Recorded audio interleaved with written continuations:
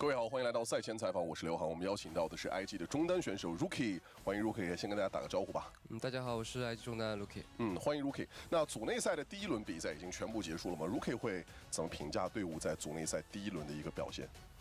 我们就是也可以说打得还可以吧，然后这些状态也大家能看得出来，也慢慢的就是变好嘛。但是我们第二轮还没开始打嘛。然后我们现在就是关注的点应该是这第二轮我们打得怎么样，这个才是最关键的点嘛。说的没错。那其实，在第一轮来看 ，IG 的团战能力，我觉得是彰显的淋漓尽致。Rookie， 在你眼里，你觉得 IG 的团战水平现在是一个怎样的存在？我觉得现在每个战队的打团能力都还可以，所以虽然我们第一轮就是成绩不错的情况下，但我们不能确定我们第二轮也是可以打这么好。因为其他战队也是在成长的过程中嘛，所以我希望我们 IG 战队第二轮也是有让大家就是好看的打团，然后用来这个能力让大家看的比赛看的就是舒服一点，所以希望就不管今天还是后面啊，就 IG 的打团能力让大家更刺激一下。也能看到 Rookie 真的是一个谦虚稳定的心态来面对接下来的比赛。那让我们一起来期待 IG 今天的精彩表现吧。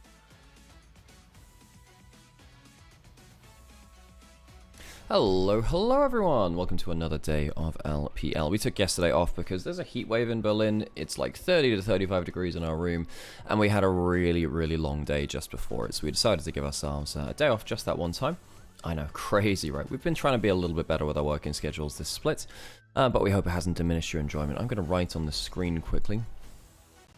That's... Okay, that seems to be working. Cool. Ish. Anyway, we can work with that. Let's get things a-rolling then, huh? Be back in 1 minute.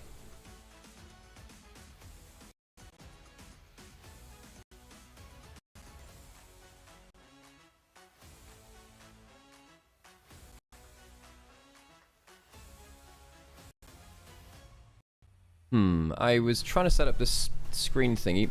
I think it's actually just overloading my CPU. So you know what I'm going to do? I'm not going to do that today. Sorry, folks.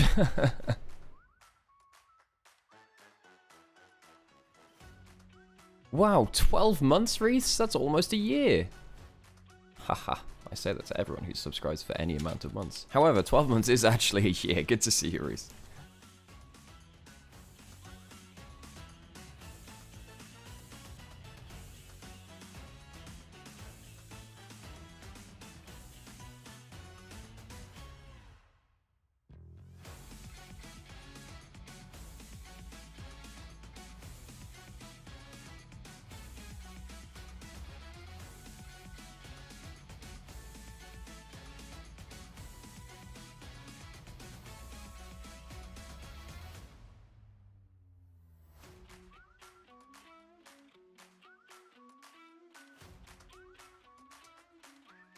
“观看2025英雄联盟职业联赛第3赛段，您可以通过英雄联盟客户端找上英雄联盟及英雄联盟赛事官网 lpl.qq.com、虎牙直播、斗鱼直播、哔哩哔哩直播、咪咕视频、腾讯视频、腾讯体育、新浪微博、微信视频号进行收看。电视机前的召唤师可以通过百视通平台收看全程赛事。嘿，来认识一下这位新队友，全新沉淀 CLA， 李宁英雄联盟泳池派对2025新品现已上市，上京东搜赛事预测，使用 AI 预测，助你赢1000元耳机。我在场就是主场，莫兹利安为 LPL 奶一口。全新 OPPO Find X8 系列夜景人像神器，夜拍超清晰，人像 MVP。TCL 全屋智慧家电，峡谷英雄敢为不凡。2025 LPL 官方指定家电产品，更受电竞用户喜欢的能量饮料，有能量当然战马。傲风电竞椅连续5年中国电竞椅销量第1。开一局吗？开就开，保护有度度，尽情开一局。感谢全场保护的杜蕾斯。酷睿 Ultra 200HX AI 高进游戏本，游戏本的6边形战士。欢迎来到2025英雄联盟职业联赛第3赛段，让我们有请双方战队登场。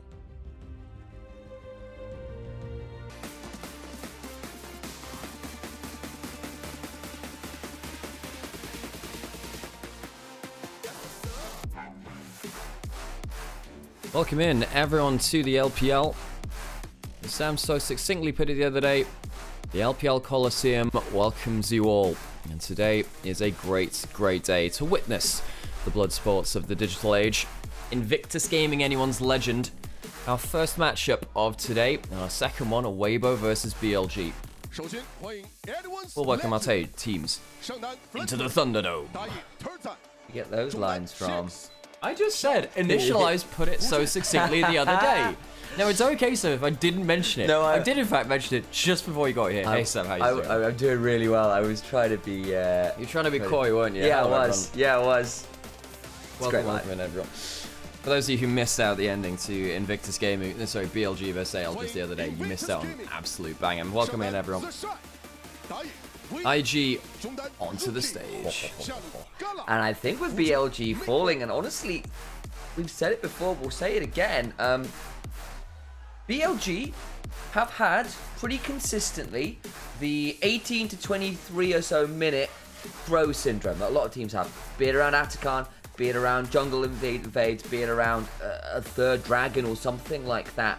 They overforce a play and give up incredible advantages. Go look back over a couple of the most recent Nico games where they get crazy leads and then fight with most of their ults down. Go look at that ridiculous series versus anyone's legend and you'll get the hint of that. And it means that for a team like Invictus Gaming, we do just wonder whether they might actually be the best team in the LPL. On the other side, how long is it going to take a team like AL to potentially come back to form? They did just beat BLG, but they're coming back off an international trip. They've also got a lot of personal drama going on in the background that has been unfun, particularly for the likes of Shanks. I think we've all seen that drama now. And again, we are a co-stream, we get to say those kinds of things. So it's the bonus, we don't have to be as tight-lipped about stuff. Not that we want to spout spout anything which is misinformation, of course. So we do tend to be, leave a caveat in there because at the end of the day. So for instance, things like the Milky Way situation, these are technically allegations right now. While it's very serious to talk about them, nothing's obviously been decided by an official body or anything like that, just like that. Well, I can't forget that IG have lost to FPX. That is actually a very true point. They also lost with IE as well. So the thing about IG, they are like our Weibos and BLGs of the world, they do have just that hint of the chaotic playmaker and inconsistency in them. So yeah, in this game, in this series, I mean, AL, I wasn't that convinced of them versus BLG. I think that their early games really left a lot to be desired. I think some of their drafts were potentially a little bit worrying. And speaking of those drafts, into the first one we go. Welcome in, everyone, on this wonderful day for League of Legends here in the LPL. Anyone's Legend, Invictus Gaming facing off in Shanghai, the neutral venue, for our top tier matchup. So, Aurora, Nymaera, both off the table. Really surprised anyone back home. They are irregular bans in general. Nymaera in particular has found her way to the ban table pretty regularly, even if it does feel like that champion has been a little up and down sometimes. It's been matched, but people have been much happy to play it into than others. The Trundle also banned away. She's very strong right now, guys. Don't give over Trundle if you can help it. Maris bans. Again, all of these are pretty standard stuff. I'm not seeing anything particularly pocket picky or anything particularly niche so far. What this ends up leaving up, though, because there are so many OPs to ban away, Pantheon Talia, Annie Wukong, we have Gwen on the table too, with the Kaisagon and the Aurora, which I do think are powerful champions, but I don't think are first ban champions. We are going to have a couple of these big duos left up, and of course, while Rumble's been falling off in priority, that doesn't mean he's suddenly not available to be a good pick as well.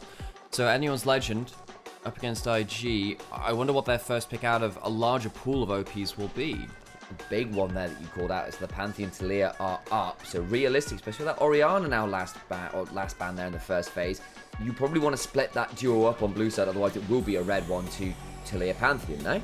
Yeah, with the Orianna band, I'd prefer to take the Talia, honestly. They go towards the Pantheon, but Orianna does well against the Talia in lane.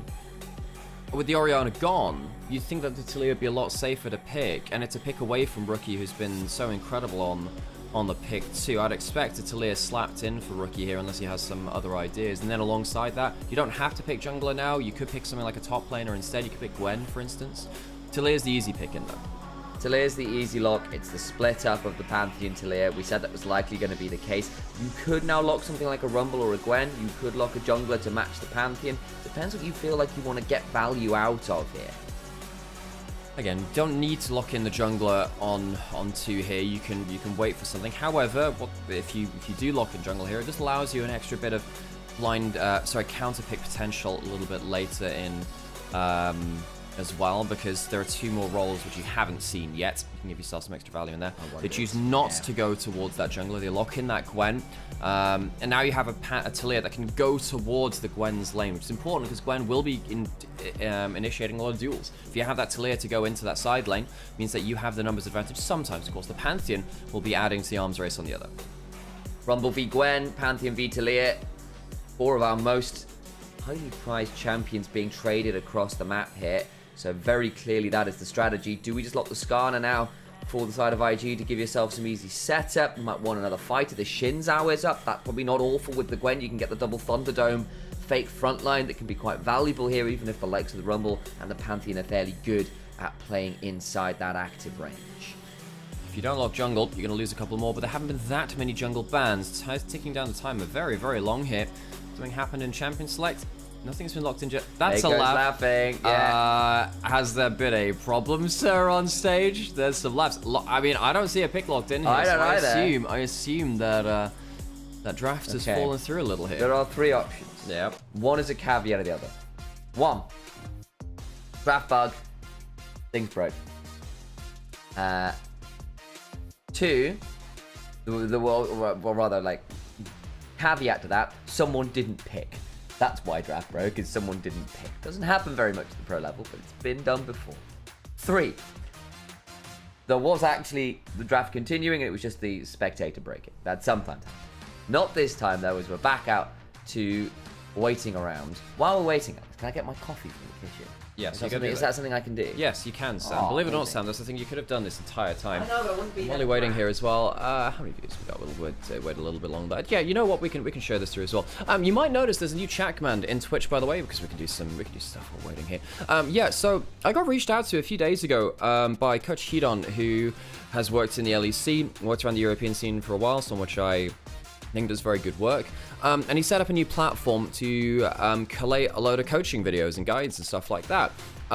He offered to give us a bit of a link so we could advertise the site and stuff, and I looked through it and I thought, you know what, this looks pretty good. I'm not going to be scamming you if I were to advertise something like that. And also offered to allow us to put a bit of a casting course on that site as well. So what is it? This is League Mastery. League Mastery is a site which has one tricks, has pro players, has folks like Sam and myself. We'll be adding some guides onto that over time. If you are interested in something like this, there is a chat command, League Mastery, in Twitch chat, which will give you a link towards that. It does help support us. We get a cut of people who sign up through that link there as well. There is a subscription fee.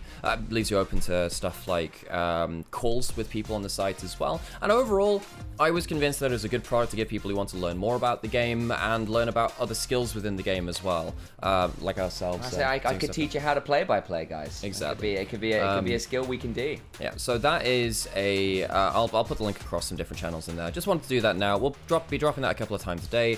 It does help us, as we said before.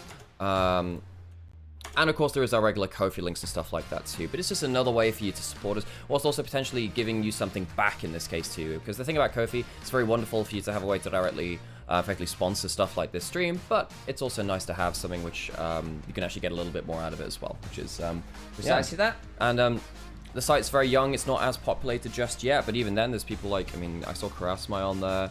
Peng, who's notable Ari one trick, will be on there as well. Ex-Ruddy mid laner. Exactly. Well, we're getting into the draft now. I'm going to get myself another drink as well, actually. Go for it. But yes, Mecha, absolutely actual sponsors. An actual sponsor. Incredible, actual right? sponsors. And it's a cool sponsor as that, especially for the league heads amongst us. And in fairness, you're here watching the LPL. I'd be surprised if you weren't in some capacity.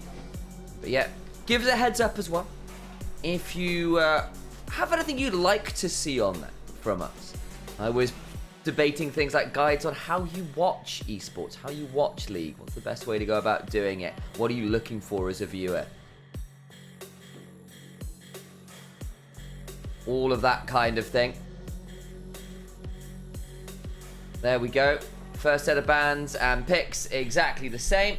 Now to see what IG actually were looking to lock in. The Skarner would make some sense. Can be quite good with the likes of your Gwen and Talir. One or the other sets up quite well for you.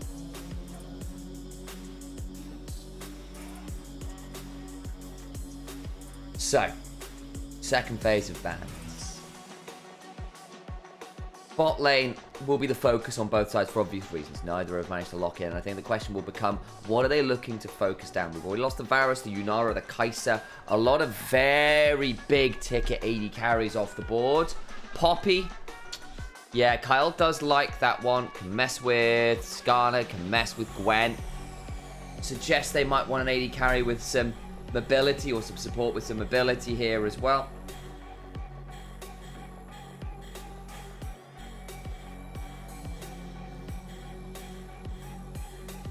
Senna ban away from Gala. Fair enough, longer range, good scaling, can play with the Talir as a second global effectively.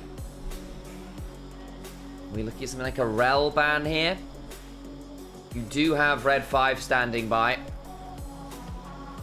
Lock draft position to counterpick. Lucian banned away from Hope. Does deny that kind of Lucian Braum, Lucian Nami type angle. It would have been a bit of a different look when you've already got the Pantheon and the Rumble. The play towards it quite aggressively. Just say, yeah, the super annoying Sivir is also up. Yeah, I think that might be an R4 here from IG if I had to guess.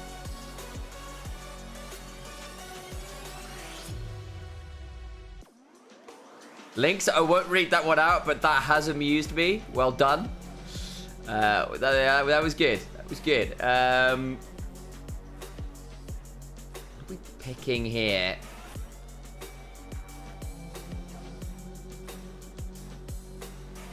I imagine you've got a couple options. You could Kalista if you really want to engage in something like that, but I think the Rel is probably safest, even if, of course, on Red 5. Normally, you like to leave that to support counterpick. It tends to be more potent for winning you the lane. But they want the Rel. They want to deny that from Kyle. But I think that just means it's going to be a Sivir, as we were kind of chatting about, plus something with Shove. Though, again, they could look at the Kalista angle if they really want to play through this early game. I think Kalista, in general, has largely fallen off the radar a bit. Corki is a denial away from Gala as a good pairing with the Rel. All these things are kind of acceptable. You could have Ezreal'd here. I think you probably have the ability to outrange that. Sivir, Alistar. Sivir wave clears. Alistar gets to roam around the map, be the front line you need, as you are a bit shy on it. Pair up with that Pantheon just fine. That probably just does lead to a Corki or a Jhin, potentially. I suppose if you want to play a little bit further away with a bit more CC. Can be a good pairing with the Weaver's Wall angles and the Skarner angles, good CC chains, potentially. But you are then a little less aggressive in the lane. But hey, you are likely going to get shoved in by the Sivir anyway, so they will go towards the Jhin. Probably at the trade of some early priority. I am looking at AL's draft and I'm looking at Rumble. I'm looking at Sivir with not that much contest. I'm saying that's a lot of priority for Tarzan to make things happen in an early game. And I'm actually a little surprised that IG didn't opt into something like the Alistar themselves, perhaps afraid of the support counterpick. But I felt that would be pretty good against stuff like the Rumble and the Azir. The Skarner's not going to be that tanky against that huge DPS in the backline. IG, they do have the Gwen, who is very powerful. They have the Jhin and the Talir, which can head towards their lane from long range. Of course, the Jhin with the long range of the W and the ult potentially can roam over towards it, and that can be very powerful too. I think if this ever comes to fair 5v5s though, you have to favor anyone's legend, and they did just come off of some huge 5v5 victories versus BLG, who were undefeated before they fell to anyone's legend. I'm going to call it here as well. Like, I'm looking at this from IG and I'm going, your wave clear is going to be tricky. You're into a team where the Alistar can get rolling around, and you were kind of called it out the Skarner as well. That Skarner falls behind. You build Heartsteel, you build HP into double Leandri's build as in a Sivir. Like, if you get caught an item and a half at 20 minutes, you are not a champion. Well, you've heard our thoughts, you've seen those drafts. Let's get into the game, see how it all plays out. Of course, the most important thing in League of Legends. Thank you for joining us for another day of LPL over here on the Nymaera channel, or Onivia as well, the restream there as well. Enjoy yourselves. These games only come about a couple of times a split. They always deliver. IG thinking perhaps they could be the top dog, but AL just had themselves a bite at the king themselves in BLG, who were undefeated just before. We'll see how the tables really stand after this.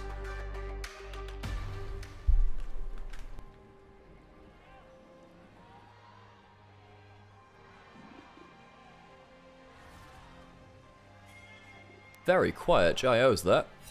And we're straight into a pause. Hey! Yeah, Sam, I just had to eyeball what the volume was in there, basically. I hear fun. some other pings. Look, I hear pings happening. And now they've stopped. I have no idea what's happening here. Well, you know, go back towards that. Flandre. Who the camera went over to. Oh, well, whatever. A little bit of a delay.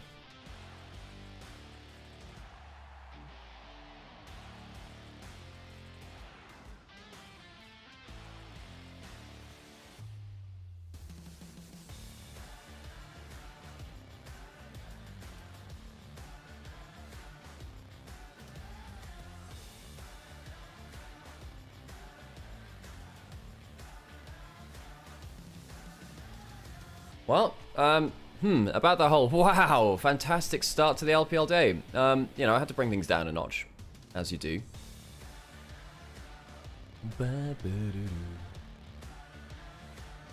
As we were saying, IG probably the harder to play draft. I don't think they have as easy teamfight execution as Azir Rumble, which at the end of the day, you put a front line in front of them, you whack an ult at some people, you tend to be doing pretty well, actually. Time for awkward silences. Not even Soraka could achieve this. I don't know. Have you ever seen a Soraka land? Remember there was a Jarvan Soraka combo ages ago, where Jarvan would go forward, put the Cataclysm down, and then Soraka would put the silence in the cage itself. Not to matter though. We'll go into the game. Do we get more Gios? What's the plan here? Do we? Do we not? IG, AL? Facing off for each other across the rift.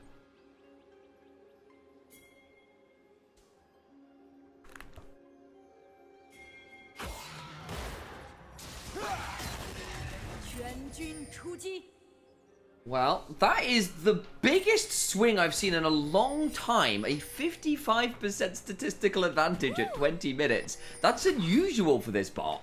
I mean, you have huge item spikes on, particularly the Rumble, but then, you know, you get some stuff onto the Azir and the Sivir as well, and they're not particularly unhappy. I'm surprised that there isn't a little bit more mid-game for Talia and Jhin, who I think they spike a little bit earlier than the Azir and the Sivir, but this is it is just a computer model. It's not going to get everything right. It's not necessarily about the. It's not going to be able to get all of those factors in play. Headbutt away from Kyle. But headbutt away from Kyle, but not out of auto attack range. The fourth shot still lands. Good trade there at the level 1 from Gala and Mako. Sivir though, getting to ricochet best they can. Quite hard to contest the Sivir shove if I put just a Jhin. You do have some fairly nasty CC combos at level 2 from IG. But Ricochet does just allow you to kind of cheat a lot of wave priority in general. Yeah. No, they'll get the level 2, but they've lost some HP is the thing. You don't necessarily beat the early level shove of the Sivir, which is why Sivir's been picked again a fair amount, but Gala and Mako, good trade at the level 1, showcase you can lose HP for that, and IG will be able to get a strong bounce back with that in mind. Gwen's actually managed to get a fairly good shove there into the Rumble, which I wasn't necessarily expecting. Rumble, I know, has had some nerfs, but even then, Flame Spitter AoE can be pretty nasty. So it's funny that you mentioned that, actually. With Rumble matchups in particular, the level 1 isn't that strong anymore, because the Flame Spitter's damage to minions has been nerfed so much. Tarzan is going for an Invade here, though. The bounce back is where Rumble could have potentially helped here. Look for that Smite, secure, and will do so with the Q Smite. Tarzan gets it. He is around, so is the Shy. Might actually just be in danger. Is Tarzan gonna flash quite yet? Doesn't get driven into the wall, gets far enough across. Now Shanks is turning around as the shield bolt comes on down. Tarzan, though, he just buys some time to kill off the Skarner. Can't quite kill Tarzan. The exhaust now goes on to Flandre. Currency the Shy taking up a Rookie also low, and the exhaust times out. Flandre gonna be able to split some more fire and harpoons at the Shy. Won't get too much more. It's 2 kills to an Azir, though. The early invade works out well for Tarzan, despite the fact that he didn't have priority. As we were saying, the Rumble doesn't get level 1 push anymore, and he's like level 3, level 4. And we saw there that Rookie was first to the play too, so it should have been a Pantheon invading without solo laners being able to respond. However, he gets away with it. IG don't see it coming early enough, and Tarzan ends up getting good trade back once he's already linked back up with the solo laners, who were a little slower to move. Azir getting 2 kills off of that for the trade of 1 onto the Talir is a big trade up for anyone's legend, especially since Wei had his buff stolen away too. Shanks ends up getting the double buffs from that too.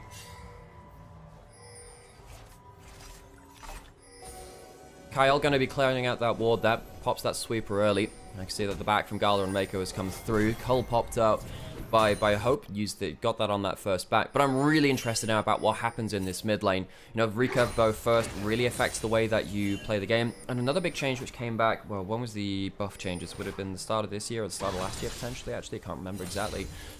Azir's soldiers now apply red buff because they apply on hit effect as well as on spell effect. So that red buff take, and double buffs in general, do have good value. Yeah, again, a bit of life regen as well into someone like Talir, who does like to throw a bit of poke out there, courtesy of the Q in particular. Can be a bit annoying to manage, to say the least. Fowler back into lane, didn't get that cull himself. It's a little less good on the Jhin, who doesn't attack as frequently to get the 3 life on hit value as much. Wei, no flash, of course, lost that in their death earlier. Spell shield failed there from Hope. One of the issues with the Sivir into the Jhin is that, yes, there are things to spell shield like the Q and the W. Jhin can just kill you with regular auto attacks. If he gets up with the 4th shot, it's quite hard to... really good wards and invade there from Wei. Got that control wall down by the red buff. They know Tarzan's around. They got one behind the red buff as well. Managed to navigate some drugs. IG, you have to know he's coming, right? Gala, good flash away from the headbutt pole. You're right, I think, at this point. I think they were just trying to buy attention. Yes, it does cost them a summoner, but Wei needs something, a little bit of time to catch up in the clear. He went over for that invade, but remember, he did lose that camp earlier. Tarzan wrapping around again. Mako does have flash, might have to use it. Get head-butted. Pulverize potentially available. Good crash down. They heal by some space. Shield vault under to get some more value, but caught on the captive audience, and the deadly flourish prevents too much follow-up. Comet Spear just wide. Mako burns the summoner, but is kind of largely okay here. And the spectators are onto the right thing here. The most important thing that IG gained from this is farming time for Wei, who was a little bit behind. He's evened that up now. In fact, we'll get a little bit ahead, actually. So Wei could have been a disaster start for him. It's been fine now. Yes, the 2v2 from IG lose some summoners. They lose a little bit of CS too, but it is at the benefit of Wei, who knows that the enemy jungler is bot side. He has the free time to farm. Getting in, getting that control wall down, getting the Krug, getting back and clearing out his own jungle. Yes, at a couple trades. Things like the flash on this Jhin, who's not running cleanse, could be a vulnerability as the game goes on. We'll note as well, as the 6 minutes have propped, both supports have immediately slammed teleport. No surprise on that one. That ward, I don't think, spotted out Tarzan looking at the bush heading into mid lane. The Shy will now spot out Tarzan and say, aha, I have seen you. I see. It feels like the Dragon Mancer Swain had the best version of that, because it literally does just have that flaming eye. Yeah. I really liked the movie interpretation of Sauron. I know it's obviously a lot more nebulous in the books, but I think they did a really good aesthetic choice with Barad-dûr and the Eye of Sauron in general. Arguably, they did the right thing for Sauron, but the Balrog was a weirder one, you know, because the Balrog is meant to be much more of a creature of fire and smoke, and it had a lot less of a corporeal form in the original writings. I will say, though, I prefer the directive design of the movie. Like, that stuff is awesome. It is worth noting as well, some of the original art was more like Peter Jackson's stuff when they had it in the original print, like books with artwork in as well. So it's one of those ones where it's, again, deliberately nebulous, and people have had their interpretations on stuff like over the years for many for sure. reasons. Yeah, for sure. And I think because he's known such a famous word, people always have their crack at it as well. Fight over mid lane prior. Grubs and Dragon up and available soon. Often we see the Dragon starter before the Grubs coming through. It's not as common now where we see them both up at the same time, because we saw that. We saw that at the first split of the year, and then going into first stand, it was just, oh well, we'll trade first Grubs or whatever it was, second Grubs for the first Dragon, or whatever ended up being at that point. Of course, we had lane swaps going into those kind of tournaments too, which is what things went a little bit crazy with the early swaps in the game right away from the level 1. Slight gold lead to anyone's legend, courtesy of those early kills coming through. Cole, as we already mentioned, stacking for Hope. Grub started by Anyone's Legend. IG, do they feel like they can contest at a level 7? I personally would like them to wait for an item. I think they're stronger at one item than Anyone's Legend, with the Skarner and the Talia actually being very, very strong at that point. So it will be Grubs for Dragon trade if nothing comes about it from Anyone's Legend. All 3 Grubs likely to get taken by the blue team. IG, I don't think they're going to get contested on this Dragon after all. Push in from the bot side from Gala and Mako. Hope picks up that Shattering Strike. Won't be able to do anything about that 4th shot. Hope's safe enough though. Level 6 has been hit from Tarzan if they do want. That's a very slow Dragon. Yeah, IG, they didn't call anyone else over. They wanted to push in bot lane instead. IG not getting a clean Dragon take for the Grubs being taken on the other side. Not that much being traded, you're right about it. Rookie. There in the mid lane trading out. It's been a relatively quiet one, and honestly for IG, I think that probably favors them on the whole. At least for now, they're wanting to get towards a few of those level 6 marks and bot side, Kyle's looking for a 2v2 down here, putting him against the wall. Level 6 in the Alice are very strong. Kill comes on down from both supports and really lead to all that much at the moment. Chunk onto Mako, but kind of it again. Burning through those summons with that spellbook value for you. The more you use them, the more quickly you can have them back. True, true. And I don't know whether I'd actually agree with the statement that IG prefer the quieter early game. I feel like they have a very good one-item spike, and I feel like when you look at the Azir and the Civ, especially with the Cull coming in as well, after you've given up those early kills, I'm not sure I'm on the same page there. Now, I do agree that obviously IG, they need their own power spikes too, but I'm a little bit worried if things go too quiet, because then you're going quiet against the bring your daughter to work day of Azir and the Civ, which I think will beat them in a late game fight. Fair enough. On the other side, the problem with the Pantheon and Rumble are realistically a much greater point of power than you are right now when you're caught at components. You're going to need another couple minutes really before you have what you need online, I fear. Yeah, I mean, that's the great thing. One of the great things about League is that you don't get definitive answers that often, which means you can argue about it. You can discuss it. Very true. Partly why I was so interested with that statistical bot saying, like, actually, we're AL crazy favoured in the kind of mid-game. I have to say, I really don't. I don't put a lot of faith in them because, of course, it's the sample size gets a little bit strange. It does indeed, yeah. And every team plays every composition slightly differently. You know, when I look at Rookie on Talia, I'm like, okay, that's a different beast. That's a different beast from someone else doing it. You know, Shanks is different on Talia to Rookie. Rookie plays it a lot more about that second jungler, the Shy pulling out the needlework, the exhaust not used, and the flash is used by Flandre. Good play from the Shy there. Gets the summoner and the ult out of Flandre. Hang on, Pantheon ulting top side though, potentially a counter punch. Well, you might. Well, you still have that exhaust. No one's coming up to your lane. That's going to be a dead Shy. Oh boy, and he even gets the kill involvement for Tarzan, who claims it with the Comet Spear. So both of the involved parties get some gold onto the Dragon. Goes way at the very least. But the Shy just went, maybe I could deny some involvement at least. Well, I think that IG just needed to send someone to cover him. Send up the Talia, who might actually get jumped up by Shanks here. Flash away from the shuffle. Not bad from Rookie to avoid the damage. Pantheon was near and available with that flash up. IG are not really cleanly getting this Dragon again. You get it now. Is there a fight available? There might be. Remember, Shanks no longer has the ult. Seismic Shove going to be forcing the flash in trade. Kyle may be in danger on the other side. Still got the unbreakable will to work with, and will instead just say, "Way, you're really exhausted now. Stop running at me." Yeah. I need some breath. He's got the Nimbus Cloak on the secondary as well as the exhaust also gives him the movement speed. Gold lead creeping up again for Anyone's Legend with that kill in top side. I think there's a plate taken on the top tower in that push as well. So it's not a crazy amount, but it's early enough into the game where you just cast an eye up there and you a little bit worried for IG, honestly. At least that Dragon was finally taken from IG. They have given over the feats of strength for the kill portion of it. Of course, they haven't got the full things put in just yet. And if the Shy goes into a play like that again, without having support on his side of the map, I think things will start to get really, really dangerous for IG. I don't think you can allow the Gwen to be falling behind particularly large amounts. Having that first death in, not exactly where you would like to be. Also a little bit of XP down. Yes, that'll get evened out by that wave crashing in, but the Shy needs to keep an eye on these things. If it falls any worse than this, IG could be in for a bit of a reality check in game 1. Push up in the mid lane. Hope on that Civet. Has that first item, has the Cull popped in. That's why the gold lead has actually increased a little bit more now. Again, it's a little over 1,000. Gala has that one item. Gala's been playing very, very well recently, folks. I think Gala and the Shy have been best in their roles, actually. over the last week or two. Perhaps Hope is in there too, but Gala had that double pentakill week just before this, and I think the Shy on tank duty, on the Ornn, on the Scion, was sublime.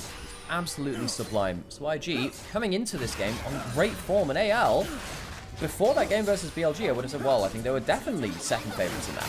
The work coming on forwards. There's a bit of trade from the support as well. Tarz's going to get a heal off the Scuttle Crab going on down. The Hallowed Mist also buying some time. The barrier coming on through. Big Magnet Storm. And the Impale is good. Flandre about to burn out. The Shy will help pick that one. Curtain's also being called. Tarzan in danger as the shots keep flying. The Shy is still alive. Trying to get that last heal. A flash from Hope gets it. Ricochet's coming on forwards. Deadly Flourish not in time to deny Hope getting that kill. The headbutt and Pulverize makes a triple kill over to Hope. As Way will begin to drive on forwards and drive the cow into the wall. That is a 4 for 3 in favor of IG, but it's important to note that the 3 all went to Hope. This is all over a Scuttle Crab over what? IG do end up getting a great intro into that fight, and they come out the better for it. It should have been a bigger fight for them. The Shy walks up and says, okay, you know what? Maybe I can jump onto the Pantheon here. You can't ult onto us if you're the one getting jumped onto. Does briefly become a 1v3, but the amount of time bought by the Gwen and the amount of damage with the slows coming through give a lot of issues to anyone's legend. It was a great E, though, from Tarzan to buy time himself to allow Hope to get into the play. We're just saying, look, it's a one-item Sivir coming through, and he comes in and does great value. Yes, he does end up going down here, but he does so much damage, gets so much value for himself. A triple kill to a Sivir like this? Yeah, the scaling factor. The Azir got 2 kills earlier. The Sivir with 3 kills now. Yeah, the scaling factor's online. Good stuff there. Again, it is a bit of a weird one. See how it plays out. That's now 1,000 gold lead to this Sivir. Important threat in this game. On the other side, his kills over to, you know, there's 1 apiece on mid jungle. There's 3 now sorry, 1 on mid AD carry. And there's 3 now in the jungle for Way, who did get a bunch of Heartsteel stacks. I'm not going to deny the value of that. It's just that you'd much rather that gold be into someone like a Gwen, really, the person who's starting that fight, that he was still behind XP on Flandre, still behind a decent amount of gold on Flandre. You need to keep an eye on that, as we were saying before, because if the Gwen gets online, IG have their late game insurance in the back pocket. Without that Gwen being fed, I think AL quite cleanly get their way through fights. Towards Herald we go. Thanks to baiting coming on over here. He's about 1,000 gold ahead as well. Good CS lead to the Azir. Herald started by Way nonetheless. Keep debating coming on down here, just trying to keep Shanks away from anything interesting. We'll 15 sands across the wall and be all right. Looks like AL still wants to take the pitch. Shanks, does he know that there's someone in that brush over there? Questions upon questions. I don't think Shanks. he does. Crashed out. So I think Shanks just short. Oh, rookie. That's unfortunate. Hand to the backside. Pulverized onto Way, who's headbutted into the wall and will likely get that kill. Does Tarzan. Sivir secures the Herald. Flandre being run up by the Shy, but in comes the Grand Starfall. All the while the Shy gets into the backside. Shuffle away as Hope and Shanks will bring down the Gwen. Mako in danger as well, and IG just capitulate. They did not have the right items to fight that. A double kill over to Tarzan, and the gold on IG is all in the jungler who cannot carry that fight. On the other side, the Sivir and the Azir, as we were saying, really online. IG, they gave up way too much damage to the Bring Your Daughter to Workday combo from AL. That's Sivir and Azir just taking over now. Going to take an out turret in top lane as well as IG. Big mistakes in this early game. A team which has occasionally had a bit of a duff early game, but against AL, fairly unforgivable here. They themselves have been a little blunt in the early game. We saw that against BLG. They arguably should have, well, they definitely should have lost that series, especially with the early gold leads given to the other side. Started with a near pick on Shanks, who managed to just about walk back. The CC combo. Man. You know what? I'm actually going to put that on Mako. Mako spaced out his combo and allowed a couple of steps backwards from the Azir. Celia would have been able to catch him with that combo if Mako had comboed up this Q and W effectively, but spaced them out too far. Backside goes Tarzan 1v3 at the back end of this, kills Rookie, flashes out of the crash down, and then Mako's alone, Gala's alone, and AL. Kind of easy pickings from that point. Going back into live now, the gold lead is so hard to look at for IG fans now. Particularly because it's now gone into a Rylise for the Azir. It makes them much harder to take down. And you don't have great backline access unless Gwen is on a fantastic angle. Gwen is even in gold now against the Rumble. But as we were saying before, because of the the early death in top lane, not quite getting away with the kills from the bot lane fight, despite the kills, of course, being claimed by his own team, the Shy needs more gold. He can carry this game if he gets into the right place, but I just don't think he's been given the resources to do that right now. And Gwen does take a little while to come online. Of course, has the second rank of ultimate, has the first item. Not doing a bad job here on the Gwen. It's just that against anyone's legend, with these carries so far online, he's going to need to do more than that. Recalls across the bot side of the map.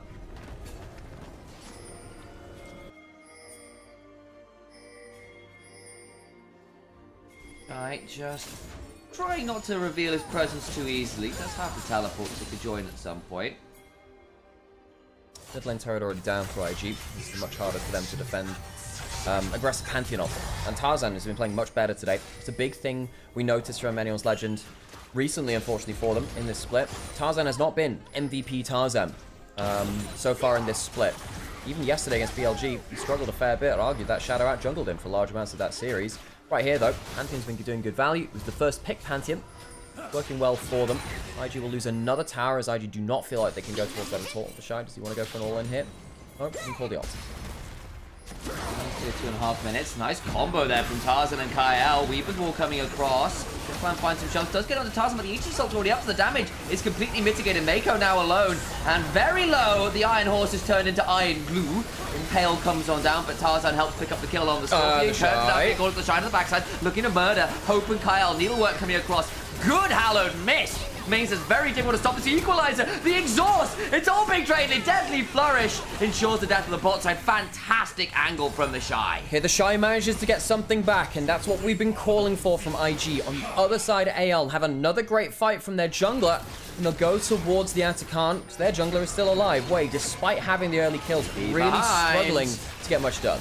They're getting TPing absolutely everywhere. That'll be Mako by himself, though. I don't know how much he wants to contest this in the 1 versus 3. Talia also around. Atakan likely also an option. Mako with the spell, but could potentially have switched over to the Smite. Does not do so, and the TPs lead to nothing. AL do at least get Atakan, though, so in the end, actually, extended win for them, just not the clean one. Yeah, it is. It's another good fight from Tarzan. They get the jump through here. The response from Rookie's fine, but, there's a Sivir which helps get them into position. The Sivir is so fed at this point. Shanks gets the fire over the wall. The damage isn't really threatened at this point from anyone's legend. You can see the difference that makes.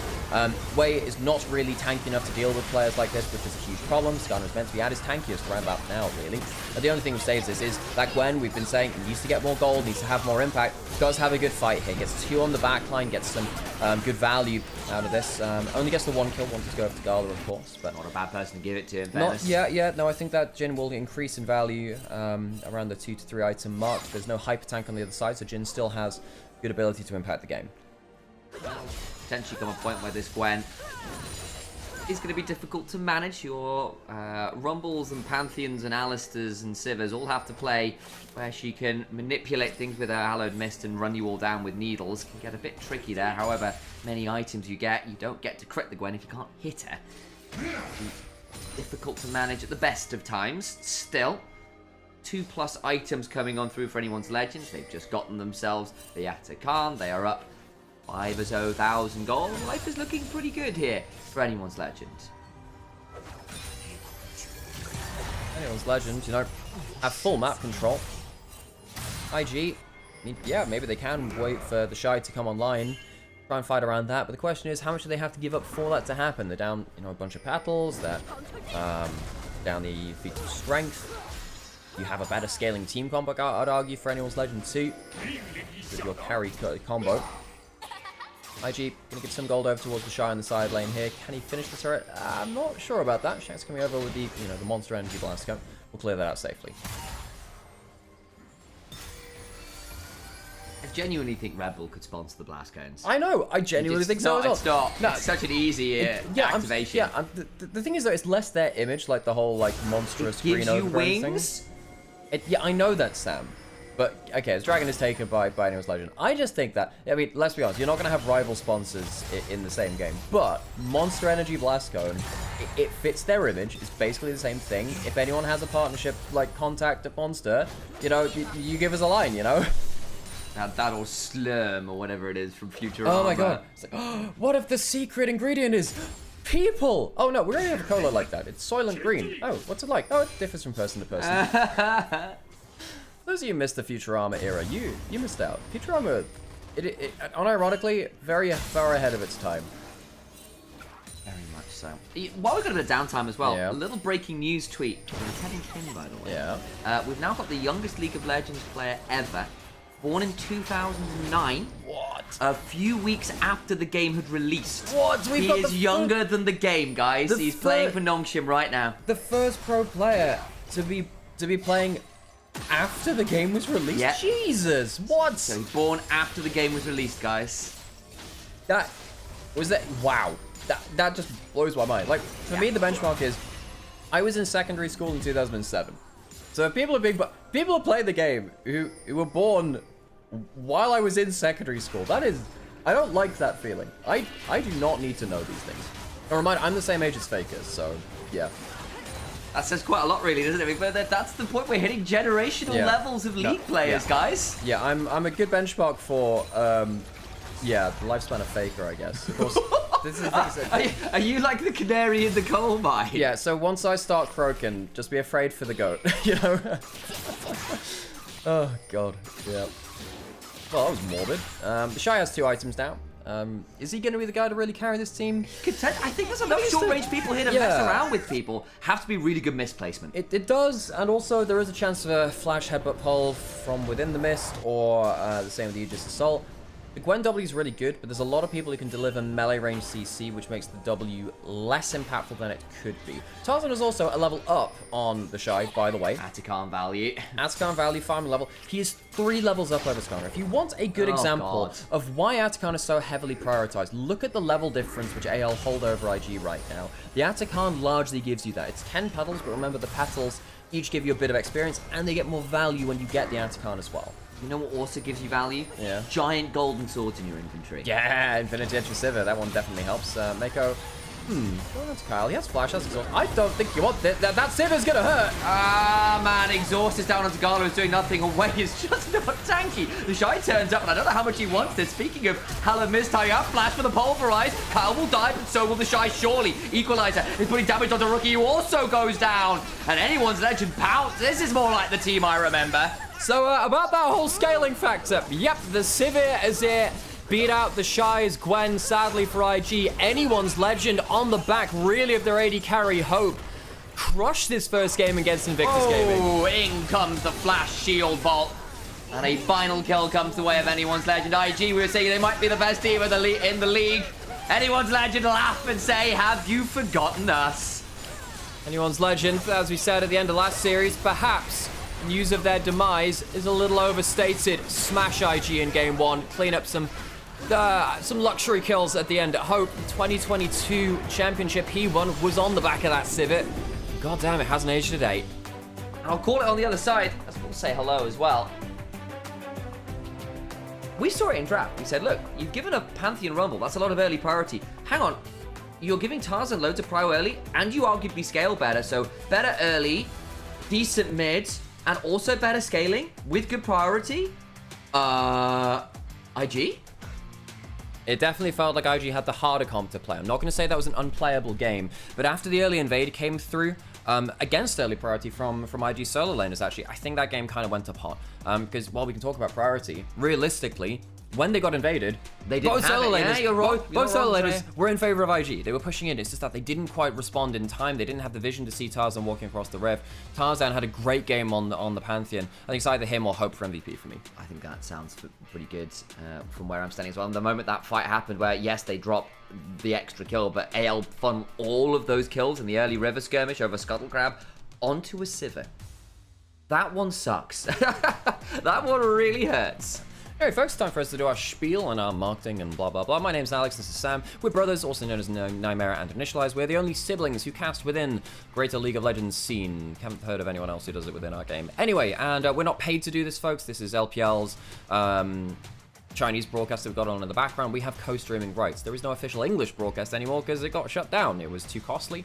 And now we are left without one of the mainstays of professional League of Legends for the global audience. If you enjoy watching LPL, if you enjoy having a bit of expertise from some people who've cast 1,500 games of it, something like that, then here's a great place to stop in, and we hope you're enjoying yourselves here.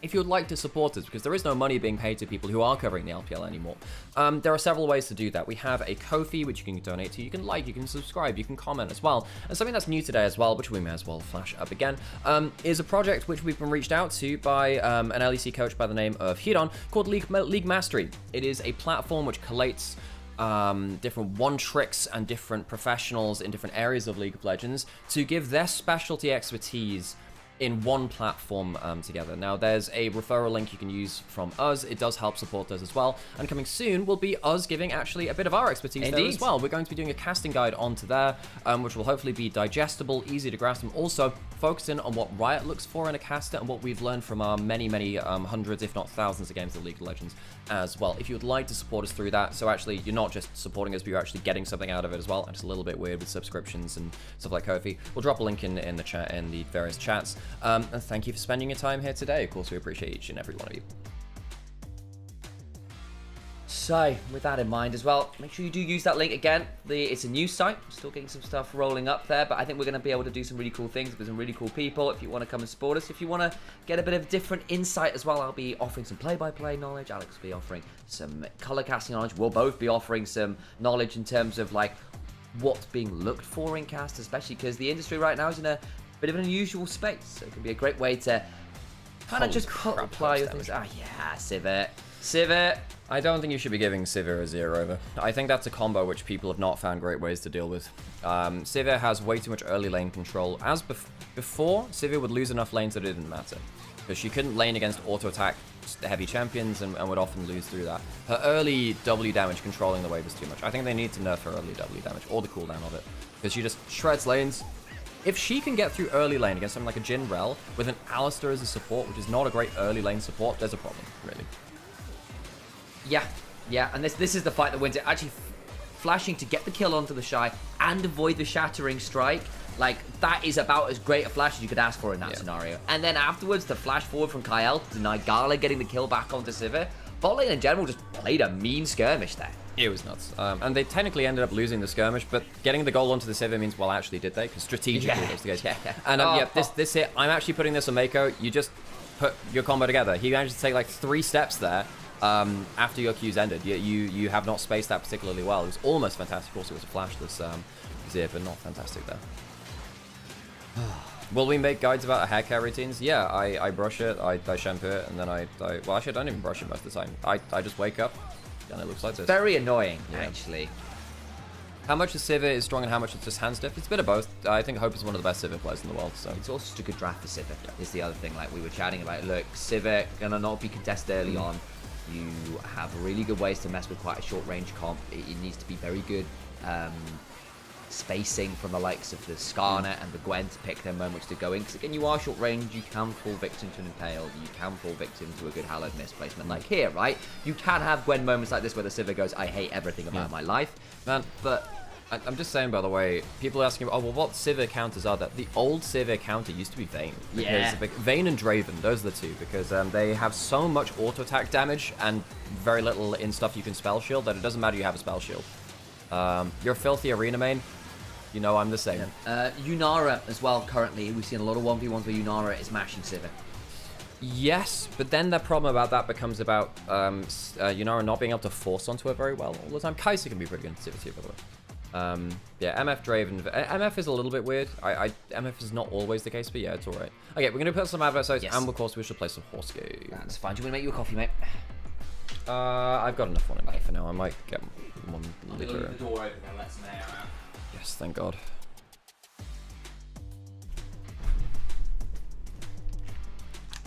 Picking Alistar to stop that counter to Sivir. Alistar also counters Sivir too, because you can't spell shield the full combo. Oh, we have a gold ship campaign going on right now, by the way. I forgot I started one this morning. Talza gets the MVP. He was really, really, really good in the early skirmishes. I think that Hope's a little hard done by that, but yeah.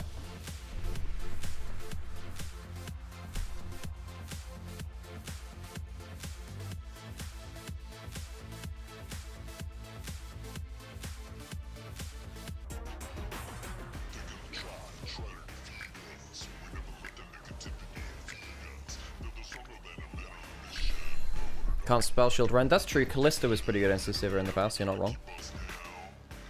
So I think we just did our debut race here. Yeah. So what I'm looking for is a gold ship with 800 stamina, a gold recovery skill, and like 1,100 power if I can. And then obviously good speed as well. I have no idea what the... this is a problem. I started running Satana Diamond. I've been kind of like winging it a little bit. And I have no idea what this thing does. So I did roll this on the Kid Soundbliner. I love complicated things. Hesitant front runners, stamina guts. I mean, I am not going to use hesitant front runners, so we'll use that. Stamina's more important. We have good mood up. Oh, that's really, really nice.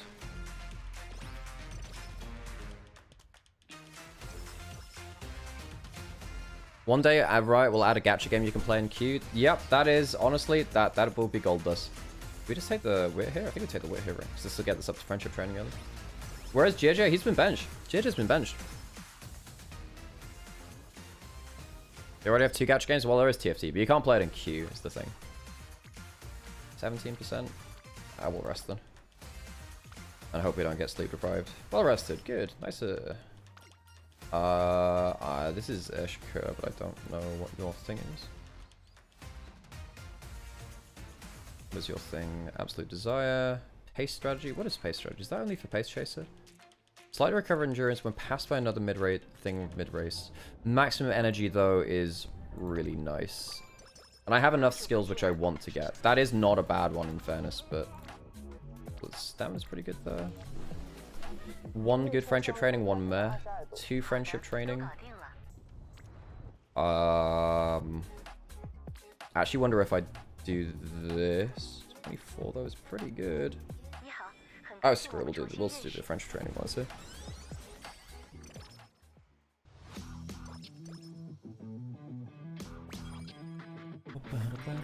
This is corner recovery. We don't have... Wait, do we have Swinging Maestro yet? I think that we got 2 into Swinging Maestro's chain. Only 1 on that? That sucks. It's nice to get 2 on that if you can. What skills do you give? You sometimes give corner recovery. Firm Conditions is also very, very good. 2 friendship training. I should be friendship training more, but... I can't really afford to keep, like, power and speed low. But fuck, we'll do it one more time. Hopefully we get firm conditions or something. Gap close is very meh. This is energy up. Nice. 2 on that. 3 on speed. Perfect, cool. Because we need to get our speed and power up ASAP. Hey, enjoying, good to see you. I'm trying for a better gold chip run. There we go. We got the best skill in the game. Hell yeah. Only 1 on that. This is very good. We don't fail 3% on stream. Yeah. I said that we actually failed a 4%, then a 3% live on stream. It was really, really bad. I actually can't believe that happened. That happened, what, last week or something? Yeah. One of my target stats, probably like, I need 800. I think this is meant to be a CM gold chip. I don't really know what things I'm going for, but I'm largely going for like 1,000 plus power, 800 stamina, and then as good speed as I can get. I don't really, I am very much winging it though, because I have no clue what I'm doing. In terms of, I know what I'm doing with Augury Cap, with gold chip. I looked into a pretty decent one, but I should try and get better. But I don't know how to get the thing is that those are goals. I could say I'm trying to get 1,200 in every stat in the game, you know? This is very good. Nice. 3 on that. Because it unlocks 2 friendship training. That's good. That's pretty damn good.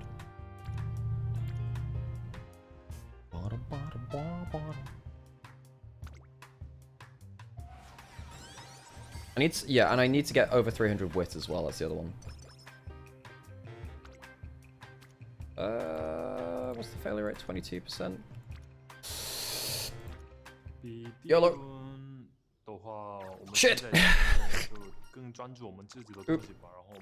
Oop. Do I have enough corner recovery? No, I don't. Firm conditions is good though, at least. So the thing about the Champions Meet is you know what conditions it will be in. It'll be spring, sunny, and firm conditions. And I think it's a left-hander as well. 位选手的话也是一个厉害的选手吧，所以我下次打位选手的话也是注意前中期的。I don't need any of this for now. I kind of want to get more points on firm conditions before I do that. 其实谁都有机会能赢下的，所以我们就打好我们自己吧。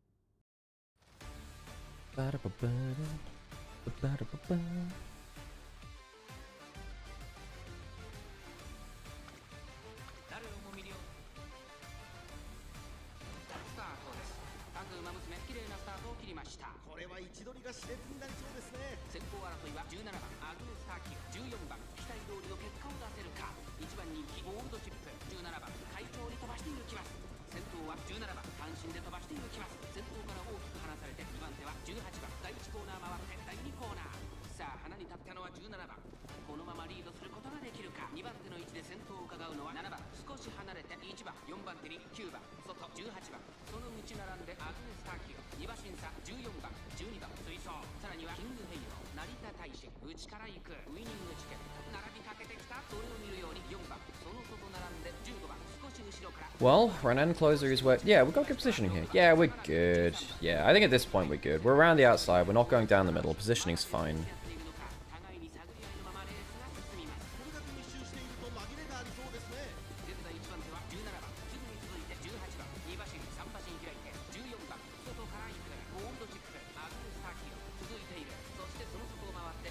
Yeah, we should win this now. As an end closer in this kind of position, we're doing great.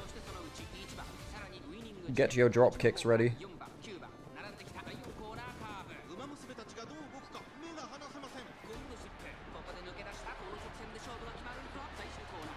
Yeah. Not even close, baby.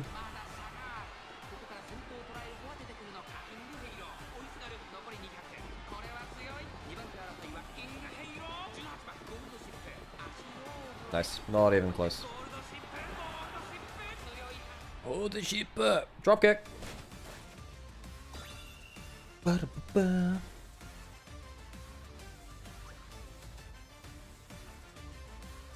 those of you, hang on, wait, where's the thing? Yeah, we actually have just like actual like drop kick. Wait, where is it? Can you see it on there? Shit's great.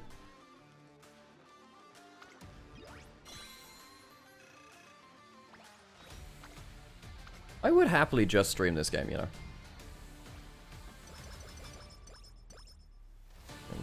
Small in the background.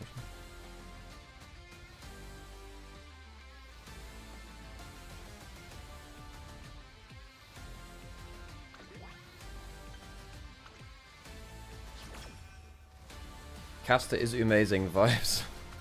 Great, gold chip is dropkick, exactly. I always and ah on what I want from these. Now, I probably do want to get the skill points just because I've got Swinging Maestro in the back and I really want to get that early.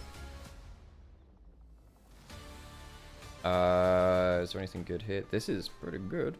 And we get another... Yeah, we do that. That's good. Although we do need to get a mood up. We'll get one up in late March, right? Is it? One on that. 12%. I think we actually do this for friendship training, don't we? Nice. Cool. Nothing on this right now. Wait, is there anything to run here? No. We shall rest. Anything here? When's the next actual G1 thing? Not the... oh yeah, it's the Sasuke show, and then can we run anything after that? No, okay, so we'll just run in the campaign races for a little bit, actually. That's fine. Ooh. I actually wonder if I should do this. Yeah, we'll do this, just because I want to get friendship training up there. I want to get, like, friendship training maxed out. One on that, one on that. I run this then? I don't want to run... No, I do actually need wit. I don't actually need the other one. Then we'll go... go this, I guess? My problem is, I don't get that much power with this build, because I don't run any power cards. Mood up, that's good. I actually don't know what you get from your thing. Oh, the sheep. Power or gut? I mean, guts is meh. There will be a point where guts becomes a decent stat, but it is not at this point. You get firm conditions sometimes, don't you? And corner recovery. I'm actually going to go for this, just to see if I can get a really good skill hit from this. Corner recovery or firm conditions is good. Shit, that's not good. That's kind of shit. Okay, inspiration's fine. We need to see if we get redshift from this. Because I do have 2 different legacies with it. Into the draft we go. Pace chaser straight away. None of that. Shooting victory is pretty okay. We shall have to find out the actual extent of what that matters later. Later indeed. Hello, hello. How's it going? That's the wrong thing. Oh, clicked the wrong thing. There we go. Hello. Sorry about that. My OBS skills are lacking. Second draft IG, anyone's legend. Same Kaiser Aurora bands here on blue side. Although anyone's legend were the ones that were doing it on blue side last time. Trundle is still available. Anything else? I guess Annie Wukong, although I feel like that duo is... What the heck? The heck is that? Nami and Yumi, that's fantastic. Do I read chat? Yes, I read chat. Yeah, of course I read chat. I'm reading 3 chats at once whilst also trying to cast and play a game on the side.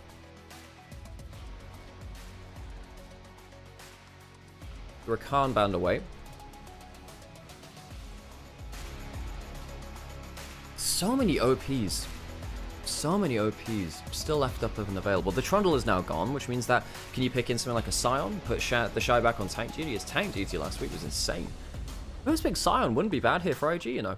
It wouldn't be bad. There's no Gwen, there's no Trundle. I think you could lock that in. Yanni's the first lock in instead. Now what happens if Flandre locks in the Scion? Could be the Scion versus Ornn matchup, I suppose. Or Cho'Gath. I think Flandre is happy to lock in a tank now. Lock in some longer range backline. What does well into the Annie? You could go for the Orianna. Shanks to go for Orianna. Scion Orianna, first 2 pick. Feels okay to me for anyone's legend. Yeah. Lock in the tank. There's no counters to that anymore. And then you get to play long range front to back scaling team fights. And you get decent laning matchups out of it too. A lot of the obvious counters are gone.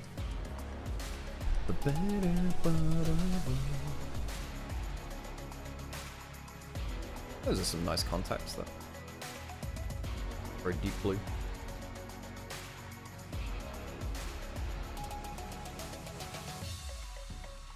Corki locked in now. That one's a little bit different. I think you could have quite easily locked in the Orianna already. Decent matchup into the Annie. Gives you that long range mage. Combos up well with the Scion. Basically, there's no Scion counters up anymore, so easy tank lock-in. Trundle's banned, Gwen's gone. Easy lock-in. IG, I guess they're looking for an early game comp then, which is risky, of course. They lost the early game heavily versus AL in the last game. Yeah, they did.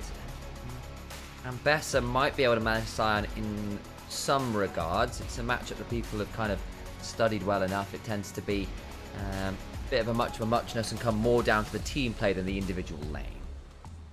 We now looking at to go alongside it. There will be a jungle lock-in and try and play towards later pick bot lane. So I suppose the other option is support if they want to take that here, especially with the Corki already locked in. There's a world where they end up getting pinched quite hard in bot lane if they don't lock something down there soon. Wait, PureShip locked Hecarim? Oh yeah, God, just that's now. Funny as heck. Apparently they're already out, so it doesn't matter to them. So big engage combo from IG. Yambess is fine in lane versus Scion. No one's really solo killing each other there. Not outside of extreme scenarios. Both playing in very different ways. One's trying to be a front line, one's trying to jump past the front line. AL, I mean, they do see double dash champions on top side.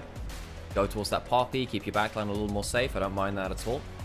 I would have wanted something like the Orianna, because I do think that Annie's laning phase is a bit obnoxious. And Orianna's fine against that. I suppose IG might ban that away now. The AL are looking for some kind of generic long-range mage. I suppose they can ban out the Victor Orianna. Yeah, would be 2 decent bans from IG, I think. I think that does make a lot of sense. You're absolutely right.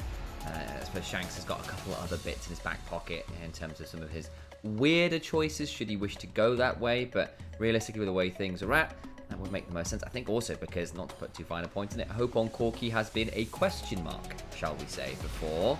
But he was very good on it just the other day versus BLG. He was, wasn't he? Yeah, exactly. I think earlier in the year his Corki was poor. Now I'm like, okay, I'm waiting to see what you can do with this now. You know what I mean? I think it's a little bit more positive on that. IG, I think they should ban away Victor Orianna. I think those are the two that they should ban away. They could potentially ban away support set. The Oriana's gone. They just want to make sure that the Annie can actually bully the laning phase, and long-range, kind of self-sufficient mages tend to counteract that. What then could Shanks go towards in terms of ranged mages should he so wish? The Aurora's out, the Azira's out, the Taliyah's out. Ori's gonna go. You're expecting the Victor. You're into an Annie. Are you looking at something like you want the range mage? Is it a Hui angle? Is it a Syndra angle? But then you're doing Syndra into Vi Ambessa? There's no way you're picking that one. That would be actually just draft suicide at that point. I think you ban out the Victor and you just see what Shanks has got. Shanks might go towards something like a Kali at that point. That's what I was wondering, yeah. Just screw the mage matchup. Yeah, go AP other options. Because actually the Akali's still a fine matchup. It fits the composition less well, but... Sylas, maybe? Might be okay. Those are the two mids that we expected to get banned. Now, Shanks, what do you got for us? Got something special? A couple of interesting hovers. The Sylas we were wondering about, some good ults to steal. Kiana has recently gotten some fun buffs, particularly the attack speed on W means she's getting clearing jungle in 304, by the way. Galio, of course, we did mention, and I think Galio might be what you're looking for here. I like the Galio. Now, as opposed to something like the Akali, you have less pressure in the laning phase, but you just dive onto whoever the Ambassador and the Vi are diving onto. And then you just get that extra CC in, good amount of damage there too. You are a little bit low damage as a team now at this point, but at least in terms of your counter engage and your ability to protect your own Corki, at least you have some good value there. Yeah, you've got decent burst with kind of base damage as a Galio Poppy, but once the combos are down, you can end up in a tricky spot. I'm actually a little bit worried for AL here now, because there are a couple of really big damage sources from IG. You don't have great engage yourselves. Kyle, I mean, I guess he has to go for something like Leona last, potentially, or no, Nautilus is gone, so it'd have to be something like the Leona. You need good engage to deliver someone like that Galio into the backline, because you don't have real damage yourselves. Corki is decent damage, but even if he gets the Galio ult, there's a good chance that Corki has to fight back from under half HP, which is pretty bad. Bard might be able to help fight for the control on that bot side at the very least. You can mess with Nico quite a lot as well, because if she clones inappropriately, you just stun her to a clone. Clone, yeah. Even if they're in the middle of the lane, no minions or walls nearby, sometimes you can manage that out. So IG walk away with a higher damage aggressive draft. AL walk away with quite a low damage draft, wanting to try and protect their carries from the heavy engage of the Vi, the Ambassador, the flash forward from the Annie as well. I'm really worried that AL have now locked in a comp that cannot shut down Gala Ezreal, that cannot realistically deal with an Ambassador at 2-3 items if they get a good angle and aren't permanently CC'd. You only have one Poppy W, and you won't be able to hold that for everything. I think IG walk away with a better draft this time. Got Tempered Fate and Scion and Galio's CC suites. Like, you've got some tools there, but Hope is going to have to put in a lot of work. And I feel like Shanks may need to go the Night Faker build with a fair amount of AP to be a genuine additional threat. That leaves you fairly vulnerable yourself, though. IG, I think, walk away with the much better draft here. Anyone's legend. Low damage, to say the least. We get ourselves into this next game. Let's see exactly how that comes out. Will we get 3 in what should have been, I think, an IG-favored matchup? Will AL just stomp their return back into the LPL and back to form?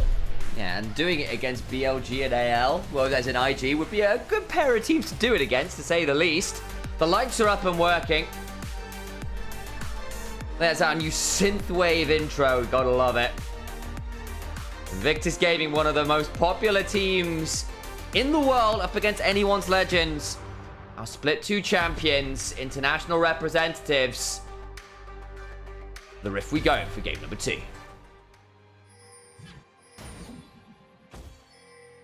敌军还有30秒到达战场，碾碎他们。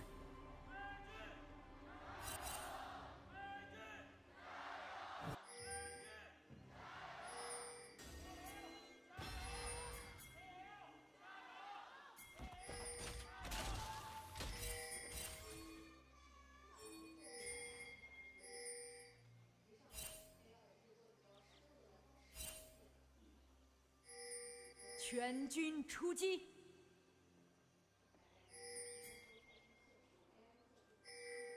There's our statistical overview. AL with the statistical advantage slightly in the mid game, compared to the 55% discrepancy last time. I think that probably makes some sense when you've got Oh, those big ticket ultimates and first item spikes from the likes of Corki, Galio, Poppy, Sion. That seems fair enough to me. Of course, it's not like Annie, Vi, and Nico are exactly bad at that mark either. I think the later the game goes, the more that this Ambessa with a late engage can be problematic, the more that this Ezreal will be harder to lock down and manage. For all he's not the best into tanks, range discrepancy alone might be enough. Good little chunk there with the Cosmic Bind. He's going to force the barrier. Heal from Kyle to keep the trade up. You can trade off those summons, but it will be AL with the shove. Likely with a level 2 first, and that might give them some room to be very aggressive. Good chunk again from Kyle, who's having some good combos. Worth noting, actually, we've got our oldest v youngest player in the league here. Rookie oldest player in the LPL right now, I believe. Born in 97. And Kyle is a 2004 baby, so the youngest player to be rolling on that one.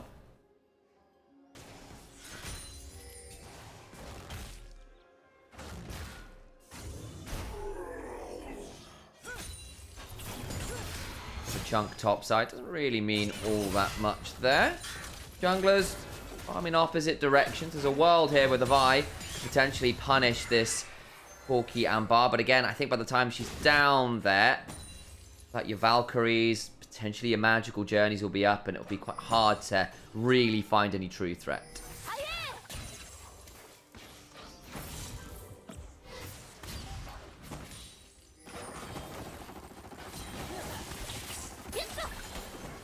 Comes on down. Hope Kyle potentially in some danger here. Ow. Way behind. He's not spotted. Yeah, this will do it. Oh, they don't know. Flash for the Tangle Bobs. I think Hope's in danger. No way! Oh, dear. He just missed.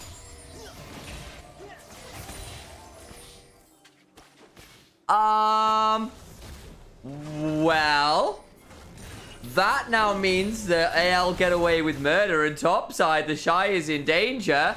After the bot side play goes wrong, this one is a lot more simple. First blood to anyone's legend. We're just going to return the favor here. Hope doesn't have flash this time, will not be able to survive, and the dive happens. IG will trade 2 for 1. Bard gets the kill onto the Vi, but still 2 kills go over. 1 for the Nico, 1 for the Ezreal.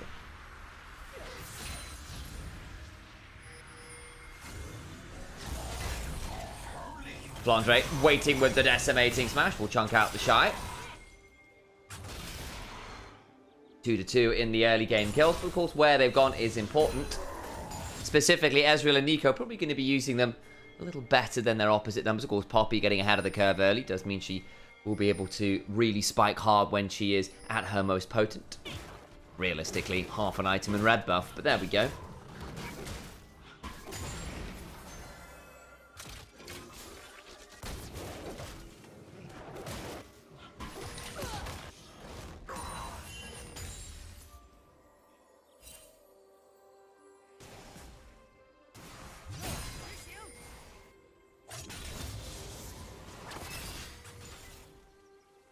Bit of an invade happening now.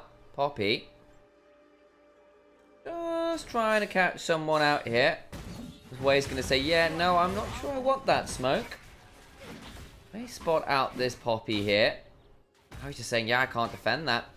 Giving that up. Wow. Maybe look at Rookie here. Who's now going to know what's happened, I think. Will wait. Good stun there. The level 6 comes on through, and Shanks just has to eat bear.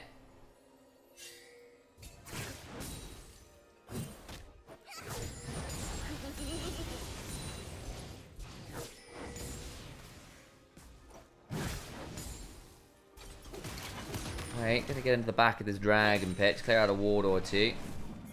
Really too much there. A couple interesting dives have been our early game events. Way fumbled a gank where he missed a flash Q onto Corki with a wraparound gank, but then managed to get the tower dive afterwards, so it all worked out fine. Topside, AL managed to get their own dive onto the Shy. Was kind of it so far. Well, those dives tend to kind of split the map in terms of who's ahead and who's not. Normally I'd say, well, Sion being ahead, bit of a problem, but IG, I think they're not displeased the fact that the bit of damage is behind. If Corki's behind, it causes so many issues for AL eventually. They need to make sure that this Corki is relevant. Flash to get the charge on forwards. Double knockup with the keeper's verdict. Nice gamble. And they managed to make it work out. While damage comes on down.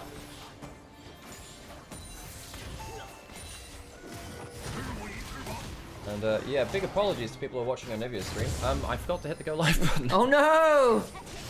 But that's fine. Rookie gonna eat a Winds of War trade, and that's about that. As mid lane, just a bit of shove happening. Not really all that much to write home about in the grand scheme of things. Disintegrate. There we go. That's the name of it.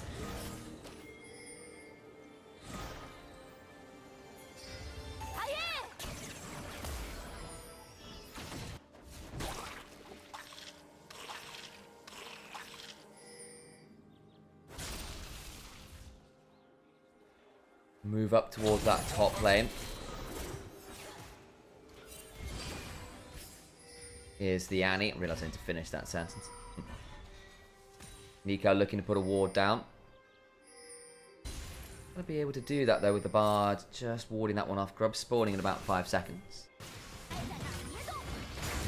If, hang on a second, we're hopping over. Quite far behind in XP. That is a problem because things can fall apart if the Vi is very, very easy to kill. Good stun onto Kyle there. Ooh, nice idea from Kyle, but Rookie very fast on the turnaround. Grub's now potentially started. Good damage from the Nico actually, weirdly through there too. One down immediately. Smite used. Do they go for the one and out? Flounder ults in. Carla gonna be able to hop over the wall, but now has had to arcane shift out. Shanks also around. Lots of ults still up and available. Tarzan with a steadfast presence in the back of the pit. No flash on this Poppy. Should be able to secure that Grub regardless. 1-to-1. That'll be the second by the smite secure. So IG have got that, and now AL trapped in the back of this pit. This is a bit awkward. They have the magical journey, but what cooldowns it on? Oh, Tempered Fate buys some time into the backline with the Vault Breaker and the cease and desist. Way will be traded by Hope at the back of the pit. Tarzan so down low. Keeper's verdict knocks one away, but Rookie flashes out. The Justice Punch gets one onto the Nico. Flash away. I think in the end it's a 2-for-2. I mean, Wei doesn't die. Wei survives somewhere in the middle of that. So, I mean, it's only one dead in the grand scheme of things around the Grub fight. I believe, right? Gallo was punted out. I believe AL somehow only got one. I could have sworn that Wei should have died at the back end of that. Hope jumping out of the pit. Not able to get that much done. IG walk away with 2 Grubs. They walk away with the better from that fight, I believe. And AL get a little bit outplayed. The clone ends up blocking out the Scion ultimate. Gala gets to sit around, stack up Conqueror. This is not the point where the Ezreal is even like at his massive point of power. Three-person Ezreal really definitely helps that. You can see that Anyo's Legend really struggled to get their front line in position. Flandra goes off to the side, tries to keep the Shy out of the pit, and I do understand that, trying to stop that ult from coming through. This is where things get really messy, though. The Bard ult comes through, Q over the top of it, ult out to follow Kyle too. That's a bad flash, at least get the Vi trapped into that ultimate. And then somehow Wei ends up surviving. Yeah, manages to hop away from Hope, Q back over the wall. Great escape from Wei there, as the rest of the fight vaguely goes in IG's favor. Does indeed, 2-for-1 in the end. Kills remain even, slight lead to IG now, but only a few hundred gold, but good from them. They get the Grubs as well, so on the whole, a positive fight, partly off Wei's shenanigans. Now, of course, Gala just eating a rocket there. Hope with the big one to work with and a fastball one to make her. A bit wary is actually the Gatling gun damage onto that Nico. Alongside that rocket, it's gonna sting. See that Mako, yeah, needs to, well, he does have the flash, potentially the Pop Blossom here. In comes that Tibbers, Tarzan, a bit of damage. He's going to be able to run away as the Tibbers is used. The bot side of the map, see that Flandre still holding a decent matchup against the Shy. Doing very well here, actually. Good damage there. Has ult. Actually, could force a flash out of the Shy. Has his ultimate coming up in a few seconds, and Flandre decides to not test those waters just yet.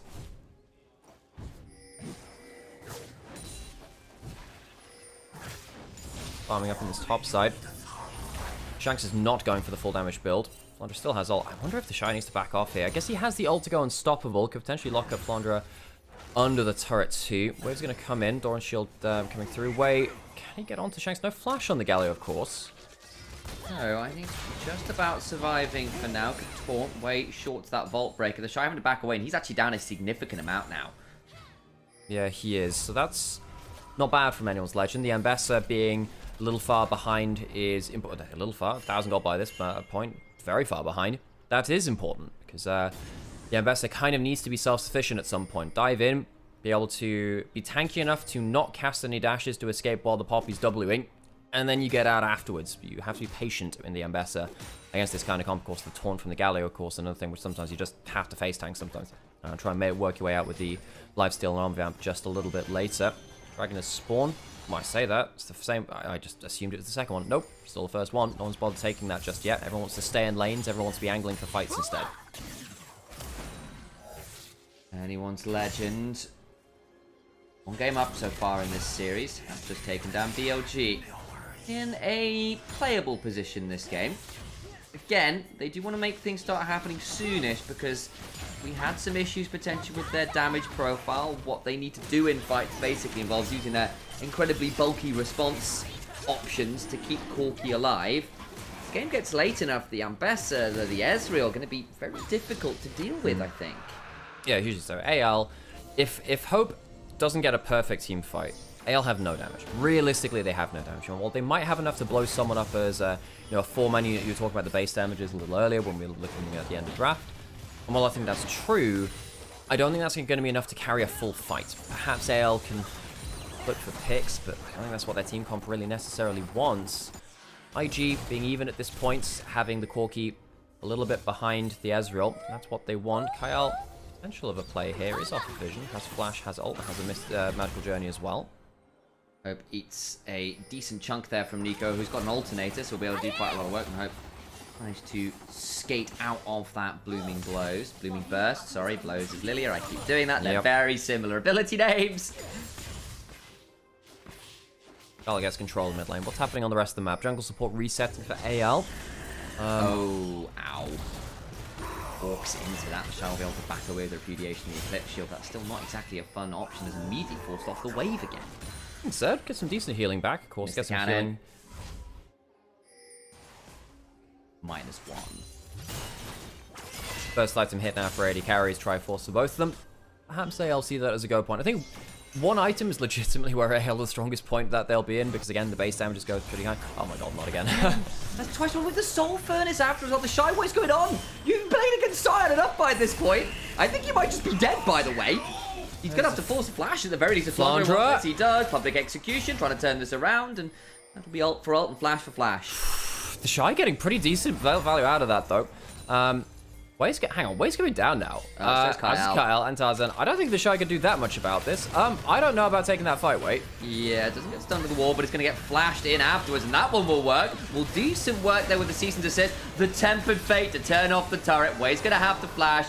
Magical Journey to the other side. Vault Breaker Shield is not enough to stop that from happening. Oh, anyone's legend jungle support plays come up to the play. 3 kills now for Tarzan. Yeah. Just as you were saying, and he's not stunned to the wall. Turns out there's another person who can stun to the wall, and they had a better show of it. So while the initial Bard binding didn't land, well, it set up for the next one, didn't it? First turret will go to the side of anyone's legend. We were just saying, anyone's legend. One item is where it feels like their damage really comes to a peak with their more tanky members, and they make good use of it there. Good value again, as this Scion being ahead 40-odd CS, by the way, is pretty damn well for Shy of all people. Notorious laning specialist. Herald's going down. Flandre's TP'd in. I don't know how much he gets here. He tries to find the fight, and actually may now spot a bother as TP comes on him from Galio. It's going to force an awkward retreat path from IG, who get a decent chunk onto the mid lane turret at least. Yeah, I mean, he's tanky enough to not worry about too many things. There's Tarzan going into the enemy jungle. Ambassa had set up a freeze in bot side, so there will be some farm denied by the Shy. He's going to slow push it out now that anyone's legend wants to be proactive elsewhere on the map. And, well, yeah, I don't think he expected everyone to turn up in the way that they did. Great wall stun from Tarzan as well, as Poppy has been very, very strong. Yes, the initial escape from Way is not bad, actually. And just to wait out the W, flash out of the Scion Q. Tower stand off, though. He can't really wait until the extra Q comes through. Tarzan's move speed keeps him right on top of him. Max gets a passive auto off on the turret top side, gets himself a fair chunk on that one. And AL find themselves up about 1,000 or so gold, just shy, and it's in some fairly useful positions. I think Flandre in particular, Scion being obnoxious in the front line, could mess with the likes of this IG comp, who are going to need a little bit of time to get to the point where they do kill tanks reliably. Especially when one of your major tank killers in the Ambassador with all her armor pen off the ult stacks and levels. It's going to take a little while to get there. Fighting over the mid lane Prio again, dragging it under a minute from any for either team, I suppose, and his Legend Depth to get the first. Tarzan, hang on a second, you don't have flash there, buddy. Going to be okay with the Steadfast Presence, interrupts the Vault Breaker, gets a Pop Blossom for his time. Yeah, then good trade back onto Mako. He loses a lot of HP too. Bot lane, I mean, yeah, Flandre out trading the Shy. I will say though, while you know that's looking pretty good for them, Shanks is getting blasted up here, under half HP. Wei can go in with the ults. What Shanks can do to stay alive. Good flash away from the Vault Break, but the Cease and Desist into the Incinerate combo means that's still likely a dead Galio. The shielded Durand CC and Resist do a decent work of buying some time, enough to get one back. Nice work. Well, okay. I don't think that's about Shanks' play there. That's Mako walking in, tanking an extra shot completely unnecessarily, and dying. That's a freebie. He was dead to the next skill shot coming through. Even got blocked by the Herald itself. Mako, my dude, you can't be making mistakes like that. Picture-in-picture replay. We also saw Flandre managed to get a really well-timed ultimate onto the Shy, TPing into the lane. So got a huge amount of damage. Just Tartan in a 1v2, about to try and murder Rookie. Kyle will get one. Tempered Fate to keep Tarzan alive. And buy time for Flandre to turn up and roar like a slayer. And they get 2 kills. Rookie flashes into Kyle, who's completely on vision in the Tri-Brush. I think he was spooked a little bit, loses the summoner, dies anyway. And IG, they're losing their heads a little bit. This is a composition they will win with later. You don't have to be throwing yourself to the wolves like this. Anyone's Legend, credit to them. Better rotations around the map. Garland going for the 1v1. Ooh, can't quite light it. The rocket belt thought up for Kyle. Now turning with a magical journey. It's all just buying some time. Tarzan with a heroic charge of the wall. Tree shot barrage just wide. Going to jump on forwards. Mystic shots rolling. And Gala nearly gets some kills. It's close run stuff. Flandre gets the tier 1 while all of the knife fighting is happening mid. Anyone's Legend are everywhere on the map, particularly Tarzan Kyle, everywhere on the map. And IG are not in a position where they can spot them coming early. They don't have that vision control down to spot them all over the place. They will get themselves a second dragon. And reminder folks, we do think that IG really do have a better team comp later on because it feels like AL will run out of damage. But for now, they are moving around the map and they're taking fights where they can get them well. Get some solid value. Again, this Scion is 1,700 gold ahead. We'll have a look at the top side play because it's some really nice stuff from AL and a little bit of panic from IG. It is, you know, it's a powerful Tarzan Poppy who's got the power spike in, and we just highlighted before, yeah, flashed into the Bard who was unfortunately on vision. I mean, let's be honest, you know the Bard ult's coming from somewhere. It's got to be close by. Flashing over that wall, not the wisest decision. I would have held on to that summoner if I were Rookie. Into burning the extra summoner. Kyle gets a lot of value, then turns up mid just after with a good magical journey timing. Finding exactly what they're looking for. While, of course, this Ezreal going to get quite scary. There's our Hope build path on the Corki. Q into E by the looks of it, so not super crazy there. Nope, it's basically the same as normal, folks. There were some points where you'd put 3 points in Q, max out E, or 3 points in E early, and blah, blah, blah. They changed some things. There was an initial point after Corki's reworked from AP to AD again, where they would go for stuff like Hubris, Collector, double lethality, max E, and you would one-shot people with... because your ult would actually end up doing damage since that's now physical damage instead. But now the difference now is actually what you go third item onwards. You can go Shojin, you can go more Dominus Regards, you can go towards Fire Cannon or something like that too. Really depends on flavor of the month and how bulky you want to be. Atacon started up. The Ezreal will spot them, though, and it's a good tag onto both. That's good damage onto both. Got to get through this front line, though. The bounce house is there for AL, and I don't know whether they've got the ID cards to get through the front door. Flandre's going to back away. Tempered Fate is so good. Kyle is popping off on this champion right now. Atacon secured. AL now on the retreat. Magical Journey gets 3 away. Flandre ults to prevent Rookie finding a good angle. Flashes out after, and Flandre's Scion play remains unrivaled. You can't kill the Scion that easily. Everyone else, I think you got the damage for, but the Scion, yeah, you can't really do much with that. Kyle potentially could. Scouting with the Shrine, gonna get popped by the Pop Blossom. In comes the hero's entrance, though. And Cal Magical Journeys at the same time. Mako's now down low. Flash for the heroic charge. Buckler's nearly enough. But Mako will survive. Tarzan, though, still. What's this? It's a 4-man. I don't know about that one, Poppy. Goes in too deep. The jungle support, who have really ran this game, taking it turns, throwing themselves into the enemy team comp. Gala able now to push in a little bit towards this mid lane as anyone's legend. Get the Atakan still. That's still a big win. 39 battles to just the 8 of IG. The XP, the adaptive force advantage they now have from that objective will be very, very important for AL to keep this window of time where they're still doing decent damage on people like the Poppy and the Scion alive a little longer. You just saw like that little statistical chance to win line coming up there. It's still favoring IG just faintly because of what we've been talking about. Look, the window of power for AL is somewhat dwindling here. Still get the Atakan, still get largely away with it. Again, giving up that kill, a little bit frustrating. It isn't the end of the world. 2 items done for the Shy, though, means he's starting to have much better trades against this Scion than he was 2-3 minutes ago.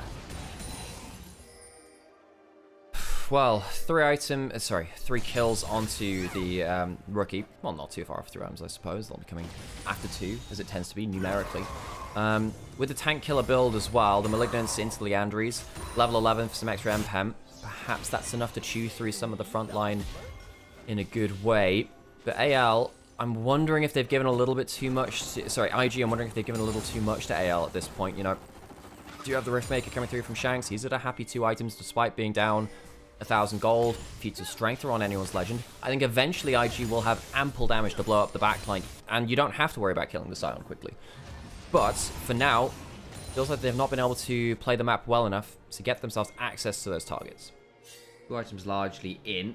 That means things like the Ezreal online. This is about Corki's max point of power in a lot of ways as well. After this, it feels like at least win rate over time wise, he begins to dwindle a little from various numbers out there and available. Mid-tier 1 is going to go down towards IG here. No real way to defend this. Kyle eats a bit of a chunk. 35 seconds until a soul point fight for IG, and there's another win condition for them.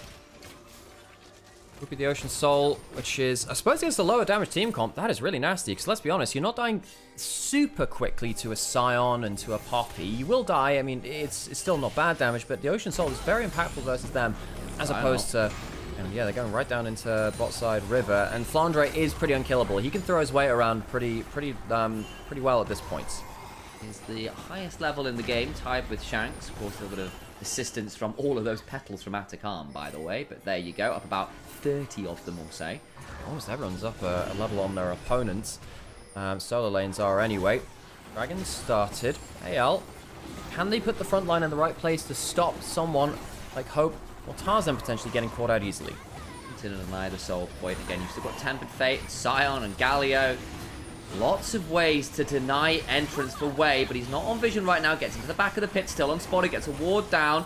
Gonna have Shanks go and scout it out now. They know that Wei is there. He gets back over the pit wall with the Vault Breaker. This should just be Dragon. Wei's in, but not in time.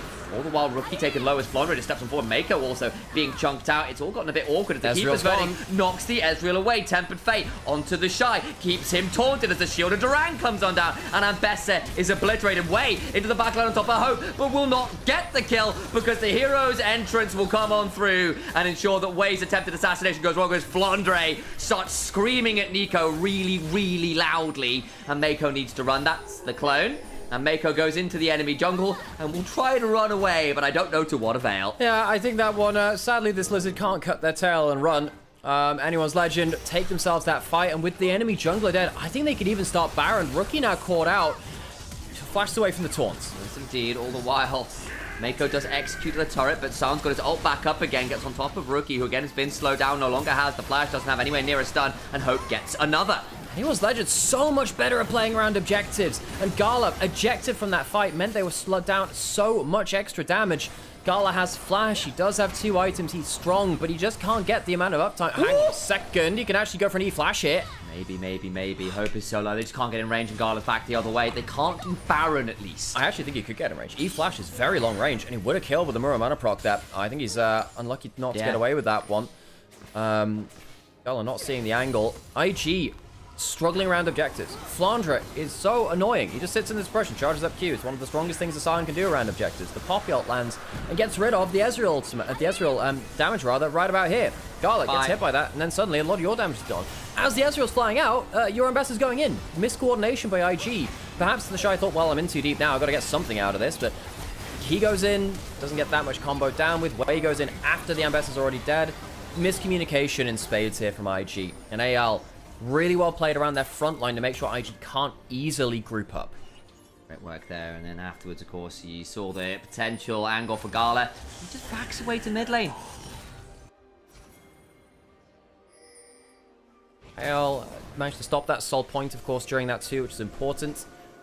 Will we see AL push the game forwards enough to genuinely close it out, though, in good time? Because I do think there's a bit of a timer on their composition, and we would be remiss to not highlight back to them. Not to give too much to IG, they are significantly far behind. But if AL don't confidently close the game, you wonder what happens with a 3-item Ezreal with Shojin. You wonder what happens particularly with a 3-item Ambassador as well, who's likely to go towards something either like a Black Cleaver to cut through the tank, or something like a Sterix later on as well. With the Phage, it'll likely be that Black Cleaver again, looking again. IG, can they survive long enough for their composition to finally get enough damage to ignore that front line and dive into the back line? TPing into the Baron pit. Maybe that's the way forwards. Here we go. Well, got plenty of time to deal with this. Kyle, well, it is a spell with teleport, so, you know, less intense than perhaps others using that same summoner. Pushing out that mid lane. IG not really able to get access to the other side of the map. AL slowly go towards that Baron, tanking it up well with the Poppy. You can do it, and again, you have got a Corki with the Gatling gun. It's not bad, actually, the objective shredding. No, it's not bad at all. Holding down these choke points. Again, good Scion double Q. Into the Tempered Fate. Beautiful Pop Blossom turnaround on 4 is solid, but where's the follow-up? Annie on top of Tarzan, who is going to flash and run away, but they've killed off 5. Health bar's low. Gala looking to get back towards the front line. He's got to flash away, all the while hope is low. The Shy in the back line needs to get out. Shoved into the wall. They can't kill the Corki. They're too far behind. The damage is not sticking. Gala stacking up the Conqueror. Can try and get a little bit more. Misses the ultimate there. And the Poppy ult will see him out. Oh, Tarzan again just making sure this Ezreal can't do a damn thing. Mako is running, but to where the Celestial opposition times out. And unfortunately, Flandre has a giant hammer and smacks the Nico around the head with it. That'll buy the Baron. Anyone's Legend get a 3 for none as they eject the remaining damage. And IG, once again, cannot combo up these different pieces of damage to finish off one damn kill. The Shy and Rookie very nearly kill Tarzan. Can't quite do so. Gala, left on his own trying to deal with the tanks. He can't quite kill them as well. They had a little bit more damage in pocket. Perhaps they could see it through. But Anyone's Legend, wonderful play through their front line to make sure that IG don't get all their damage onto one target at the same time. And Anyone's Legend have looked out of sort, is the kind way of putting it, for the last few weeks. They're 4-4 for a reason. They beat BLG in a very tight run series. It was messy, it wasn't clean, it relied on hand stiff and vibes and sheer bloody will. But this is the best series we've seen from them in a long time, and this is a very clean execution of a comp that should have been hard to play. And Mako finds a wonderful Pop Blossom that means nothing. Yeah, I mean, you can see that the Shy wants to cancel out the Poppy ult. I actually just wonder whether he should have just put it into the clump and tried to get onto a carry. Different targets being called out. And yes, you can see that the Ambassador is really, really strong at diving into the backline, but just left on their own. Rookie gets the second stun through, but it's onto a target that doesn't care as much about it. Yes, eventually I think he'll kill the Scion in good order. Gala sadly can't get his own ultimate in there too, and then because Tarzan's ult was cancelled out at the start of it, goes on the reduced cooldown, it's up by the end of it to punt out the remaining damage. And you've got Rookie there, as you noted, on the other side of Flandre, but how the hell does the Flash as Annie get beyond Scion, Poppy, Bard? With great difficulty, or a great teleport. But yes, genuinely the angle. But I think AL have controlled vision so well that teleport flank has just not been available to them. You can see how little damage Ezreal is doing to the front line now too. Anyone's Legend, so much gold with, you know, multiple armor items being built up on Tarzan. Wei has been ineffective on the Vi as well, despite it being a champion. He won MSI back in 2022. 2021 as well, actually. Double jungle winner for himself. Wait, was he there in 2022? Was that still... Okay, well, he was definitely there for in 2021. I can't remember if he was there for both of them, but he was there in 2022, of course. Right now, 3 items here from Rookie. Has the Void Staff, but even then you can see how little damage that's doing to the Scion. Namely none, it feels like. And again, look, you have got a 3-item Ezreal. Gala could do this, but he's going to need a last Whisper at least. On the other side, Hope has gone to Collector. He's into such a squishy comp. He's gone, I don't care if it's completely inefficient in some ways. My burst will sting onto people like this. Slightly mistimed from Flandre, but Rookie's going to flash away. Hero's entrance also, but the problem is Tarzan is murdering people on the other side. This Poppy has been a menace. Gala does do damage to Kyle if he can land a good combo there. That's 3/4 of the health bar on the bar down. Mystic shots flying. Baron minions sieging onto this tier 3. Trying to jump onto Tarzan. May well go down. Sundered Sky healing is ridiculous. Public execution comes on through. Backline goes Shanks and murders the Ezreal. Hope going even further forwards. Another kill to the Corki. 9-1-2. Hope has had a great day at the office. Anyone's Legend have had a great day at the office as IG, who we assume to be favorites coming in to this matchup not even a few days ago, getting blasted 2-0 by Anyone's Legend. It's a convincing series from Anyone's Legend. Their most convincing series, all split long. Back to back, they beat BLG, and now Invictus Gaming, our spring split champions, finally waking up. Anyone's Legend, a solid showing here today. 3 games against BLG perhaps left us with some questions. Today was much more a complete package for them. The early game was good. Tarzan looks like he's back. Kyle and him firing on all cylinders. As IG stalling on the other side. Their early game, not fantastic. Their team fighting left a lot to be desired. Uncoordinated compared to the well-oiled machine of the Pandas. A panda machine? Is it like a giant panda kaiju? Yeah, just think about like Power Rangers when they have the giant robots. You know, and they had like the... down for that. Yeah, you know, like they had like the giant monkey and T-Rex and stuff like that before. Why not a panda, you know? I think I would be down for a samurai panda. I mean, isn't that just Kung Fu Panda? Yeah. I mean, it's not samurai. It's very different cultures. Yeah, it's very true. In terms of other things which are similar to that, we do have actually a very, very famous in the global media panda who does, you know, fighting things like that. Mabby in chat saying, I had a Pandazoid once, so it's been done. I didn't even realize that was a thing. Anyway, folks, hello, welcome back to us. We've been watching the LPL on Nymaera, and you are actually watching on Nivea potentially as well now, because I forgot to go live for the first game. Oops. Definitely an oopsie from me. My apologies, and I hope you're enjoying yourselves. Now, Anyone's Legend, Confidence series there. And if you enjoyed watching that, please drop a like, follow, subscribe, or if you can, donate through our Ko-fi, and of course, sign up to League Mastery through our own referral link as well. It is in the chats. You can see it on all of them there. I don't have to post it again, because luckily it's quite close to the top. All of these things help us keep doing what we're doing. It's very hot in this room. Our brains are a little bit fried. We're not necessarily firing on all cylinders because of that, but we're still very happy to bring you these games today for our top of the table clashes here. It's very cool to see Anyone's Legend bounce back after we thought this split might be dead and buried for them. It's not looking so buried. Now that 2-0 was very convincing, good from them. And as you said, the 3 best ways to support us. Subscribe on Twitch. You got Amazon Prime, you can get a free sub every month. Consider using it here. Ko-fi link. Gives us money directly, especially if you're not a Twitch user. It's a good way to do that one as well. And as we said, that third option as well. We are now sponsored and working together with League Mastery, which is a really awesome new project coming together, which should hopefully give all of you back home really cool ways to engage with League of Legends and cool things to come and learn, which can be a big, big deal. Anyone's Legend. I didn't expect them to walk away with that second game. No, I just randomly dragged something. That's fine. Nothing what's happened there. Just something happening on my browser. All good. We're going to take a big break, a thing, or what was I going to call it?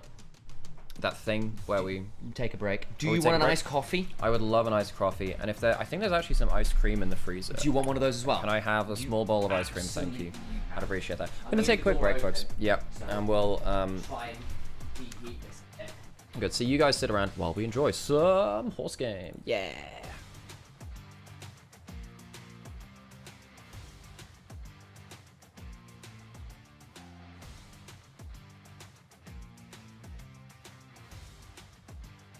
Race day. Do I want to wait for... No, we get swinging mice to race up, don't we?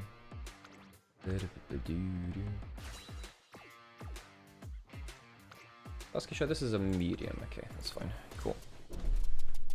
Oh, I've just turned the fan. This fan just, like, really hates, like, being knocked around at all. I think the plug's just kind of dead. Okay. When do we get a coffee sponsor? Jesus, yes, that'd be a great idea. If anyone has any links to a coffee sponsor, you let us know. I say that. I don't think I've ever been reached out to, like, with actual people with links to sponsors before. But, you know, if you do.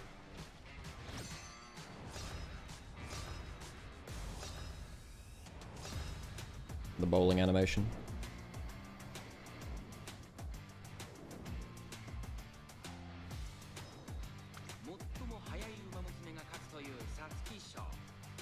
を見せつけるのは誰だ。3番人気には東海帝王、2番人気を紹介しましょう。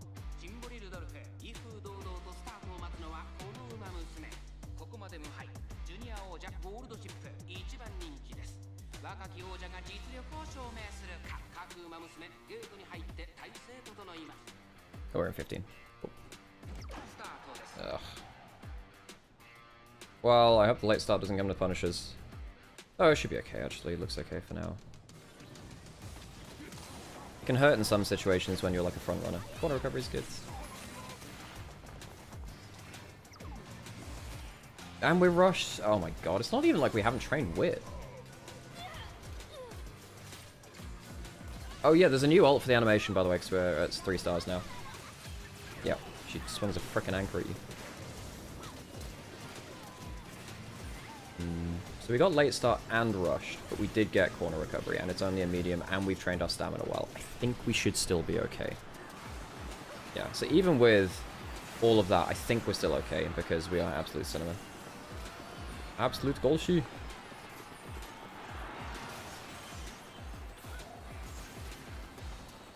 $120 pulls, no creek, Jesus. Yeah, I actually got Falcon from the daily pulls as well, which is very funny.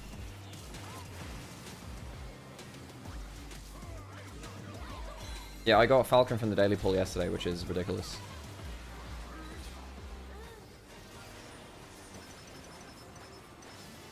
Did I run ads yet? No, I didn't. I should run them. Oh my god, what did I just do? I did not want to click it like that.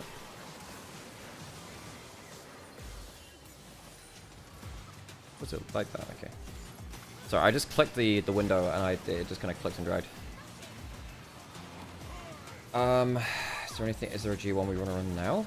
No. We don't want to run that. We probably do want to run. Ooh, we probably do want to run a couple of extra races though. In fairness. Are we in senior? No, we're not. We're in classic here. We want to get this up. We do really want to get that up, although we really also don't want to. Oh, speed's really low. We want to get this up, but fuck it, we'll get this up for friendship training.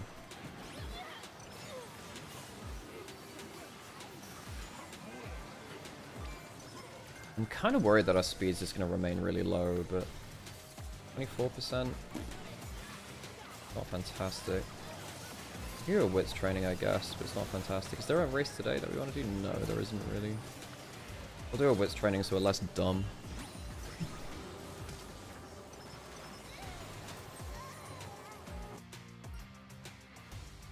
This is skill points, come on. No, fuck. We get Slacker, that's shit. We probably do want to run these as well. Let's get Swinging Maestro. God, that one gives you 60 skill points if you get the good roll as well. Thank you, sir. Oh, but this is double on this. Maybe we don't need to do this race. Maybe we do the next one, but then we have Slacker still too. Oh fuck it, we'll try it. Please don't give us Slackers. Okay, that's good. Nice hit. We'll go Infirmary, and then we'll do Tanazakura. Is it Tanazakura? Takarazuka. We'll go Inferno. Because there's no Infirmary at the beach. And we get it, cool. Good. This is Stamina, right? Stamina or Guts, you always take the Stamina.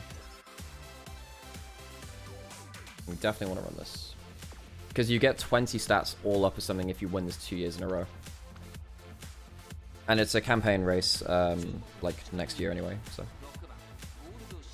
Speed's kind of low.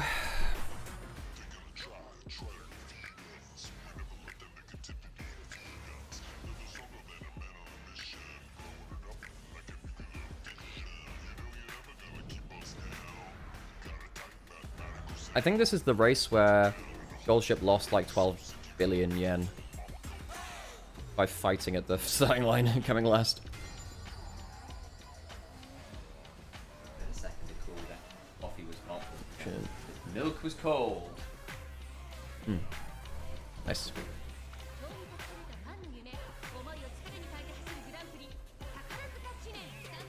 Okay, where are we? Here? No, like start this time? Good.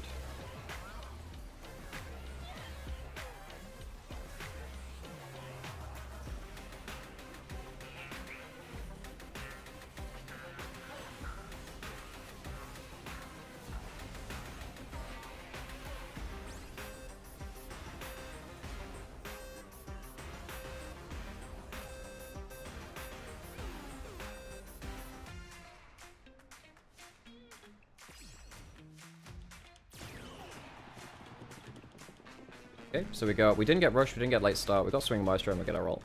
Although we're really far down the field, actually. I'm not a big fan of that. I don't actually know if we win this, which is very strange, given that we got everything and our stats are pretty good. I guess our speed... Is our speed just really shit? Trying for pulse is pretty good. Second, maybe? Fuck! Oh, I think we're second there. Oh no, do we win? Nice. Shit, we just do not have enough speed, but Jesus. Nice, dropkick. Well, absolutely cinnamon. This character really just wants me to die of a heart attack, I'm telling you.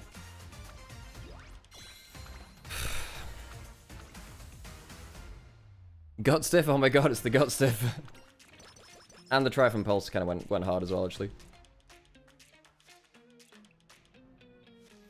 This is ein klein Problem. We have zero energy to do any of this with. Let's rest and then actually get 2 good trainings in. That was really bad. I mean, that's the problem with running races like that. We'll get this for friendship training. We do genuinely need this for friendship training. Was it a stomp? Yeah, it kind of was. It kind of was a stomp, yeah.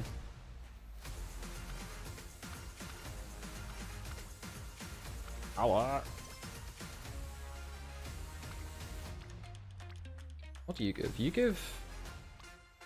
I mean, I can see your IT is pretty good. 各位好，欢迎来到赛后采访环节，我是主持人刘航。首先，我们要恭喜 AL 获得了这场比赛的胜利。来到赛后采访环节的嘉宾是 AL 的下路选手 Hope， 欢迎 Hope 来先跟大家打个招呼吧。大家好，我是 AL 的 AD Hope。欢迎 Hope。今天也是成功复仇了 IG 啊，在组内赛的成功复仇。Hope， 你觉得跟上一次交手 IG 相比，这一次大家做的更好的地方有哪些？我觉得就是我们比之前打比赛的时候就改掉了一些失误，然后调整好了自己的状态和沟通吧。而且我觉得大家在 BP 的选择上也很有想法。今天第一局两边加起来一共是搬了6个下路的英雄。你会怎么看？ At least we've got decent stamina for the campaign now. Like with swinging maestro, decent wit and that, we should be fine. Moods up from this. Okay, we get the mid. That's good. Game 1 was a pretty awful draft diff. I think game 2, I see people saying it's draft diff. I actually don't think game 2 was a draft diff. I think it was a play diff. Yeah, I think that was a play diff, honestly. Rider out, it's pretty good. This isn't good. This isn't good. This is okay. We will, well, this we can actually get some hints for, so we'll go first right away. What do you think about Weber BLG? I think BLG are gonna blast him. 我觉得你今天无论是在团战当中的生存能力还是输出能力都做得特别的好。Game 2 is definitely playable? Yeah, for sure it was. I thought that they had the better draft because there was only one source of damage on the other side. They just got out macro. 基操啊！好，那这个赢下今天这场比赛，队伍也是拿到了最近的一波3连胜。你觉得今天的 AL 是一支怎样的 AL？ 我觉得怎么样的不好说，就是比之前状态好了很多嘛。就是我觉得我们会越来越好。This is a long one. Better out is good. Stop. 其实AL 在组内赛的第1轮是经历了一些战绩上的坎坷的。我想知道大家是怎么去度过那一段低谷的时期的。 就是我们有通过很多的复盘，然后看比赛，然后通过开会去找团队的问题吧，然后就是想着怎么变好。我觉得其实一时的低谷真的并不可怕，日复一日的努力和坚持，包括乐观的心态、求胜的信念，这些都是走出低谷最好的武器。 It's the long run we need. I think swing maestro is this corner, isn't it? It always happens in the same course. Yeah, the same corner every time it's on that track. 接下来我们一起来欣赏一段精彩的 spotlight。 Demonic Anchor goes wild. Do we have better speed than we did now? Is it enough? I mean, we have very good stamina for this level, I think. With swinging Maestro and 500 stamina, we should be totally fine for long races. It's just whether we have... Oh my god, we're gonna have to go up the middle low, which is a bit of a problem. It's my favorite movie of all time. What is my favorite movie of all time? I don't know if we catch up to them now. Nah, oh, hang on, maybe we do. Hang on, shit. Maybe second? I don't think we get first here, do we? Holy crap, it's gonna get close. Holy shit, let's go. Favorite movie of all time? I can tell you the favorite movie I watched this year was 28 Years Later. That was insane. 28 Years Later was insane this year. Favorite movie of all time? That's a hard one, I'm not sure. 安妮没闪，安妮没闪，这里，看辅助，看辅助，安妮没闪没大，拉出来，兄弟们，慢点。I mean, I love the Lord of the Rings trilogy and the Star Wars trilogy in terms of like personal enjoyment. And I think they're very good movies, right? Yeah, I mean, I don't like the sequel trilogy to Star Wars, but I like the other stuff. So there's Japan Cup coming up soon. I think we gotta do this, right? Is that the zombie sequel? It's a standalone movie, but yes. Pick a show. I mean, Andor was fucking incredible recently. I don't know, I've watched a lot of stuff recently. I've watched a lot of stuff recently. I'm not actually sure what my favorite would be, though.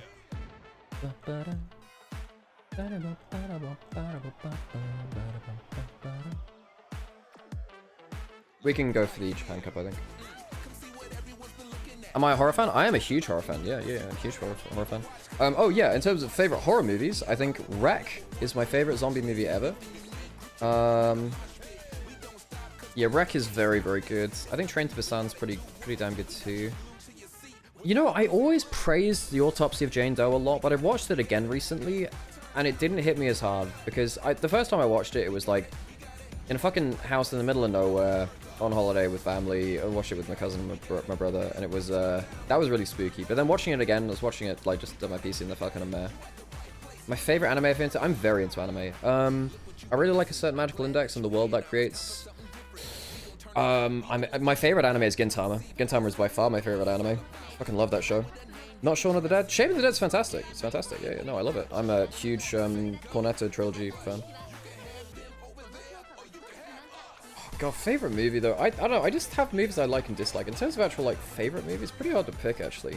Late Star's not fantastic. It is a medium, so we get some. I think it's a medium, right? Need to finish Gintama, but it's long. No, Gintama is just one of those things where you watch a little bit over time. You know, you don't feel like you have to binge it. I did binge it. You don't have to, right? Have I tried JoJo's Bizarre Adventure? Yes, and I was vastly underwhelmed. I think people have massively overrated it. It is a surrealist show without understanding what surrealism is, and it really ends up struggling because of that. It didn't land with me. It wants you to take it seriously and not seriously at the same time, and struggles to define which bits are which. So while I really appreciate the art style and the music, and the voice acting is very cool at points, I do not love it as others do. We should smash this now if we're third here. I think so. What's our speed looking like? Yeah, we're good. Nice. Ah! Special week! Special week! Just stay back, special week! Okay, we're good. How much JoJo? I watched part 3, up to part 3. The first 3 parts. And look, I've tried JoJo. I've tried watching other parts of it. I watched bits of part 7 as well, or whatever it was, one of the other ones. It's just not for me. People hyped it up so much that I had such high expectations, and I think it is a fine show. I don't think it's fantastic. Also, I watched the first episode of Finland Saga the other day, Thorfinn, which I know your character's from, right? Yeah. This is Power. You're gonna get so much hate for that, Joe. Just like, yeah, and they can hate me for that if they wish, but that is my stance, and I'm actually very firm in that stance. I think the show is vastly overrated. Like my favorite books of all time, Shooting for Victory is a very good ability, by the way. I should probably get that too. Time conditions I probably do need at some point. Do I get corner adepts? Maybe I do just get this. No. Actually, no. Let's go Shooting for Victory. Actually.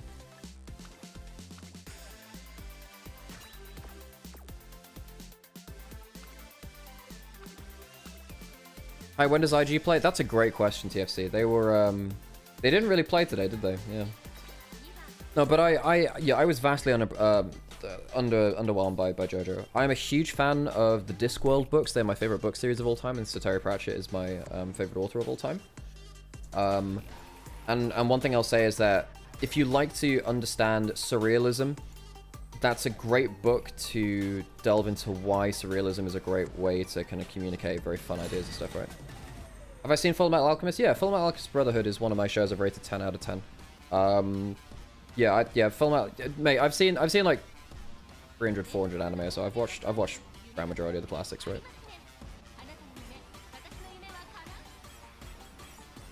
Recommend Parasite? Yep, I've seen Parasite too. That was good. The thing is though, like, Parasite is what I wanted something like Tokyo Ghoul to be, where Tokyo Ghoul has this problem where it wants to be a shonen and a seinen. It wants to be, like, applicable to younger and more mature audiences. but it doesn't quite... It asks questions which are very interesting in terms of what would a... Hang on, we're really getting blasted here, what the fuck? It asks a lot of interesting questions and then answers none of them. And it goes towards graphic violence instead, as this way to be more mature, which I find quite sad, actually. Are we going to lose this? I think we're going to lose this, aren't we? We didn't get Swinging Maestro, which is kind of shit. I don't know if we have enough stamina to go through this now, do we? I think we needed Swinging Maestro.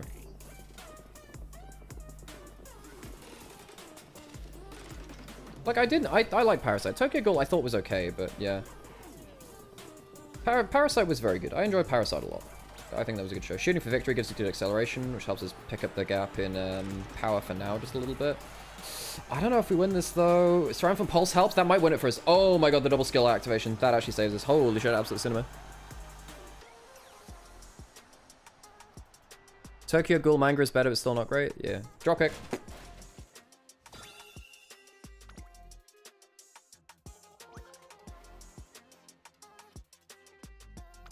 By the way, like, I'm not, I see some stuff in chat. Like, I'm not saying that JoJo is bad. I'm just saying that I see it as a part of a genre which it doesn't understand.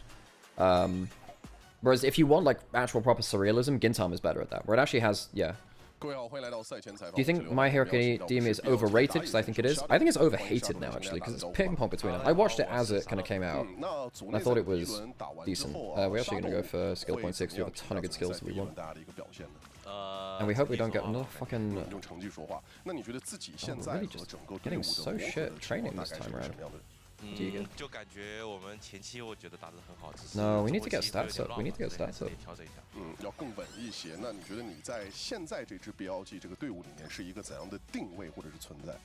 Deservedly hated? Look, I think My Hero Academia is fine. What do we get?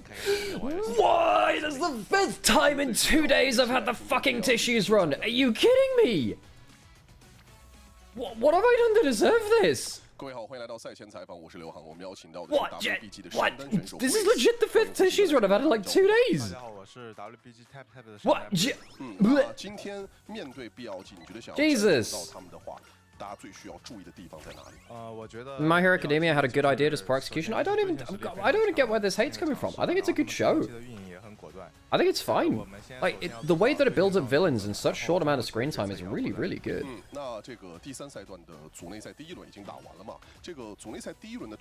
It's super generic? I don't even think it's that generic. Like, yes it is, but I don't think it's a bad execution on like... Why are we getting so shit training, by the way?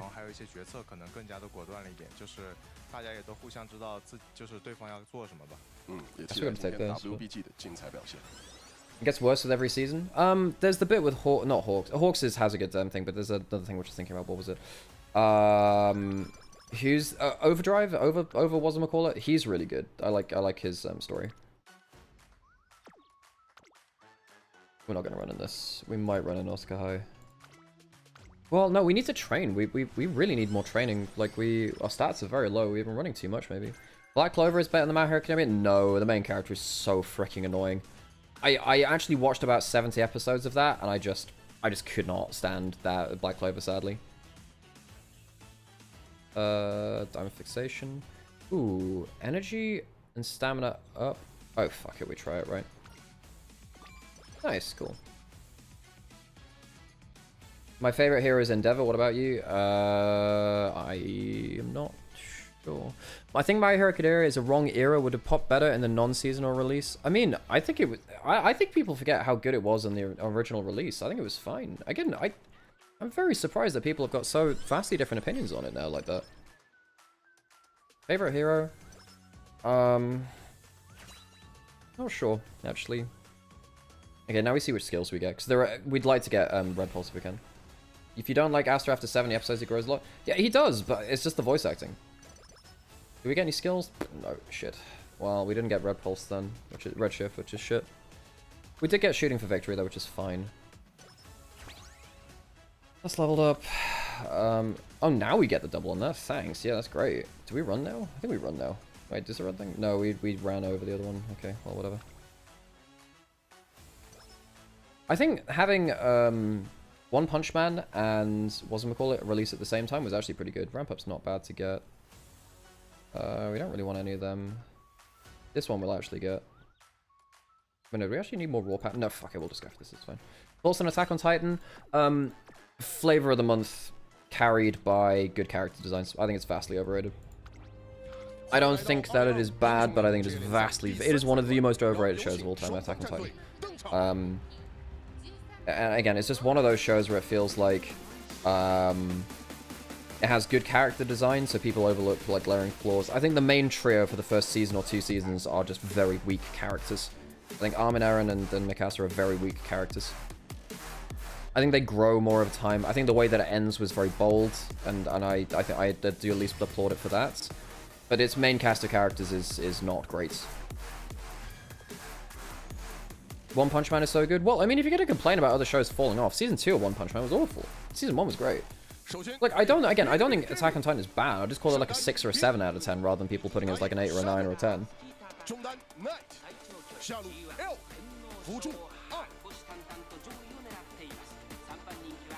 Okay, and now we just hope we get the right skills activated again. Late start!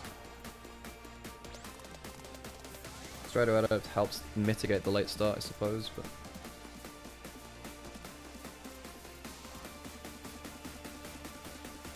And now we get Swinging Maestro. Oh yeah, the pacing of Attack on Titan is awful, by the way. Okay, it goes from 0 to 100 in quite unsatisfying ways. 0 to 100 to 0. I like the art style of it though. The art style's good. The design of it's nice. The soundtrack's good. But there were a bunch of shows which released, this happens every so often. Every so often a show will release with good production quality, so people think that it's good. So Sword Art Online was like this too, right? Where it is objectively just a very badly written show. Every character, everything in that show exists to make the main character look better. Just very lazy writing. Attack on Titan straight off ripped off Code Geass? No, not really. No, it doesn't really. I don't agree with that, actually. There's very different vibes to it. I mean, in the sense of, like, the, you know, some of the stuff happening at the end, yeah, you're not completely wrong. Shooting for victory is good. Really helps. Anything which gives you acceleration on the last phase of the race is very, very good. I think we got the legs for this. Yeah, I think we got the legs for this. Oh, shit, it's going to be close, actually. 2 lengths, maybe? Okay, nah, way more than that's cool. You know, Ball, Nymaera, you have good anime knowledge? Yeah, I was very much an anime addict before League of Legends. I feel like Jujutsu Kaisen was that too. Gorgeous are completely ordinary otherwise. Yes, Jujutsu Kaisen also falls into that. Demon Slayer also somewhat does too. Although I think actually that's not a bad show again. Again, I'm not saying these are bad shows. I just don't think they're like genre history defining shows in the way that some people would do. Jujutsu Kaisen, I think that the first episode was good. The rest of the first episode was good, and then it really takes about another like 12 episodes to get going. Once you get to about episode 13, 14, it starts to pick up again. And then it's a little better again. What do we need to do here? Do we want to run any of these? No, we don't, actually. I don't think we want to run any of these. No, well, we can't anyway, but... Jesus Christ, I'm not getting anything in there. I don't know, maybe we do go for this. No, we'll go for this. Whatever, we're getting into draft now anyway, so we'll have to ignore that and go on to more important things like League of Legends. Ain't that important? Ignore the clings in the background. First game of BLG Weber. BLG lost their first series of the split just before this. They lost against anyone's legend. And it was a bit of an embarrassing loss, not gonna lie. They should have won games 2 and 3. They threw in late game both times. The 20-minute BLG throw has been awful. And I hate to say it, folks, BLG have said that Shadow is their shot caller. If they are losing at these 20-minute big objective fights and then into the late game as well, despite Shadow's great start in this split, if that is the case, then perhaps there is a shot calling hole that they need to fill as well, or correct. Now, this is something which hopefully evolves over time, but that's just something which you have to take into account. First round of bans. No Gwen in it so far. No Talia. No Trundle. One of those 3 will be getting through. 2 of those 3 will be coming in. BLG should swap junglers again. Oh, just one more jungler. That'll fix it, right? Just one more jungler. Nico last banned out. Really afraid of bot lane laning phase. Yunara's let through, and I'm not going to lie, Elk's other game on Yunara looked very poor. I think the late game Yunara was not good from him the last time. Hey Sam, how's it going? Nice, nice. Talk about the BLG 20-minute issue. The thing is, I want to say this is also not. I mean, yes, it's a shadow shot calling thing, but it's also, I have to call it out, it's a BLG thing. It's been the same for what, 4 junglers now? 20-minute throw is a little bit different on that, I think, around the Atacon. Did the same with base round, they did in split Well, one. no, I would say that happened more in the early game at that point. In their very early game, the first 10 minutes of the game was the problem. Now it's just shifted a little bit towards 20 minutes at that point, isn't it? So Tien's going to get that Trundle. He was really good on this the other day. Wukong goes into it. It's not the worst thing. And he works very well with the Wukong. Aurora also up and available. There's a big old AoE circle to add on top of your circles. So Knight's Aurora is very, very good too. He is our best Aurora here in the LPL. Light will get the Kai'Sa, so he can start jumping forwards into the enemy team. It's not a bad pick into the Yunara too. Play it quite defensive as she comes in, you just ult away and you go, well, okay, you're not in range anymore.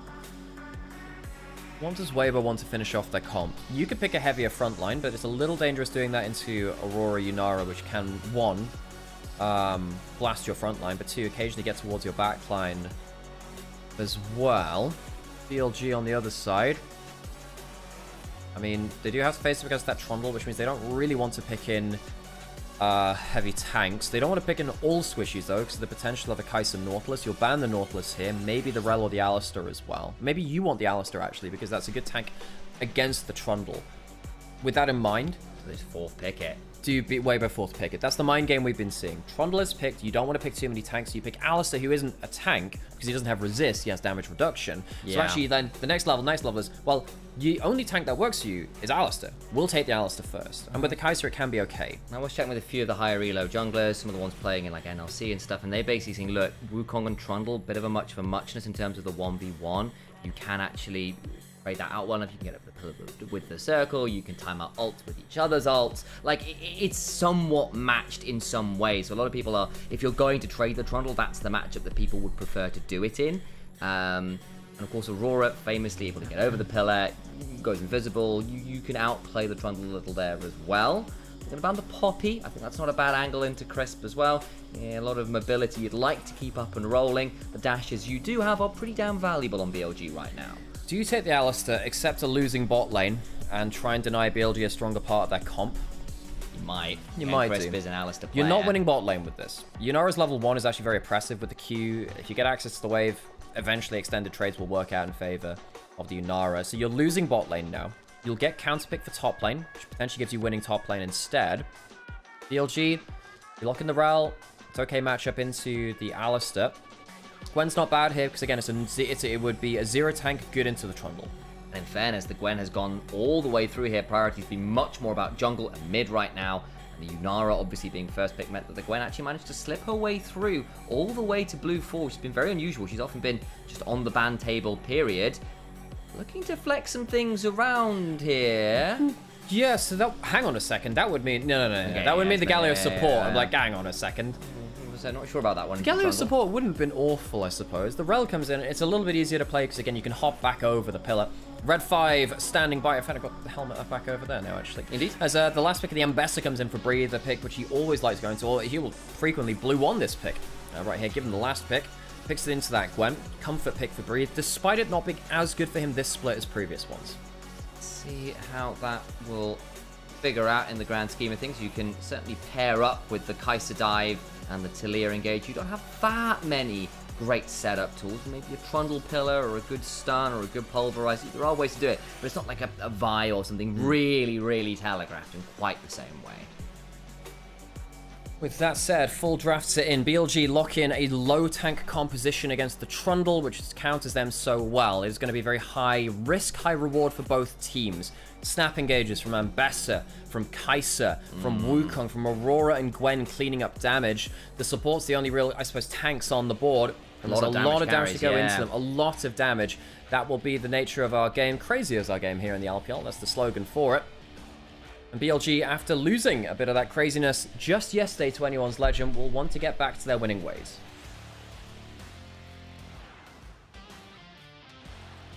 Eyes on the clock, folks. Is it at 20 minutes, yes or no? BLG have been known to do a little bit of trolling. They're not the ones running the Trundle there this game, so that'll have to be checked, won't it? Weibo Gaming, similarly, a bit of a peculiar position in terms of their level of form. Towards the Rift we are heading. Billy Gaming, the honeymoon phase, finally has a mark on the record.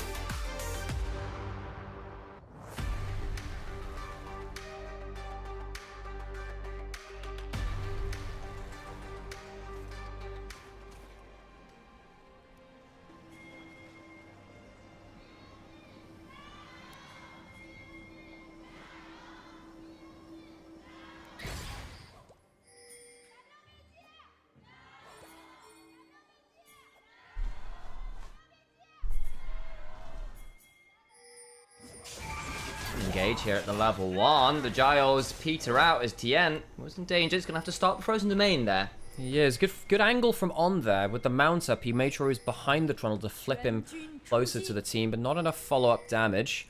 Potentially look for a flash crash down, flash for flash onto the Talia perhaps. You know the Trundle's not there. Don't want to go into that fight too much though. Still on a 4-man unit. Weber needs to be careful. If Gon goes for a flash crash down, things can get a bit spicy. Of course, Alistair can cancel it out. There's still questions here. Get off the queue. Chunks Knight a little. Gonna get an auto down, but he's just in range for a crash down. I don't know about this one, Light. There's the heal from Crisp. Everyone's coming. I think we're going for round 2. Knockup comes all down to On. Frozen Domain also there, but there's the heal and trade. Fight beginning to commence over this blue buff. We've got 4 members from both squads here and ready to tango. Xiaohu and Knight trading out a little bit. The blue buff will reset and everyone decides that's enough for now. Heal was used from both supports. Bin getting a great level 1 trade versus Breathe. Of course, these were the two that were switcherooing on RNG in 2022. Bin won the MSI title. Breathe then switched back onto RNG because of RNG contract shenanigans. And things fell off a little bit for them. That was sort of the end of the RNG era, but these two were the last 2 great top laners to play for that magnificent period of time for that one org. Apparently going into insolvency or looking for a seller, by the way. Crash down, just cancelling onto Light. Does get the knockup onto Crisp. Yeah, and they are being zoned off the wave. Does often end up being the case as the Alistair, and there is Elk getting to use that Spirit of Cultivation, getting a massive chunk there as the Arc of Judgment is also leveled up partway through the trade and ends up getting good damage onto the Kai'Sa. He's going to have to back with 2 farm and that's it. The gambit put in by Weibo was, we will take the Alistair away from you so you have a less good support champion to play into the Trundle. However, that's likely going to lose Weibo the laning phase. I think it has. At level 1, obviously not helping that much either. By the way, Crisp, I think Weibo, the social media account, was tweeting out that Crisp got some new tattoos on his forearms, by the way, which look very cool. What are they of? Sam, I can't remember. I think they were. I can't remember if they're anything symbolic. They look like there was some pattern kind of things. Love mum. Hey, go call your mothers, folks. Ooh, good shotgun there onto Xiaohu, teleported in. Knight gets a good trade there. Knight versus Xiaohu, of course, legendary matchup here as well. Particularly towards the last few. Go back a year or two, 2020, 21, 22. We had, you know, Knight versus Xiaohu being a title-winning matchup. They're a little bit disaligned in their eras, of course. Knight coming in much later than Xiaohu, and RNG, of course, being Kings of Spring, but not necessarily putting that through into Summer, which Knight has often ended up doing now on the likes of BLG and JDG. Breathe. Just in the 1v2 now as Elk and On have managed to reset, go back for the long. So I wonder whether it might have been a cull, but no, they're taking this opportunity to get up here and value. It's actually giving Light and Crisp a bit of free time on this bot side, but I guess it would just be in terms of wave crash timings. Exactly. What this is effectively a decision, I think, between top laners, actually, where Ben's like, look, I can collect more farm out of this wave because the wave was slow crashing in. It was definitely crashing in on bot side. Get the XP at least. And while he's been doing well in the early levels, you don't have to stick in that one. If you want to look here, Breathe, his wave control's all over the place. Not the best thing, gets the slow onto him as well. This is why you're doing it. It's actually a top lane decision, not for bot lane. Exactly it. The mid lane, decent weirding chunk as both mid laners end up trading out. Shadow may need to be a bit wary as Tien was just debating whether there was an invade angle onto these. Flash! Ooh. Very, very close. Knight actually ran out of mana there. I'm not sure if Xiaohu needed to flash, but he did anyway. Knock up onto Ben. Skip and slash, trying to get a decent double snip down, and does so. The Hallowed Mist just about times that. Will be able to skip away from that Void Seeker. And Light finds nothing but, ironically, the Void. Champion is playing the new champion, Nymaera. New champion who's very much about fast attack speed, attacking with those prayer beads which float around them. Kind of like Ashe in the early levels, where you have to stack it up and then it'll activate. Later on, when you press your ultimate, it automatically activates as well. Very good 1 to 2 item damage. Particularly good AoE damage on certain builds, but can struggle in the hyper late game because you don't build much lifesteal. You don't have much self-heal besides a dash when you're ulting. It only happens when you ult, by the way. You press your E and you do that. And we've seen some great results out of this champion when you get a little bit of peel for you. And when you can end the game really at 2 to 3 items rather than anything beyond that. But we have seen the champion struggle at some points. I mean, just yesterday, Elk could not carry the late game on this champion versus anyone's legend, despite being very, very powerful at points in that game on the Nymaera. Again, it does feel like Nymaera is a strong champion, but has got enough weaknesses to her, particularly dependent on build in some ways as well as to how she gets to play the game. So what value she really gets. There's Herald crashing down to get the shield. In fact, that's getting nerfed next patch, in part because, of course, be some difficulties with that on burning the heal as 6 minutes rolls around. Gets teleported straight away. We are seeing this more and more often. Supports on that 6 minute timer, immediately burning a summoner to get TP. Help in some ways. BLG getting a decent time of things through the mid jungle too on the whole. Knight's getting that flash out of Shadow, who's definitely something that Shadow would like to punish a little later. The Aurora a bit happy to play without it, with more mobility in the kits. Haven't seen any... Well, I mean, I was about to say I haven't seen any like big plays so far. I suppose the lane swaps have been that, if anything, right? It's not big plays, but it's close enough. Not bad here. But then again, the Kaiser passes has to really hurt. So then Elk gets to unleash on that Spirit of Cultivation. So at least trades back a little bit there, but it will be Chris forced to reset. Tien's around though, and there's Xiaohu coming up with the Weaver's Wall. I think we might be in for a tower dive. If you do, then Aurora cleans up. That's my worry. They have a brief 4v2, but the tower's there as an extra half. Could split out of the combo. Headbutt into the Pulverize, and that's just dead. Elk overcomes Knight, looking to find some damage. Remember, Xiaohu without the flash could be in danger. Tien, no subjugate. They don't have enough damage though. It ends up just being a clean kill onto Elk. On should not have, Elk rather, shouldn't have stood next to the wall. You're against the Alistair. You shouldn't be doing that. I understand you're a little bit afraid walking up to them, but allowing the Alistair to space out the combo means that Elk can't really flash out of this the Talia follow-up. Knight didn't want to commit the ultimate. Lighthand was the one tanking the turrets, and he couldn't really reach him on the other side of the tower. I think it's a bit of a mistake there from Elk. At the very least, Shadow does get the dragon on the other side of the map, so there is a trade for BLG. They aren't without their own silver lining there. Now be in a spot of danger. Chris has turned up and shoved very deep. Look how far up he is, though. Yeah. He's very, very strong. Breathe doesn't have the best items. I mean, not that Vince used that much either. Ult on top side. On around as well. Seismic shove back, step from, crash down before Shadow to go the other direction. But again, this is a Talia with no flash. Ult in 2 seconds, but it's caught in combat. I don't think there's going to be any real room here to use that Weaver's Wall to escape. Yeah, Xiaohu, he'll go down.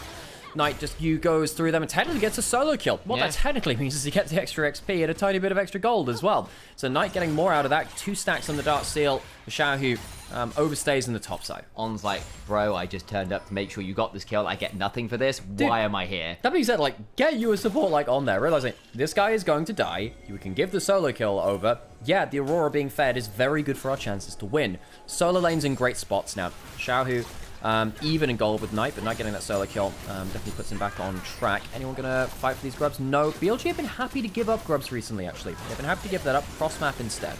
And in fairness, they did just burn the Aurora ult. I think it would be a bit difficult, especially with Gwen, who is the one you wanted to give a bit of lead here. Best. Hyper Gaming claim all 3. Turn up and see whether anyone stuck around too long, but they won't. All the while, Elk happy enough, well, farming in the mid lane. It's about 10 CS.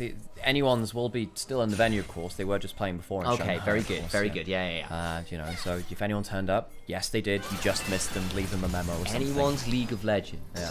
Anyone's legal team. That'd be funny. Anyone's legal team. For those haters. Shanks has him on speed dial. Ouch. Shadow going towards top side. Knight just stunned himself there. Knight using the ult. Shadow using that ult to get away, though. Not the end of things. On now. Going to get pulverized there. Elk turns up with the heal, throws out the Arc of Judgment. Doesn't really land onto anyone. Was expecting Chris potentially to backstep into it. Doesn't really lead to all that much. We saw a heal burn, but again, Spellbook. Happy to burn summoners pretty freely here as your supports. What else is happening on the map? I'm getting quite worried for this top lane matchups. Of course, Australia lanes right now. The old RNG top lane has been saved that. He had to ignite onto it. No, ignite electrocute onto him. Just trade with his ultimate there, but that's now burned and breathe. Could theoretically look to turn for him, but I think Bin, with the use of that ult, mostly putting it in towards the wave, wants to reset, I think, on this timer, and does indeed throw out that recall. I wonder whether this will be first item, or at least something like completion of the steel caps. Yeah, he doesn't have the teleport just yet. He might save that for a little while on. Yeah, the steel caps really do change the matchup, particularly when Trundle goes into your lane as well. It's annoying. Worth noting that Trundle can't deny, even with the ultimate, with the denying resists and whatever, can't deny the steel caps passive, where you get that reduction on auto attacks. I like big bonks, and I cannot lie. Steel cups do deny. They do deny. Yeah. Right, okay. See. Right. Gotcha. Just checking what the wording was in that. Yeah. You know, it's important to me that you, you know, you get the most meaning out of these words. I did try that. I thought that was... Thanks. I'm glad you tried that, Sam. Did my best on that one. Because Alkin on, doing their best to get shove into this mid lane. And again, been a relatively quiet game after the fracas at level 1. And the gold remains pretty much even as well. There's like 200 gold to BLG. It's kind of it. Xiaohu is off vision here. Trundle and Alistar are both making their way down. There could be a big play onto Bin. If they can get that, opens up potentially this turret. Weaver's wall not available to cut off any extra terrain. The Shrouded, the blah blah blah, the Giant Gwen W, Hallowed missed that one. Is down currently for now. That's 3 people around. On is coming down the lane. I don't know whether he'd get here quite in time. Hallowed misses quite a long cooldown early on. I don't think Bin's got it. Has got the ult as well. May need to burn one or the other. Headbutt, pulverize, seismic shove. And Bin is just bounced around. Slow down, finally flashes, does survive. On gets a flash on forwards himself. And couple summoners blown, but Bin does hold his nerve and survive that. Yeah, a bit of an over commitment from the flash from On. Thought he could stun someone on the turret. Doesn't get a flash in response. Bin lives, has teleport now as well. We'll pick up the rest of his wave on top stand. He's actually a pretty happy Gwen from that. Chris will be spotted out here. Flash forwards. There is an ult from Knights. Knight may need to burn it. Will go across the veil first. Gonna get trampled. Seismically shoved. Does go between worlds. Does get back towards the turret on top of that. And a Weirded will keep him alive, but he is now very low HP. And Weibo Gaming with 3 grubs and a Trundle. I think they can just shove on this turret. Yeah, credit to Weibo that they get good value from continuing to stick down here. And yes, they do have a Trundle on turret now. On can't exactly wave clear. He might even die under here, actually. Gonna try and buy some time. Magnet Storm is good. The weirding is there. And they'll turn it around at the very least. Knight gets 1, but the 1-for-1 plus turret is still Weibo favored. The turret is, however, I mean, Knight sticking around to get that extra play. I don't think that Weibo thought they were going to lose anyone next. It's just a rel under turret. Knight does stick around. Like, there was an angle for him, I suppose, to potentially flash on to Knight with his own flash. Quite hard to do so. Gold to a couple of shared members of Weibo. There was a plate taken in mid lane, though. I guess some waves were lost because BLG were farming out 3 waves big time top at size, the same time. Although that being said, the CS leads don't look too bad to the way they were before. BLG, yes, have some leads in mid and top lane and in AD carry, all of them small ones, but they were more like 10, and now they're more like, 5 in some places. That's a good shove there. Shadow does get the clone off at the least to prevent too much follow-up. But yeah, I think particularly for Breathe, who was down what felt like 20 CS at some points there. Pressure around those teleports and the plays around the turrets have actually earned Weibo a bit of breathing room, all puns intended, towards that top lane match. Remember, he was shoved off that bot wave. Dragon's still going to be started. Elk can keep his Q up on that. Knight doesn't have ult right now, important to note.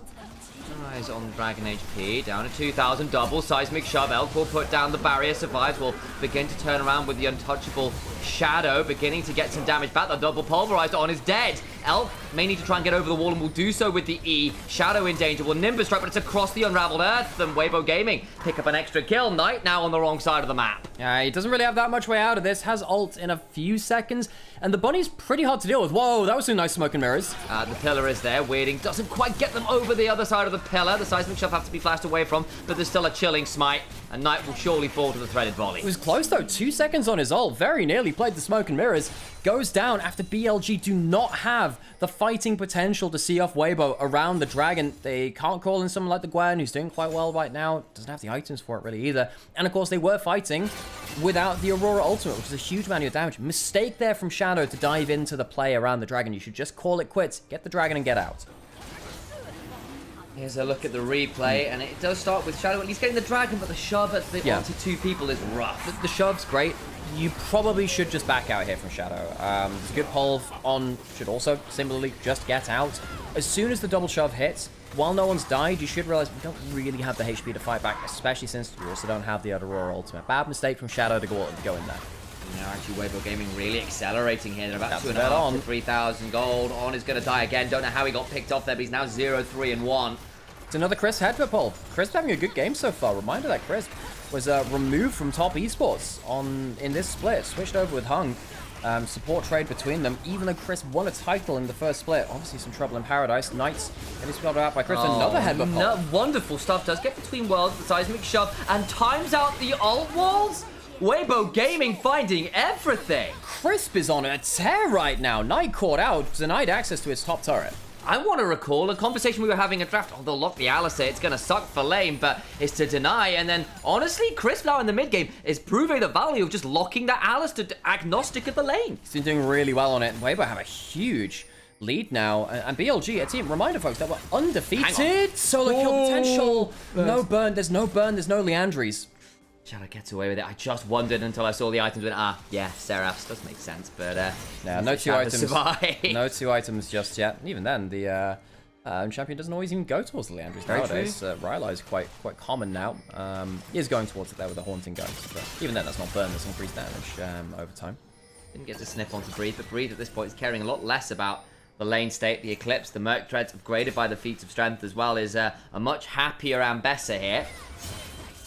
You just have to wonder, don't you? BLG down a lot of gold, just lost the first series. Oh no. Has the no. We were questioning throughout the split, well, is it actually a honeymoon phase, or is just Shadow doing very, very well, and is he just the right call and things are fixed? It's a hard question sometimes. Good bonk to get the Alistar away. BLG losing that first series in the fashion that they did, and now in this game being manhandled in the early game, actually. I mean, Knight, who was doing very well, now down 1,000 gold. Same in jungle as well. Same in AD carry. 3 rolls, down 1,000 gold.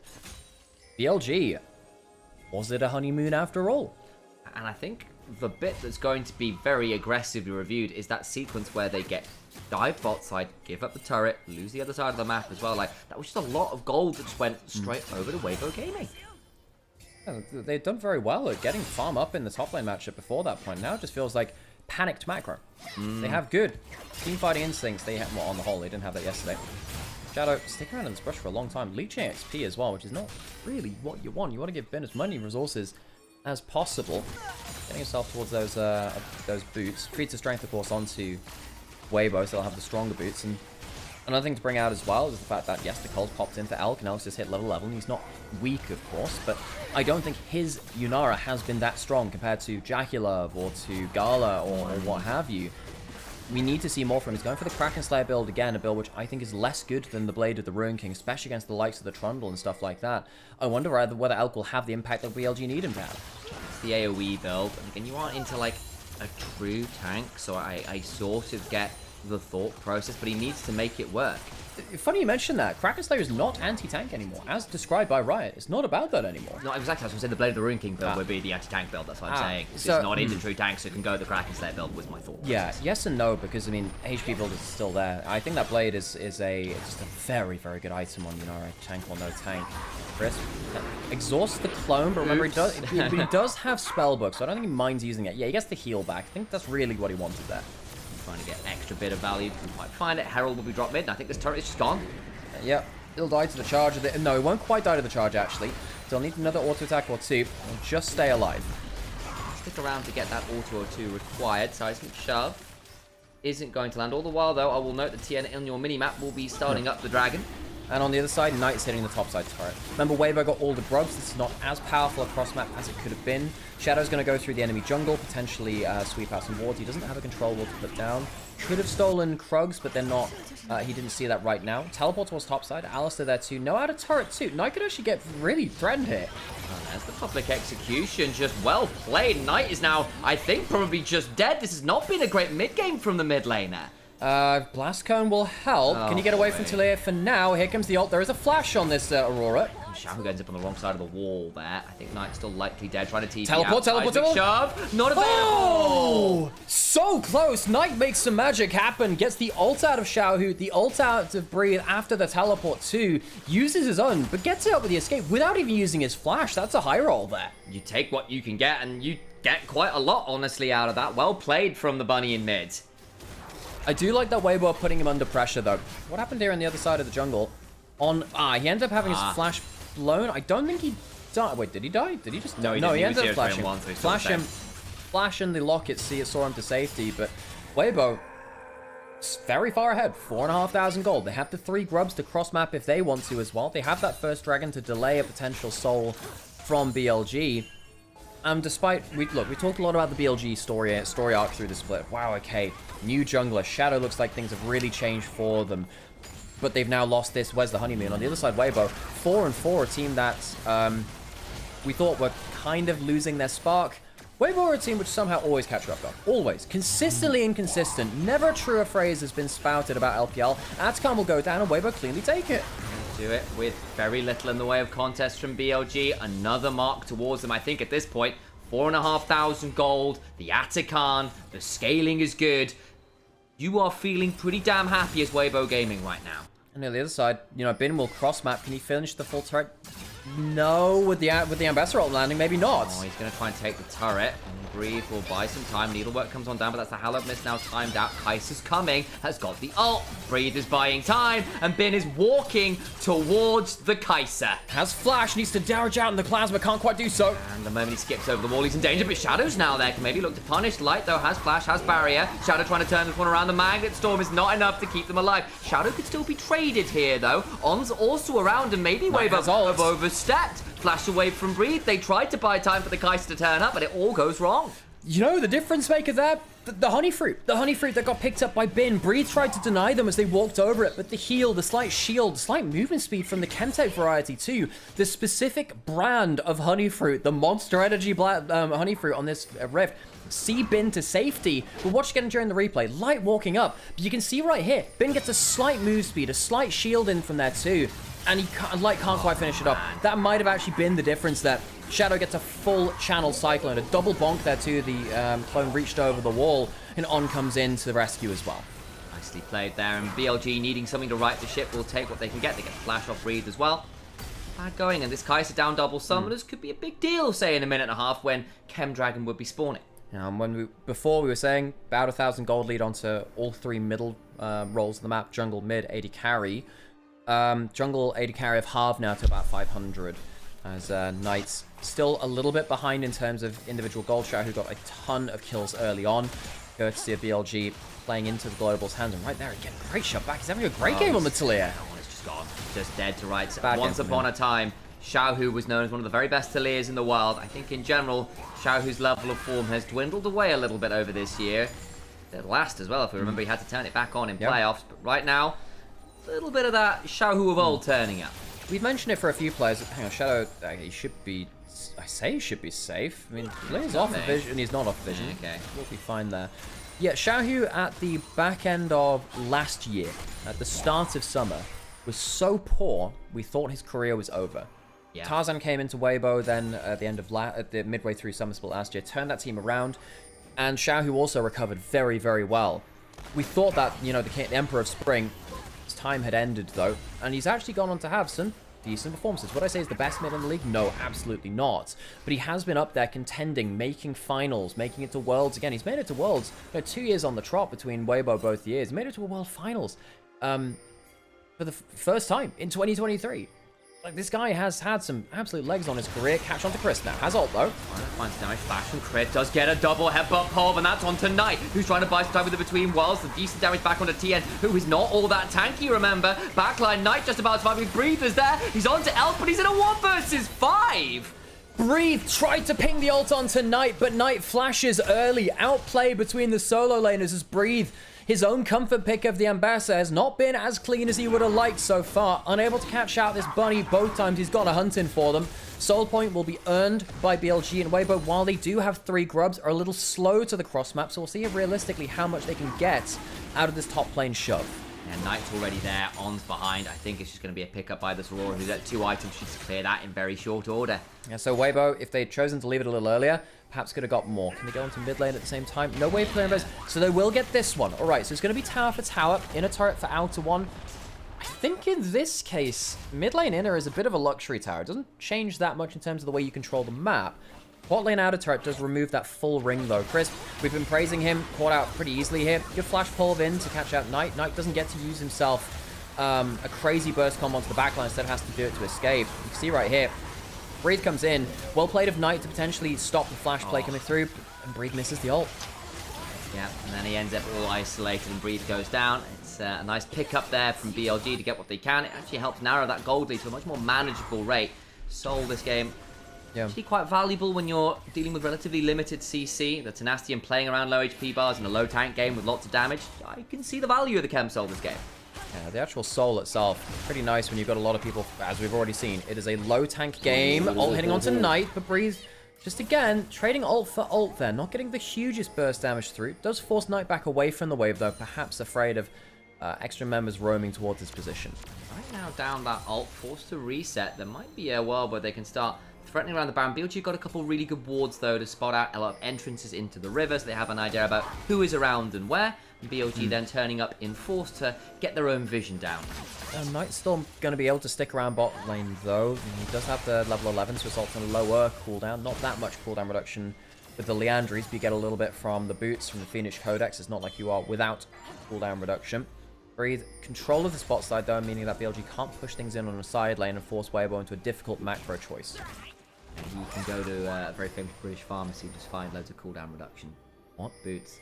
Oh, yeah, there is a... Yeah. Wait, is Boots also? We also found it... Yeah, it's a British company, but it's also like it turns up in Thailand, which is wild. Oh, yeah. Huh. Cool. Cultural export. Boots of all things. Wow. Pillar and top side, not getting that much done. Worth noting, yeah, Tien doing pretty well for himself, too. That Triforce, kinda nice. Crisp does have the blast going to be safe around. 2 items on the Gwen. Of course, at that point, you become a genuine DPS threat. 3 items on Kai'Sa, by the way. Not that I think Elk is miles off either. Infinity Edge will be the next item, one would imagine. Blue buff being fought over. I think this goes the way of Weibo. Yep, Shadow can't get the smite. Nice combo there from Team. And it's a team blue buff as well. Reminder, past the Baron spawn, it will affect the entire team. Everyone grouping up around this mid lane. No one cross-mapping now. Knight pushed in a wave in bot side. Weibo not sending anyone to respond. BLG not really... Hang on a sec. Crisp gets the combo. Back away, Shove comes on forwards, but it's only onto the clone. Looking to potentially find an angle. Xiao gets the slow onto Ben, who was looking for his own potential ingress. Can't quite find it. Breathe, lacerate, straight count step. Weaver's wall splits off on. I think that's dead, Rel. On, flashes out. He doesn't manage to get caught by the Ambessa. Breathe gets into the backside, but then has to flash away as Bin starts seeing his own angle. He's going to be a little bit split off himself as Tien gets a decent amount of space. Crisp can't really find his own angle, but Shadow now potentially in danger himself. The Cyclone down, looking for a weirding as Knight can't find that much value when Shadow is dead. It's a messy fight back and forth as people pick and engage and have to back on out. Last cone available for Bin. Does get out somewhat to safety, but Xiaohu rather, is waiting, but has the Hallowed Mist and gets a skip and slash over the wall. I thought On was dead, but honestly, taking most of his HP is still a good prize. And then Shadow goes too deep again. You know, between yesterday and today, Shadow's been looking really poor in his mid-fight decision-making, which is something he was so good at before. Baron will be the prize for Weibo. Great pick-off time after time. Xiaohu, I think, somehow getting the knockback from the wall to activate his own E there as well. It wasn't actually the seismic shove, I don't think, which ended up getting that stun. Hopefully we'll see a replay. Baron claimed by Weibo, and that's a huge win. It looked like the tide was turning a little bit towards BLG in the last 5-10 minutes. No more with that big objective claim by Weibo. Elk resets and gets Infinity Edge, so that might change things in 45 seconds when the dragon spawns. Weibo may be forced to go play around that rather than the Baron shove, and they are in the river now. But my worry is for Elk with this build again. You know, Tien's got 3,000 HP, he has the steel caps, he has Deadman's Plate. He's actually really tanky against the Yunara. I don't think Elk is going to be able to shred through him as if he did have, again, that blade build which we were talking about earlier. Potentially that would be the difference maker. Weibo, I think they're much happier to play front to back right now. They have an Alistar and a Trundle who are much more tanky than the Wukong and the Rel. You do at least have burn builds on the Aurora. You have got at least got a Gwen and the Wukong as well, are pretty good in tanks as well. So you have got ways to manage the HP stackers. Exhaust onto Knight from Crisp. Trying to get on top of the bunny. Does met the knock up there with the pulverize in the headbutt. Turnaround comes from forward. Shadow! Oh, nearly. But Xiaohu very crisp with his unraveled earth, and Shadow falls for the attempted engage. Chris does go down to the between worlds. Tien trying to get some value as Knight tries to escape and does so. Back end goes Breathe. Bin with the Hallowed Mist. It's about to time on out, and that means there's no more sanctified ground. And Gwen burns out as Breathe picks it. Light to the backside on top of On. The Iron Horsewoman goes down. Elk in danger. Unraveled earth. Seismic shove is turning around pretty well with the unwrap with his own unleash. But it's still just not enough, and he can't win the 1v4. The whole of BLG just got aced. Shadow is bleached in the lights. Weibo get themselves the minefield stun onto the Wukong, and the honeymoon phase is turning sour. BLG are lost to anyone's legend yesterday, and the game 1 against Weibo, I'm gonna say it, folks, largely on jungle support. On we know can have those inconsistencies, but Shadow had been looking so clean and crisp for BLG. He's had a poor game here on the Wukong. Speaking of crisp, though, that Alice has been pretty damn dangerous, and Xiaohu there, yes, he falls at the end of it all, but that trigger finger, the timing on that unravel. I think that was from invisibility on the clone. We'll have a look here in a second. It was. See what happens exactly in here. You know, Crisp uses the Nimbus Cloak to threaten there, gets the combo onto the Aurora, just tries to thread a little, and then he gets isolated at the front. That's not bad, and the Shadow goes invisible. It's not even a prediction. It's just Shadow just getting a little bit unfortunate play there. Shadow, who starts up the E animation, regardless of whether he was there in the first place, gets comboed onto it, chooses the wrong angle, should have flashed to the side slightly. And Shadow, it's not a good look for him. I feel kind of bad for him there in another world. That's a phenomenal angle. This time it's really not. In the picture-in-picture, there is a trade happening there as Reeve was looking to find an individual lead to all that much. And then at this point, Inhibitor goes down, Dragon's picked up, Weibo Gaming firm command of this game as the 4th item also completed for Light. Real credit to Xiaohu too. I think he's been exceptional on this Talia. I think as an argument, where he's player of the game actually. I think he's been fantastic. Yeah. 4-2 and 10, 1.5k up overnight. Now I don't think Knight's had a poor game actually. It's just Xiaohu has been much more critical in those kind of limbo states around objectives where he just gets a random combo out of Fog of War. That 2-man very early into the game against the Dragon really sticks out in mind too. BLG are now at their worst enemies now. They're at late game, which has not been very clean for them.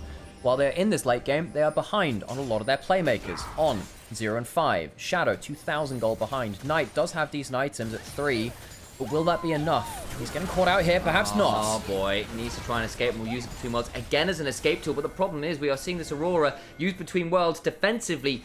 Like 80% of the times we've seen this ultimate used, and that's a big deal for BLG. It is. I mean, Knight's not been able to use it to explode the backline, and while again, he's not dying in these situations, feels like him having to be the one to face check is removing important tools from BLG for the comeback. And while all this is happening too, Elk on the Yunara has not convinced me he's a good enough late game carry on this pick. On the other side, no, Light is 5-1 and 7 on the Kai'Sa. He has been very potent in this game and will continue to do so.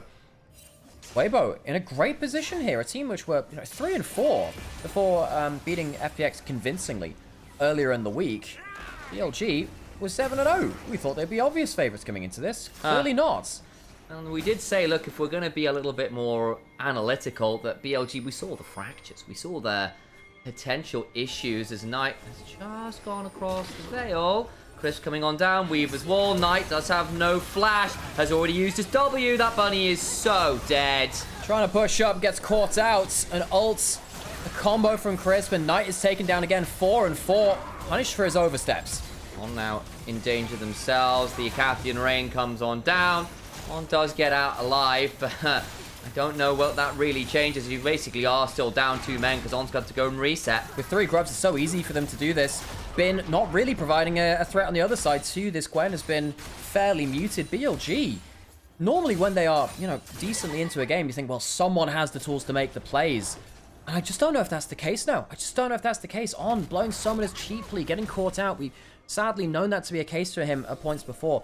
Real credit to Weibo to keeping up the cadence of plays. They're making plays quickly enough that the summoners are always just down for the important moments. The ultimates are down at the important moments too.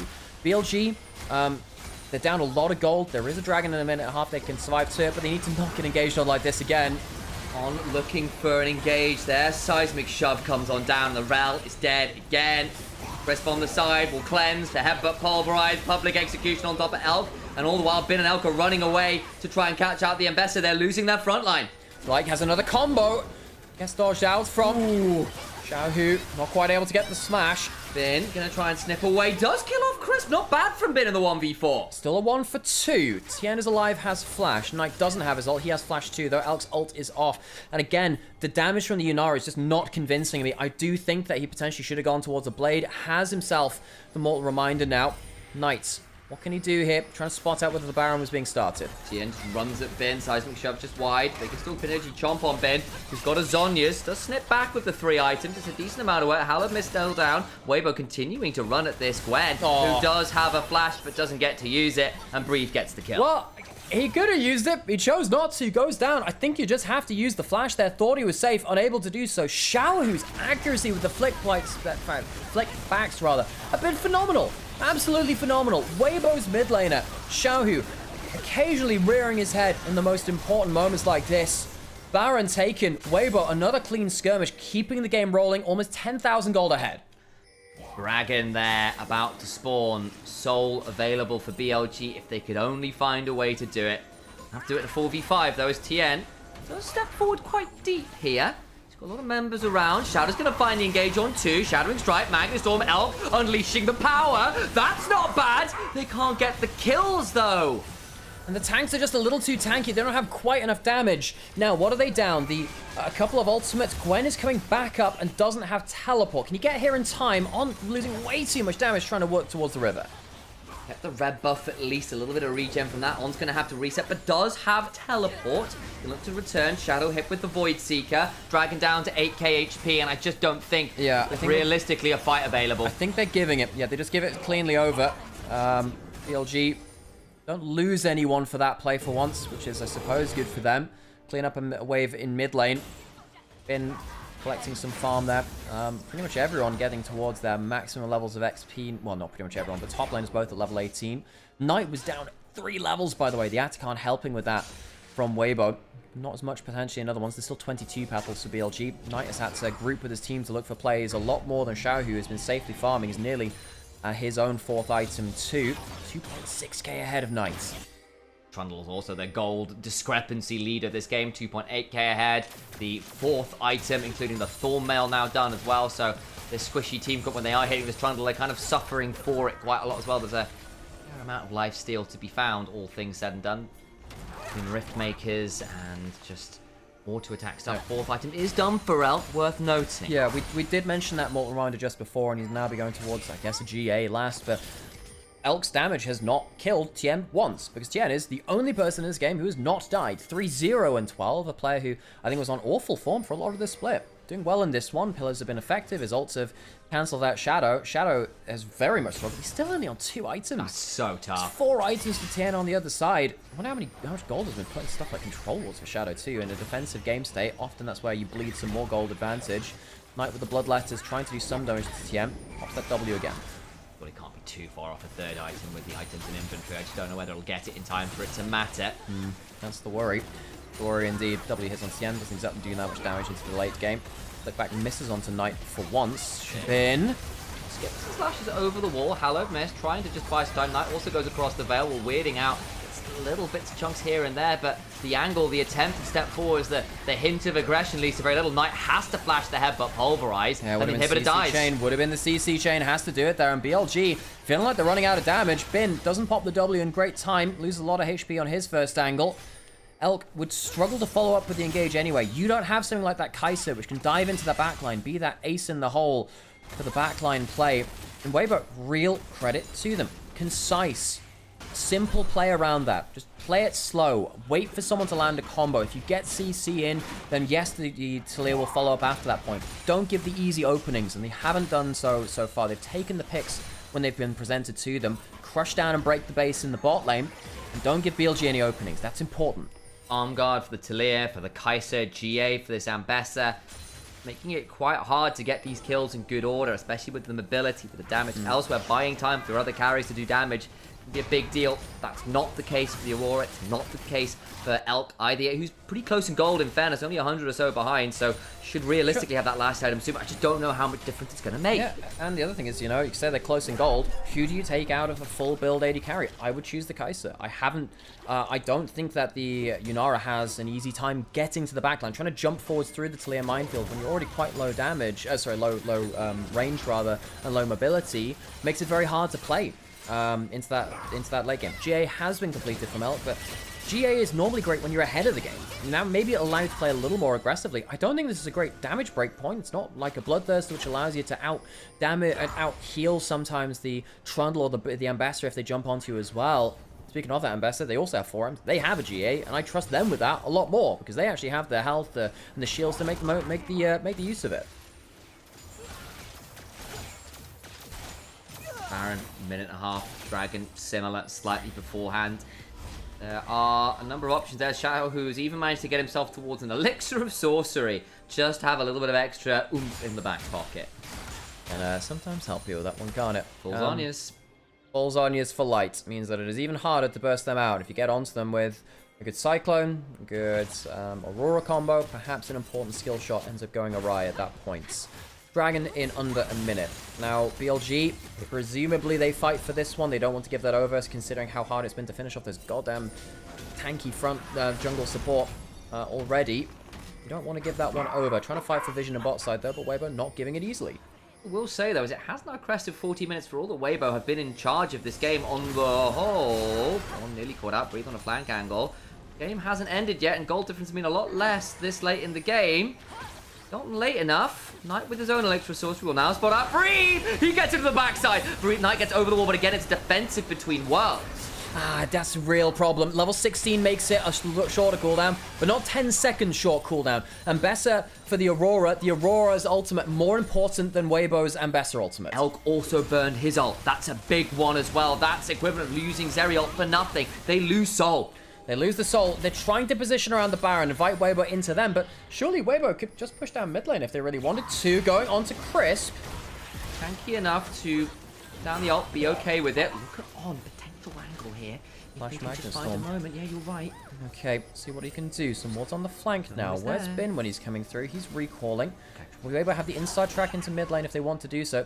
On the other side of it, they could also just go up towards the Baron itself. I'm still here. On is still there. Yeah, he is trying his best secret agent impression. Bin clearing out the mid wave. Not on a great flank angle right now, which I think BLG would need win a late game fight here.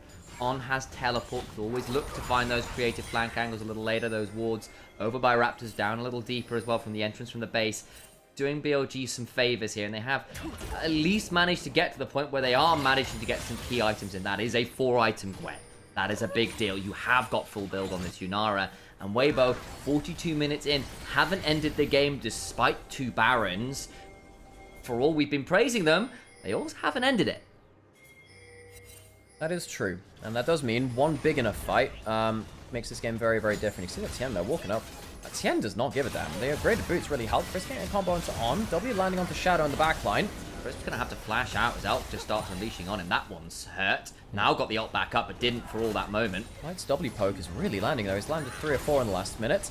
Where's the next one going to come from? Doesn't land onto Knight this time. Baron's also started by the TPing into the base. Tried to buy some time as On goes down. And already Breathe is in the base. 4v4 around the Baron. Could look to try and steal it. Wukong gets it. They will manage to try and reset potentially for Elk caught in the back of the Baron. Bit takes one with him. But it's only the Alistair. Knight goes across the Veil. That is still a very dead Nymaera who can flash all she wants. There's a seismic shove. Light gets to go on a Killer Instinct. Flashes on forward. Makes it rain. Shadow will enjoy the pour afterwards. Does get a Cyclone down that buys a bit of space, but Tien just flashes on over and hits him over the head with a club. And the defense of the base now will be a 1v3. Xiaohu, importantly, alive. BLG relying on Bin, who had to teleport away to try and save the base. Did manage to do so. Teleport in from Xiaohu now. He'll probably get himself an elixir. Look for the game end. Death Time is On, will be alive. Will have Flash Magnet Storm. Perhaps that's enough to keep them corralled just outside the Nexus turret range. We'll have an exhaust as well. Maybe Bin with 4 items. With the assist from On, and the turrets can do what they need to do. Potentially Death Cap in. Very nice damage by Xiaohu, trying to land that flick back. Doesn't get it because of the W. And all the while, Tien, remember, with 3 groups, just destroys turrets. They need to stop them whacking the turret. Magnet Storm in, but it's still a 3v2. Public execution comes on forward. Bin has to go gold. The exhaust means nothing. Needles are good, though. Bin trying to buy some spell. Tien has to back when they can't end the damn game. The game doesn't end. Turret goes down. BLG a little bit sloppy in the defense, but it does work out. I would have thought with the Magnet Storm, it would have been more powerful with the needle work coming across it. Not quite as easy as they would have liked. Dragon not spawning for another 3 minutes. The game goes on. But folks, if you missed out on yesterday's game with BLG versus Anyone's Legend in the hyper late game, we're getting round 2 Electric Boogaloo. BLG in late game have not cleanly let things go into the night, but also have not cleanly secured things themselves. On goes down so easily here, and the Flash Magnet Storm threat is gone. Bin needs to teleport back, so technically a 3v4 at the Baron, even though they started with an even numbers, actually a numbers advantage around it. And luckily the Baron is secured. If that smite didn't come through, it would have been a very, very short end to that game. Good kill off Elk. He burns all his summons. 2.5 minutes until Elder. It might come down to that. It's our 3rd Baron of the game. Still, the game goes on. BLG's base is blinking.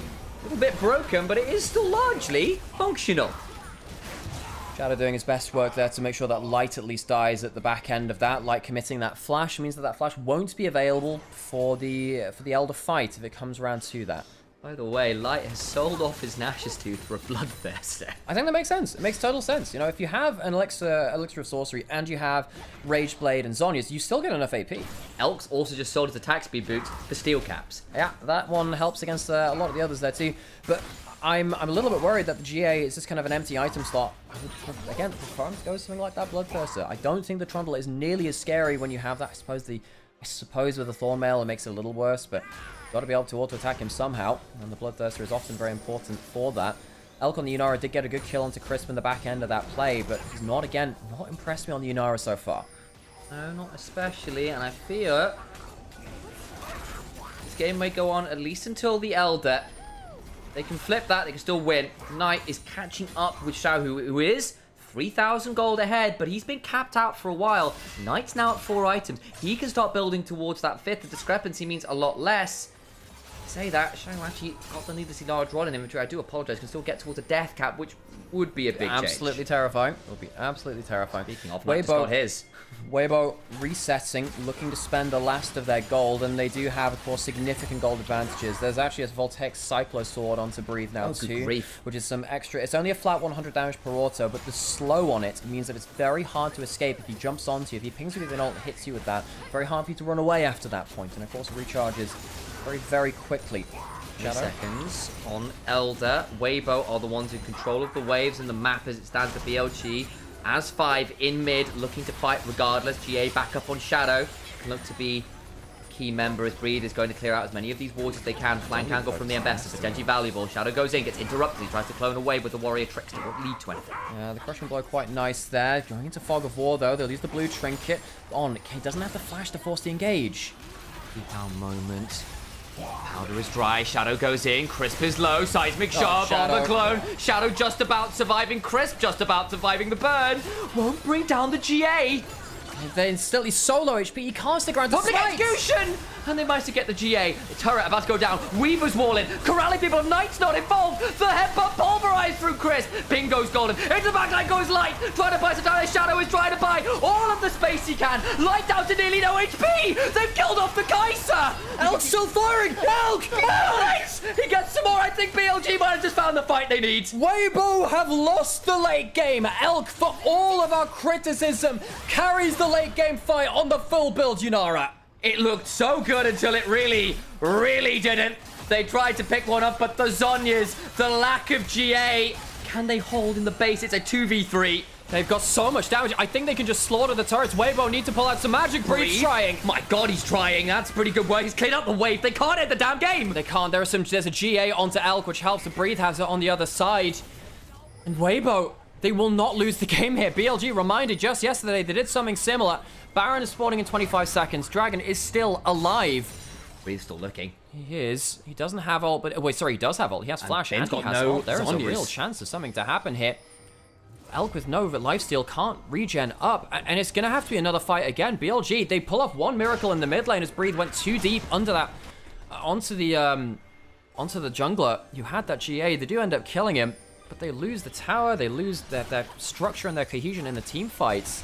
Elk healing up little bits and pieces now. Does have a tiny bit of life still, but it's not a Bloodthirster. Light's just sold off his Zhonya's for the GA. He's now full AD. He's going that direction. Oh my God. We reset, we go again. It's another 5v5, folks. There's no GA this time onto Shadow on. Does have flash this time. We said they didn't have that for bits and pieces. The last one, the W poke missing from Light's hit. Into the river goes Bin. Timer's about to strike 50 minutes on the clock. Seconds. Huh. That would be a very different game state, wouldn't it? Xiaohu in the banana bush, looking for an angle. On still has flash, but he's away from the team right now. Light's not in a bad position. Chris not in a great position to flank right now, but could combo into the pit. The Hex Flash is there. Let's get on top of Shadow. Interrupt the Warrior Trickster over the wall, but Chris takes so much damage doing it. My God, he's not tanking till he presses it. He presses it very late. Down to a third HP. Not good needle work. It's not fantastic either. Void Seeker lands onto Elk, potentially an angle on in. His TN trying to buy some Knight into the backside, but he's so down low. Light into the backside. GA popped on Elk. He's down for the count. They managed to kill off Knight as well. GA from Light. All the while, Breathe will drink out, step to cut at the throat of Nymaera. Elder secured, and Weibo Gaming made us doubt for a second or two, but Billy Gaming are defeated, slaughtered in the river. Knight catapults himself into his own ult wall with his E, which gets himself killed. Weibo more clutch in the late game, controlling almost all of this first game. As BLG, it has been a difficult few days in the late game. Once again, the top of the ticket in the Coliseum is a bloodbath at Elder. BLG in back-to-back series lose back-to-back Elder fights at 50 minutes. Blood is spilled, but Weibo are the team, the Gladiators, still standing tall. Weibo will take game one as BLG. If they weren't worried before, perhaps they should be now. A bad game from Shadow perhaps signals some trouble in paradise. BLG now on 3-game losses back-to-back. Weibo, I mean, just the better team in this first game. They were very, very confident playing the map, using the globals of that Taliyah. I think Xiao, who had a great game, and sadly for BLG, their teamfight cohesion has just not been there. I think Shadow had a poor game. I think On had a poor game too. And while I think, Knight wasn't the primary criminal there, he also wasn't fantastic at getting that ult to do aggressive damage. In that last fight, that E, which punts you back, went into his own ult wall, put him into the heart of the enemy team, meant that he didn't have extra damage to pull through. And BLG lose the first game of the series. Yeah, look, I thought after that first fight would do it, but Breathe defending the base as aggressively as he did, that late game ambassador with the Voltaic Cyclo, so my god, the damage was good. But now we're in a position where BLG, as you said, back-to-back game losses in the same fashion as well. It's 3 in a row, but 2 Elder losses at the same timer. That one's gonna sting. And it shall. So, that's our first game of the second series done. It is what is currently 34 degrees in the room, by the way, folks. It is very, very warm. Sam, do you mind getting me? I will absolutely do that. Let me do the ad reads as well, because there are 3 things I need you all back home to do for us. Number 1, if you are not following us on all of the socials and the channels, please do. That's at Nymaera, that's at Initialise Casts. You'll find us wherever you can. Look, follow on the Twitch, follow on the YouTube. Do make sure you're following Anivia's YouTube too, where we are live over there. Thank you very much if you've not done that. Make sure to like the YouTube video as well. Helps us get a bit more interaction to people out there as well, which is pretty great fun. Helps us keep up presence where we can. Number 2, if you are on Twitch or would like to support us on Twitch, one of the best ways you can to help us get involved in things like plus potentially all those kinds of deals. Subscribe. If you're an Amazon Prime user, reminder you do get your free sub every month. It's a great location to drop it. Thank you, Jay, for that 5-month sub, by the way, coming back in all that time, about partway through the game. One of our long-term subs now, courtesy of Mecha, gifting that first one. So thank you very much for that one. If you're not, however, a Twitch user, there is another way you can do some support for us, which is use the Ko-fi link, which is a great way to support us, agnostic of whatever channel you use. And that's a really great way to donate for those of you who wish to do so. Finally, Alex, we have a sponsor. We do. League Mastery is a new sponsor as of today, and one that you can help us whilst also helping yourself as well. League Mastery is a project headed up by LEC coach Hiron, who has put together a platform to platform coaches, players, one tricks, and other league talent from across the scene to give you guides on their own specific interests and stuff. There is a climbing guide in there. There is a bunch of extra courses on specific champions. Like you can talk to Karasmai about Kane, or Pang about Ari, who's one of the greatest Ari players out there by my eye as well. And you can even come and talk to us about our casting as well. We'll have a casting coach coming onto there soon. TM, but that's the plan. That's the plan. If you do go through that link and you end up signing up to it, it gives a fair amount of it back to us as well. So hopefully it's something where it supports us and it also helps you as well. It's a very new platform, so we're seeing where it goes, and we think it's a good product to be involved with. Looked at some of the creators involved that, and they looked at that very, very cool. So if you can sign up to that, it means an awful lot to us. If you can like, comment, obviously that matters too. And I do hope that you are just enjoying your time here as well. By watching, you're helping, supporting. Oh, Shadow, that stun in mid lane was... I'm gonna eat that iced coffee. I owe you an ice cream as well. I forgot last time. All good. Oh, wait, is it still out there melted? No, okay, good, because that would be very good. And while we're on break first, we'll put on some ads here on Twitch, and then we're going to play some horse game. Time to play a horse game. Oh shit, I just punched the microphone. Blech. Sam did it earlier, don't worry, I just didn't mention it this time. What's this? 2 on that, 1 on this? I guess we go for this, right?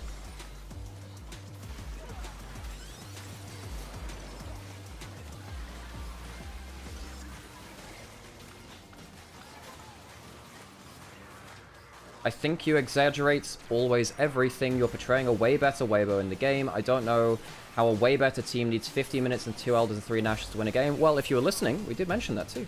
And also, this is a Weibo which is currently 4-4 against a 7-1 team. So I think it's actually completely appropriate to approach it like this, personally speaking. Early tune. Here's the late tune. Wait, do we have... Oh, we have one more on that. We'll go for this. So I actually don't think that's true there, Sidali Chenik in chat. I think if you're listening to our cast, I don't think that's necessarily true. I have no idea what this event does. I've only just started using this card. What is this? Energy minus 10 stat. Ooh, but we'll actually go for the minus 20 energy. Yeah, we'll do this one actually. We'll do this one. You are cutting the graphic. That's true. Yeah. Stop with the honeymoon. Okay, my dude, you're actually just not listening to what we're saying, so you're gonna, yeah. Look, you're just not listening to the cast. You're annoyed. You're annoyed that you've lost money on the game. I'd imagine. I'm sorry. Like, get out of here if you're gonna act like that. I'm sorry. Coast is clear is pretty good to get here, actually. I think. Is it?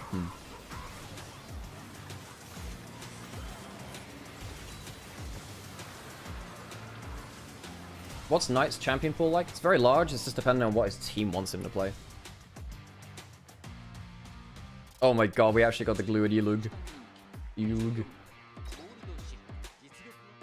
mean, Knight has just been a player for forever that just plays what his team wants him to play. Like, he's randomly pulled out stuff like Kassadin or stuff like that before too. And also, like, for everyone saying, oh, but it wasn't a honeymoon phase and stop mentioning it now. That's all everyone was talking about, and now things are falling off. This is exactly what happened with Beitron too. I think you can argue that Beitron, the team still looked ropey with that, but we've seen the 20-minute throw from BLG a bunch of times too. I don't see how it's not similar. I think it is. The modern day Bloodsports, where did that come from? Sam's just a very good poetic person. Shahu gets MVP, no surprise that. He was fucking phenomenal.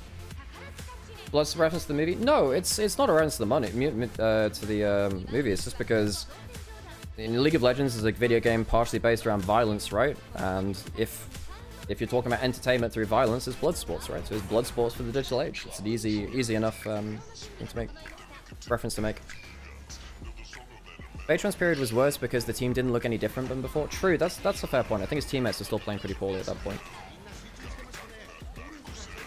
4-4 is a perfect score for Weibo. Exactly. This team never makes sense anyway. 2 times. But no, it wasn't an overt reference to a Gladiator movie. It's just a Bloodsports thing in general, right? A little bit early to get straight away out. It's not bad. String Maestro is good. Yeah, honestly, it's one of my favorite lines I've ever heard in League casting, so I'm very proud of Sam for that. Funnily enough, the Bloodsports in a digital age, he's actually used that once before. But it was on a smaller game, so it's not one which people had heard before, so we kind of get that. You know, people won't realize it's got less novelty value though. Sometimes you save a line, you say it once and people don't like appreciate it, so you say it again. Yeah, look, it's a good line. I may use it again. Yeah. You never know. If it's worth the time. Yep. Easy win. Easy money. Oh, now, so there's a really funny thing we can do here now. Oh, no, we don't need Charming, actually. That's okay. We don't need it. But basically, if you win this race and you choose the bottom option, you, where is it? Special events. Oh, secret events. So if you win this thing twice, you get all stats up, mood up, skill points 45. But then you basically get a chance to randomly get Charming or Gate Kept, which is kind of funny.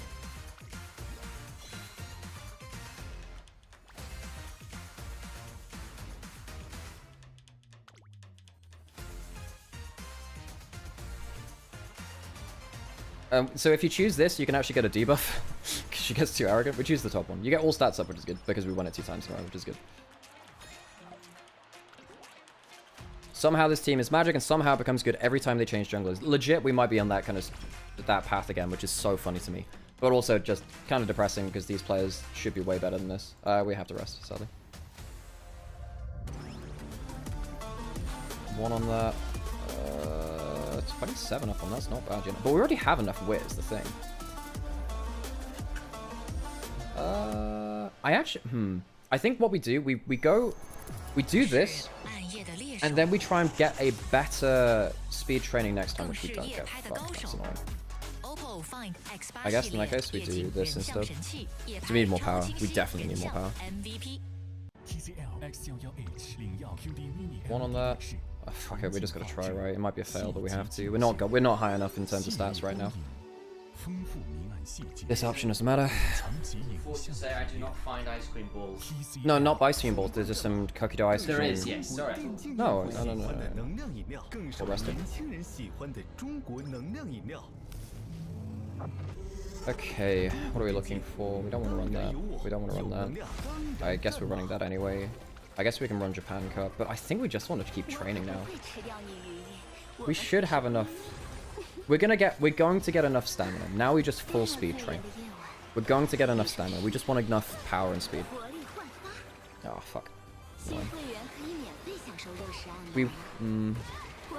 I guess we rest, but we want... no, we gotta go recreation, just try and high roll. Ah, we low roll, because actually that doesn't give us any energy back. I can't remember what this is. A lovely place. What is that? Stamina or wisdom? We got stamina. Oh, we got mood down again. Fucking hell, really? Mood down just after we did... oh my god, that's sad. I don't think this is going to be... yeah, this isn't going to be like a usable gold ship, sadly. I mean, it'll be okay, but it's not fantastic. Wait, do we have... no, we don't have Professor of Curvature. Whatever, firm conditions is actually very good here.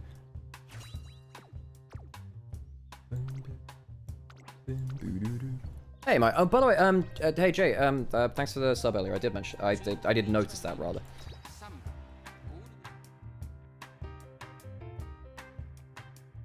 Oops.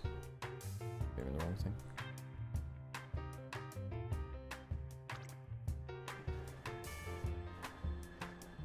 Yeah, the QR code for the link thing might actually end up being quite good. No one signed up to it yet, but we'll keep trying. But we're not expecting everything in the first day, right?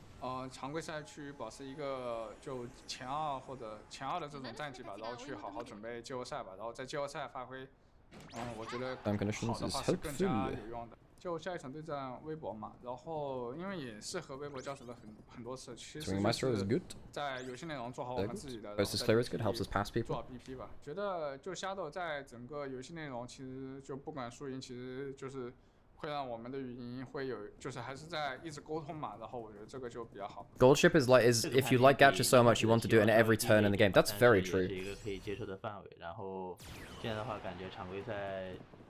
冲击起来也是不太可能，然后可能大概就保持在3到6名是最好的，就是好好去多练习一些东西，在季后赛前把对我的状态调整好，去迎接季后赛和猫头赛就好。我觉得 BLG 的优势之处是在于，首先3条路队线都是 LPL 顶尖的吧，然后前期的打架能力是很强的，然后。如果想战胜他们，一定要在这一点不能落后太多，不然的话，后边运营起来也会比较困难。所以在前期和对线上是要多下一些功夫的。其实刘云松刚回来的时候，那段时间训练赛，包括开赛前的训练以及开赛后的几场比赛，我觉得大家打得挺好的。但是I don't think we race anymore. I think that we need to get more stats up. 都掉的比较多吧，所以我觉得。维持好状态和心态是比较重要的一个事情，然后也要对自己对彼此多一些信心。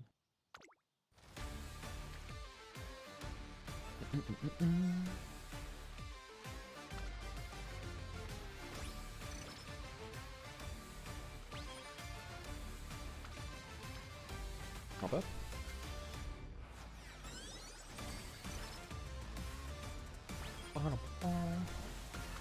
Get ult leveled up.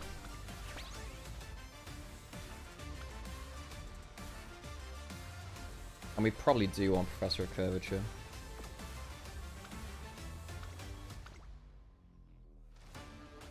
Yone's winning lane currently?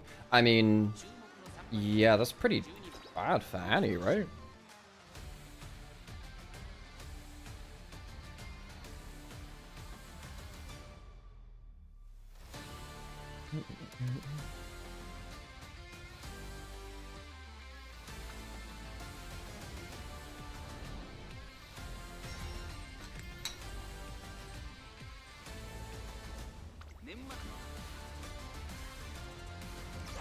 Late start. Oh yeah, firm conditions can actually take your stats over 1200, by the way.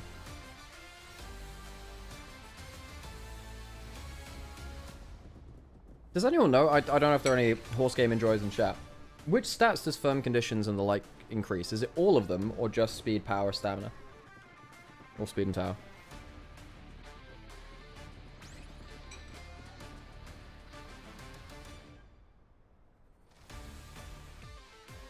Like, do green skills affect all of your skills, or is it just a select amount?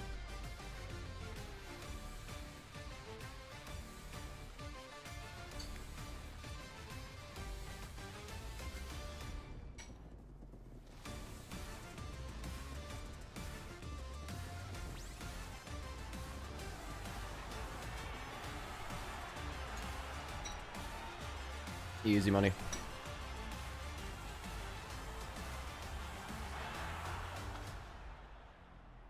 Drop kick.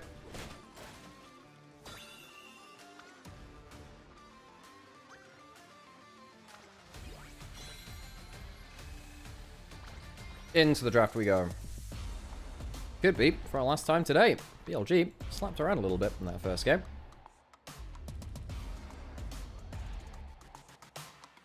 BLG still on blue side because of that. They're on blue side the last game, typically the stronger side here in the LPL.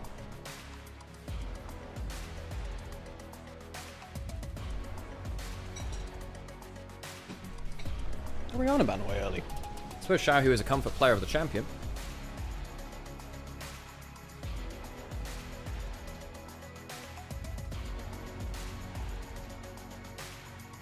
Actually, the bot lane's performance dropped these last two best of series, but I can understand why you force a new Nymaera pick if you're 7-0 and 7-1. Well, I think Nymaera's been working for other LPL teams. I don't think it's easy enough to just say, oh, it'll win us the game. It's not a very plug-and-play champion. You need setup for it. You need to be facilitating it, which BLG didn't do particularly. Can't be talking here. Nymaera. Yeah. So I've not been impressed with BLG playing Nymaera. Pantheon first pick. Shadow a lot of license to do cool things. Hello, by the way.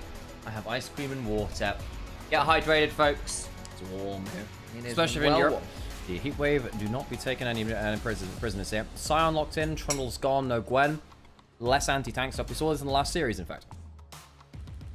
Andre had a phenomenal game on it, has to be said. Breathe can return the favour. Locking alongside it. Jarvan might be an angle here. Does feel like did become a really big thing for a while, and then LPL's kind of just bounced away from it a little bit. BLG needs some anti-tank damage. Do you lock Victor right now, seeing the Sion? Because you need anti-tank, you need DPS. You could potentially look for the Xayah as well. Go Xayah Victor. To say, look, we're going to take away the Xayah Rakan. Some of the lane dominant AD carries like the Varus are gone. You can take the Victor as well for the anti-tank damage. I think if you don't pick mid lane here, potentially run out some damage in that role. Nico's going to get locked as a way to potentially punish the Rakan. If you lock the Xayah as well, you should have a very lane-dominant bot side at the very least. You need to lock in duo now, then. Is that the idea? Do you take the Xayah away anyway? Yorick is good into the Sion. It means that it becomes less of an unkillable tank laner. But it's less hard to deal with that, and it's harder to do that in team fights. Yorick is very good in side lane, struggles to do that in the 5v5s. About eyes on it. Of course, with that Nico as well on, obviously very famously an enjoyer of that champion. The last couple times we've seen it come out has had some really good moments on screen, but it hasn't been particularly well coordinated with some of the rest of it after early advantages gained in Fence. And we saw that at MSI even, right? Where he was going for 5-man ults and it just wasn't close enough to his team. Xayah's locked in for lights now. They complete the Lovers duo. BLG not able to complete their own duo, so they're likely to lose some AD carries themselves. So I imagine Sivir is a ban. Yeah. And then you think about the second ban after that. Could be. I don't necessarily think you need to go towards bot lane after that. I know it would be way too much work to make it. However, it would be cool if the Xayah Rakan combo became a single panel because you've locked them both in. And it's not quite. It's not because you're seeing half of Rakan's face next to, or like. There is a world. It's way too much tech debt. It's a fancy thing that's not required in the slightest, and yet it would be cool. Sivir's going to get banned away. It is very potent. It's a good way of managing the Xayah, and of course would potentially allow the Nico to start roaming after a certain point as well. I don't think you need to. I don't think you need another AD carry ban at this point. I think at that point you could ban another mid laner. They choose the Ezreal. I personally think they could have gone without that, but I suppose Ezreal Nico is a very good poke lane. And it also just makes it a lot more awkward for Elk to pick a champion that's going to be super happy about this lane. See what he wants to look towards. We are down quite a lot of AD carries at this point. Okay, perhaps towards something a little bit more, yeah, like off meta now at this point. Victor banned away from Xiaohu, actually. They would be looking for their own long-range backliner if they can. Xiaohu's been a good Victor, too, to be fair. He has been, so. yeah. You probably want to blind pick mid lane. Counter pick mid lane now. You'll pick your jungler if you can, and that's the Skarner. So you have the double tank front line, which, honestly, I think BLG are going to have a really tough time here, folks. It needs to be an AD carry that can do some damage to tanks. You need a mid laner and an AD carry that are both good anti-tank, and a lot of the mages which are good at that are now gone. I mean, carries are vulnerable. I'm not gonna lie, maybe this is the time you go for something like Knight Syndra. Maybe that's the time. Like, at least you can do some decent damage to the tanks that way, and you can stun the Skarner out of that too. Maybe you have to go towards that. I mean, the Annie, I don't love it here for Knight. You need more damage than this. It's a good combo with the Pantheon. Maybe if you snowball early enough, BLG going to go towards and say, look, we believe in our ability to snowball early again. We want that power. Here we go. In fairness, Knight has been very good on the Annie. It might be just like a look. We want to take the Annie away as well, because setting up with a stun into stun is nasty as heck. But I wonder whether Knight should have gone towards a bit more individual agency in terms of damage. What do we do bot lane now? It's got to be a higher damage AD carry. Corki?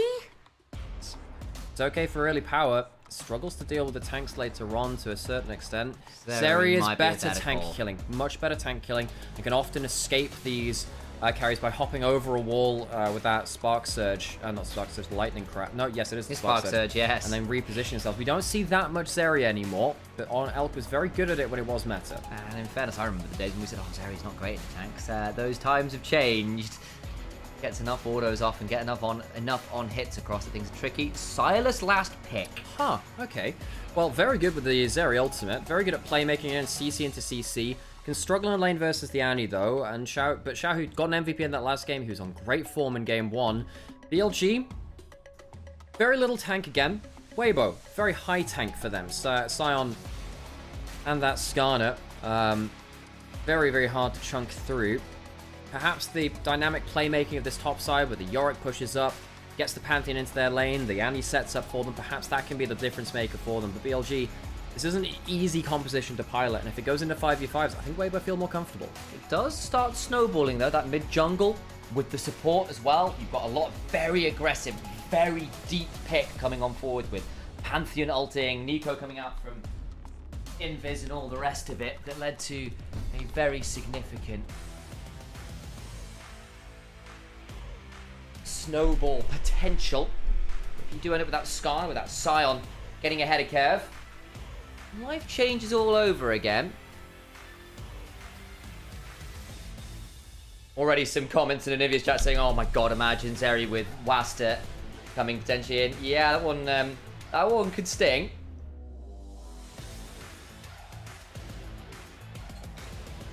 Alright, BLG. You've all ended in the early to mid-game snowball. Make it happen. Otherwise, Sion, Skarner, setting up for Zaya could be very tricky to manage. Game 2 coming up, Weibo Gaming 1-0 up. Took them a while to close, but largely they were in command of Game 1, and Billy Gaming, 3 game losses in a row. The honeymoon phase has hit a stumbling block. Will it be a full series loss?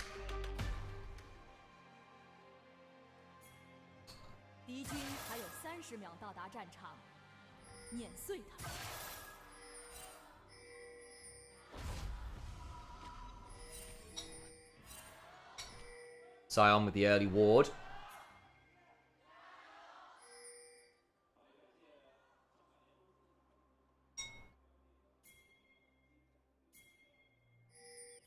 Gaio's completed.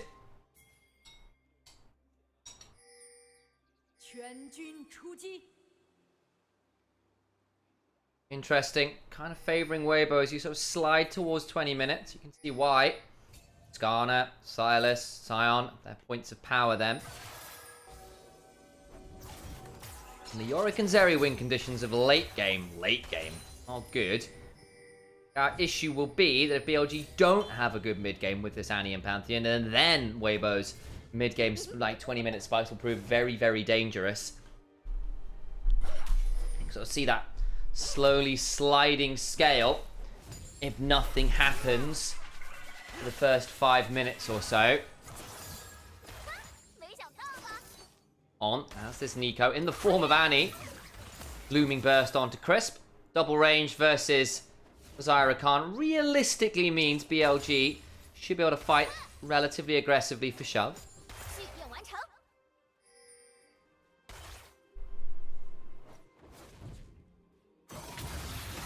Nice little abscond of Duck there on tonight.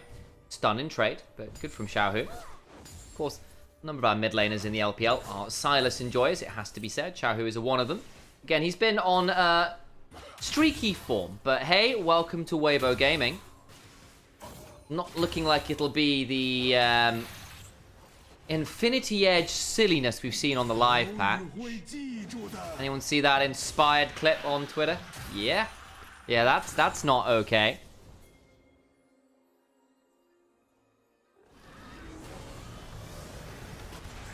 What is it with... Actually, we're going to hold on this conversation. I'm seeing a discussion about what's going on with Sion. Why is he so high prio? And we'll have that conversation as we go on. Actually, nice angle from Shadow. Abscond of Duck very smoothly there. Knight at least trading back. But flash from Shadow to secure that.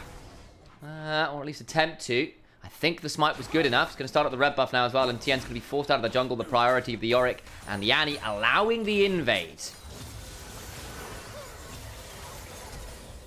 Elk flashing away bot side and ghosting as well as Crisp steps on. Tien is here. Shadow also going to get slowed down by the upheaval. Xiaohu could trade on tonight using a lot of that HP bar.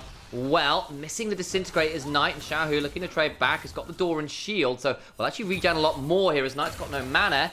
And Xiaohu should be able to force the reset and get this wave shoved. Let's get a hold of this Scuttle Crab.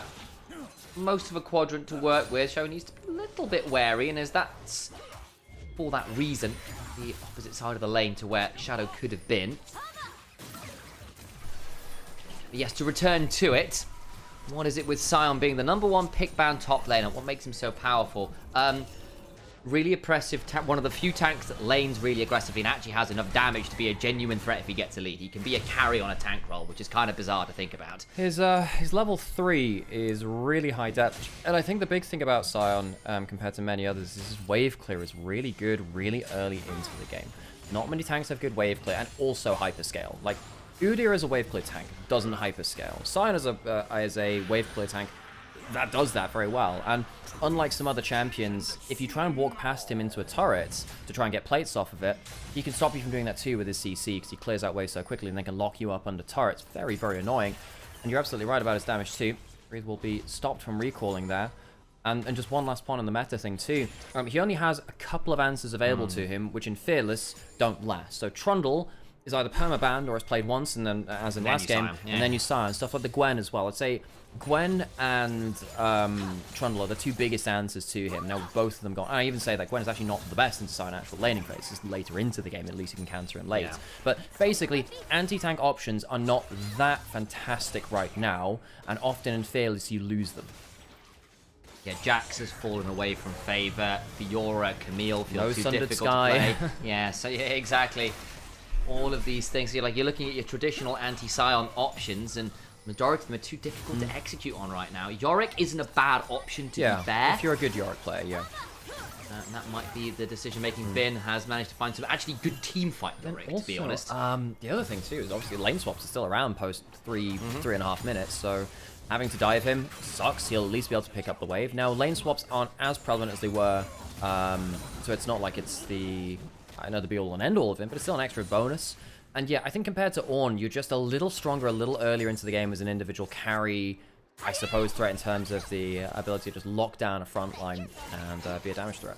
Last thoughts. Well, passive allows you to play weak side even if you die, you clear the wave. I literally just I know I did, but I was in the other okay, alright, make your point. And the other thing is, of course, you've got a global in your ult, which is that's true. Okay, you know what? God damn it, I was always thinking about doing that, but I was like, oh, then we'll just talk about 5 minutes about Sion. Turns out, Sion's really important. You're absolutely right. It's very easy to respond there. Shadow's going to potentially jump forwards. Doesn't have flash. Tien does. Doesn't want to drive through the wall until he gets rooted and stunned up, so just walking away. In comes the tangle bar. So Tien loses about half his HP bar. Not anything more as yet. Feathers are pulled and the wave is clear. You'll notice there, Shadow using the empowered E for the movement speed from the Pantheon. It's just one of the things that skill gives you. You empower the E, you get like magic resist, you get more damage for it, you get magic resist and armor, you get move speed after it's popped. It's a really broken ability, that empowered E. Yeah, I'll also just put this out here as well. Xiao, who's actually been laning very well on the Silas, managed to get some really clean abscond into abduct, smooth combos to chunk out Knight, avoid the damage, and do a really good job of using his door and shield to trade out early, force some early resets, and actually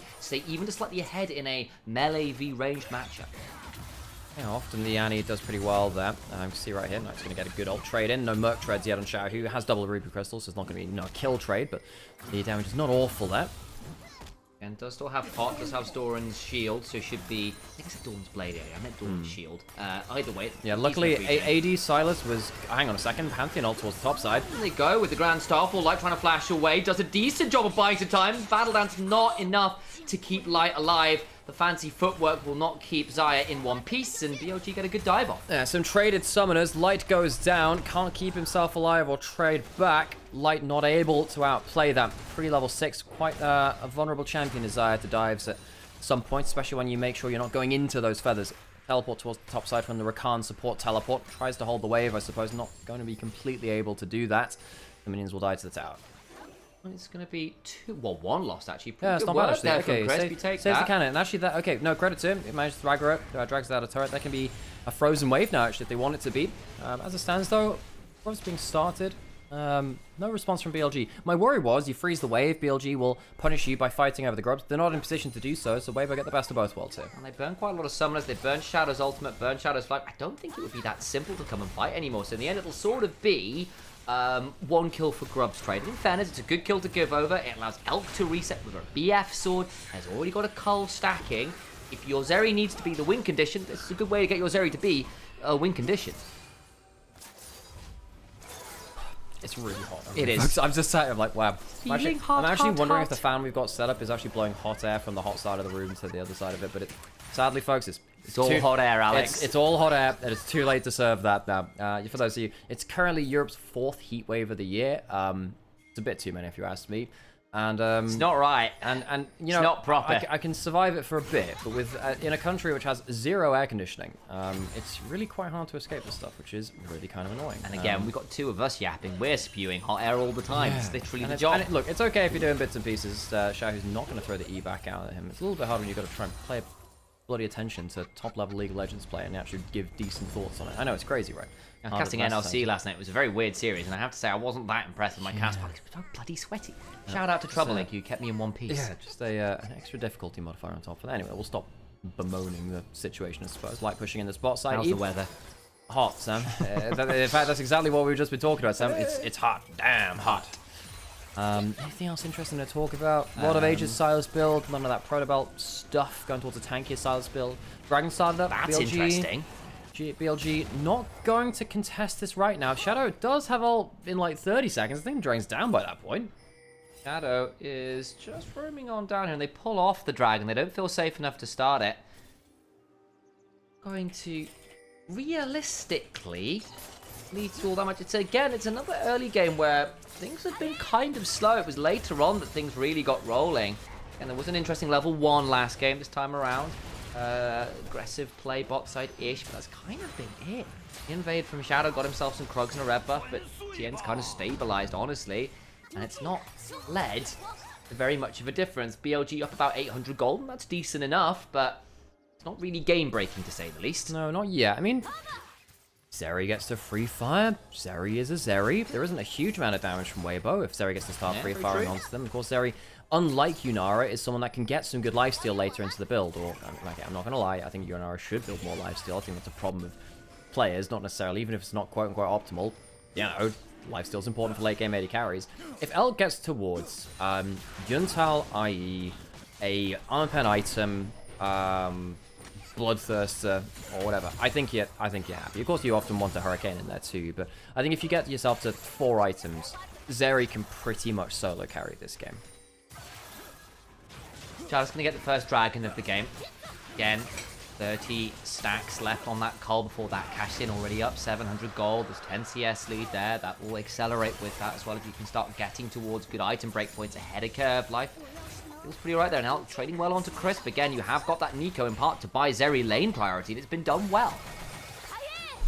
Call out in chat basically saying Elk not having cleanse could be an issue if Chris manages to get himself onto that target. True, but I would imagine he goes QSS later anyway. You go towards QSS because that'll help with the Skarner ult too. You know, the only thing which can get rid of those suppressions nowadays. Mikhails doesn't do that, of course. Forget that Mikhails can't help you with that, actually. I'm going to make you feel bad about this. Hasn't been the case for like 4 years no, now. I know. Legitimately, like 3-4 years, it's not been the case. Because basically they didn't like the fact that so many champions. Like, you need to have some way to outplay a mouse Herald or something like, or a Skarner. You do, but you don't want it to be so available that the champion needs to be balanced around basically not having an ult against players who know the build. Because you hit a percentage break point. Like, so this champion doesn't know. For instance, that was really against Zed. It ended up actually working in his favor because people didn't realize actually it's not the ult. The ult does damage, but if you build armor instead of QSS, which is the magic resist item, you feel better. You will feel better because the ult. Yes, you can cleanse the ult. Just build armor. It's better in general. Build steel caps. However, build Zhonya's. It does really apply to obviously people like Malzahar, but particularly stuff like Fiora in the past. You used to be able to cleanse her ult, which was a huge amount of dodge force. It was also a healing too. So there were Poppy into Fiora matchups. So there are good reasons why QSS stopped removing all debuffs. Exactly that. So where are we at? Actually, Xiaohu laning well here. Up 10 CS into the Annie. It's nice to get the early rower. Slight lead actually Tien as well, but it's been quiet all the while, of course. Bin's been enjoying his pre-laning phase on the whole, up about 15 CS. Bot side, we've already talked about 5 stacks on the cult. Already got the wild arrows. I expect with that wild arrows, there'll be boots completed on top of that for Elk, so Elk will be at that really nice 1 item spike on a very good curve. That he will. Just a reminder of Zeri builds. You typically go for the Yuntal into something. You can go towards IE second if you really want to have single target damage. You can go towards Hurricane or something like Black Blades or blah blah blah. Oh, Rocky Like a Hurricane. Yeah. By famous hit band, The Scorpions. Runans rocks you like a hurricane. That was almost great, but then when you stretch that syllable over two, I'm like, I'm done. Okay. It was supposed to be silly, Alex. It didn't need to be good. Hurricane. No, then it's just doing Hurricane twice. Exactly. Runans like a hurricane. See, that's good. Yeah. Yeah, here I am. Runans like a hurricane. Anyway, we got ourselves some inclement weather on bot side. Stolen ult. Indeed, does come on down, courtesy of that hijack. Staying alive is Xiao. Oh dear, BLG. Tien's coming on over. Shadow's got kind of deep, driven into a wall. It's looking like roadkill for Weibo as they will bring down Shadow, who faces not the light. Ironically, he's not there right now. Coming on over shortly. Zyra also around on, turning into the Annie. Tien looking to see whether they can find some more. Picks up a boulder, flashes for the Impale. It's the clone he finds, but flash away required from off. Yeah, so it's a bit of a fake Impale there, but Weibo counter the dive well, letting BLG outplay themselves bluntly as Xiaohu. Great Nico out steal. Elk putting on the lightning though.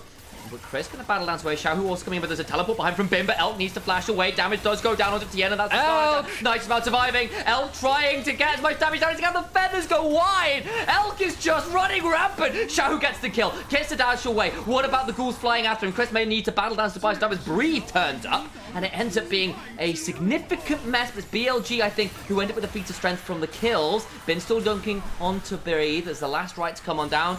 Maiden and ghouls alike. 2 chunks Psy on the Lumberjack, but in the end it's still 2 kills to Xiaohu, 2 kills to Elk. Yeah, it's 2 for 2 overall if we count correct, and yeah, that Zeri getting kills now is a bit scary. 2 kills on the Silas. Xiaohu's had a great day at the office, as we've been saying quite a lot today. Perhaps that will be enough to put some threat onto that Zeri later into the game. The Redemption just used to check the Herald being taken, by the way. So what happens here? Steal on the app, steal onto the Nico ult. Yeah. Gives him the extra CC there. Silas often a better user of that ability than Nico is herself, because he gets inbuilt mobility with his E, which Nico doesn't have. Shadow's then isolated on one side of the turret as the rest of the team has to back out from that turret dive. Panting goes down pretty easily, and Shadow, he's having a rough one today, having a real rough one. For all the praise we've heaped onto him, it's only right to criticize him now that things are not going so well. It is the hot seat of the BLG jungle position. Has been a difficult mantle to bear. Working out very well for most of this split. Trouble in paradise, it would seem. Really good. Spark Surge into Flash away, so Elk gets to glide around. Mid lane we go. Light is dead. Wonderful Pop Blossom. I think that was a minion hide. I think that was someone not counting their minions. Had cleanse, no ult, no flash, and Light could not make it out of that. Non didn't have his own flash or a protobelt to close it in the first place, so it must have been just miscounting minions. BLG getting a free pick. Herald into mid lane. Can Weibo defend this? They do have some decent members around. Chris quite low HP. I think the Herald will charge, but I don't think there's going to be a tower push after. Yeah, still 2,000 gold up, the majority of it in Elk's hands, and if anyone was going to be carrying this game, it would be Elk. Zeri is a champion we have a lot more faith in for him than we do necessarily the Zeri. All the while, Bin as well, going to get the first turret of the game as he was given alone time because Sion had to roam mid. Yeah, see that Weibo had to call most of their members into the mid lane to stop that being a full mid tower push, which meant that BLG pushed both side lanes and mid lane at the same time, all 3 lanes. Dragon going to get finished off. That's an impale. Impale does come on down into the knockup. Elk in danger, driven into a wall. He is going to go down. And Xiao, who's donated the kill. Nice. Good pincer out from Fog of War there. Tien gets the kill onto the Zeri, who is getting increasingly more scary. So goes down for the count there. Noting, of course, that feat of strength secured with the turret going on down. Dragon was also picked up. They are still up a lot of gold. But finding these moments and getting a win con online. See Silas right now. Could be your way into a decent game state here regardless. We did need these mid-game moments to go well. And if they don't, things are going to go poorly. And speaking of, Xiaohu going to have to try and abscond away, but the blast cone back means he's got nowhere to go, and he will surely be picked up by the combo of Bin and Shadow. That's important gold over as well. So both teams finding an angle onto the Fed carry on the other side of the map in the last few minutes. Weibo, you know, it's credit to them that they managed to take that game 1. And they've got some good plays in this first game, 2 points as well. However, they are still a 4-4 team against the 7-1 team. We are praising them because, yes, Weibo is showing us some good games today. The rest of the split have been more mixed. And Weibo still not giving us the cleanest of all games. No, they are not. Up about 2,000, 2,500 gold. Specifically, Bin and Elk are very far ahead of their opposite numbers. This Yorick is going to be unmatchable in the side lane. San's even having to ult away towards the bot side of the map. May well just have to try and recall here and get out to safety. Do so. But again, these leads are problematic. Elk is around here, can begin to throw out some burst fire. Got laser down. Xiao, who want a flank angle? Can you find a good ultimate to steal? Chain lash over the wall and tag Knight just briefly. What is there left to play around? Well, nothing much for a minute. Then Atacon will be up, and as we know, Atacon is where games go to die. BLG, this is where you got to pay attention to them in the negative sense. Pantheon could ult this top side. You need to be aware of that. BLG, around 20 minutes, lose their heads a little bit, physically and metaphorically. They're going to try and catch one out to 3v2. It's not what Weibo were necessarily hoping for. Tien can drive through the wall. Interrupted part way through, though. Tien may now be in danger. Heal comes on through from Chris, gets to back away. Mike from Tien also helping out just a little bit there. No big cooldowns used from BLG. Heal, I suppose one of the minor cooldowns for Weibo, all things said and done. In the mid-game, the heal summon spell means a lot less, and Chris with the spellbook immediately replaces it with the ignite. Damage coming up. Dragon spawning in 2 minutes. That would be sole point for BLG. They've also gotten, if I say the early clubs, I know Weibo got those off the top side players' penance. Chojin completed, Hurricane completed, Rocket Belt completed, BLG a pretty significant point of power. Crisp actually going for the first item of redemption here to try and deal with some of the burst of BLG. So that has been a more common thing, regardless of burst or not, actually. It's been a thing which more people have been picking up, because just the redemption is such a good item. Yes, that active is very good. The stats it gives you are very good too. Redemption becoming more and more popular. Mako had some good games on that the other day, actually. Of course, sadly, IG did not have good games in general today. It was a blowout against anyone's legend. Look to recover that. Of course, they have to play against BLG in the next couple of days. Top esports as well. They are going up against our top 3. I'd say top 3. I'm actually not sure if they'll actually qualify for that actually right now in terms of their top 10. Let me have a quick check in terms of actual standing. Yeah, technically they do. With a win today, go up to 5 and 4. So IG in the coming week going to finish off a tour of the top teams. They are. A few more games in hand, has to be said. A lot of that is off scheduling and logistics about where in the world you are in China, what stages you have to play on. Second item is done for Xiaohu by the by as a stack off, getting the rower fully stacked as well for that extra level. So at that point, the Silas can theoretically become a bit more of a threat to really get onto someone like the Zeri and mash them where they can. Second item done for Shadow as well, though, as the Black Cleaver comes on down, and still feeling BLG are in a really good spot this game. I'm not going to lie to you. Now we get towards the point where, yes, BLG's shot calling gets called into question, but also Weibo, by the way, Breathe, wait, is this his 600th game in the LPL? Holy moly. Jesus, man. It won't be his kills because he hasn't got any of this game. It's 600th game in the LPL, bringing up that milestone. Xiaohu stealing the Spark Surge. Very good AP scaling on it with the 2 items. Can be very, very nasty. If he waits for the Riftmaker to fully stack up as well, the base damage will start to take a lot of health off the enemy team. Although despite having all the grubs, not really being able to get onto any turrets, Sion with the teleport could theoretically join, but they don't see anybody. That ward over the wall, nice to spot out Knight. They know now that the Atacans are going down, that will be the tier 1 falling. Turn onto Tien, they're going to get on top of Xiaohu as well. The Impale after his decent redemption comes on down. Tien survives for a second or two longer, but they just don't have enough in the tank to turn that around. Ah, not nearly enough. They get a clean combo there to BLG. Out of the fog of war onto the enemy team. Xayah was not there. Breathe was not there either on the Sion. Which means that realistically they can't mount a front to back. I was wondering whether Xiaohu would go for a dive. But unless you're confident you can kill the Zeri, don't throw yourselves into the abyss like that. Atacans started up. Will Weibo teleport over towards it? You'd hope so. Like thinking about just doing Dragon instead, I'm seeing the pings. Yeah, they are. So, giving over the Atakan. BLG not throwing at this objective. Incredible! The Intercan taken without a death by the taking team. And they'll take that on the other side. Dragon started up by Weibo, looking to deny Infernal Soul Point. The BLG think they can go towards this. They have double solo lane teleports. They could contest if they really wanted to. Starfall as well. They can turn up really fast here. Are the Avengers going to be summoned? They don't have to fight for it, reminder. They can just give over the first Dragon there. There's always that question when you are here in the LPL. Sometimes we see some of those bold contests. And, yeah. Bold is sometimes a very kind, diplomatic word to use for what is actually just a total int. Not this time, though. Both teams taking a trade of objectives. Feels that way, for sure. Essence Reaver, Flicker Blades. Both built up for light. Going to be important. What was it look on the other side? Alk's building towards the Lord Dominic's regards, and then suddenly your Sion and Skarner are just never going to be tanky, and Skarner caught 1.5 items, only 35 stacks on the Heartsteel. Not really much of a front line as yet. Breathe is getting towards that, in fairness, with the Unending Despair and the Sunfire and the Bramble Vest. I can see the thought process there from Alk in terms of building in towards that one. Then turret falls and Weibo still on none. The map is getting very hard to play. Yeah, this is looking like a little bit more of a encroaching doom, really. Weibo don't have the cleanest ways to shut down the Zeri. I'm not going to lie. I don't think that it is...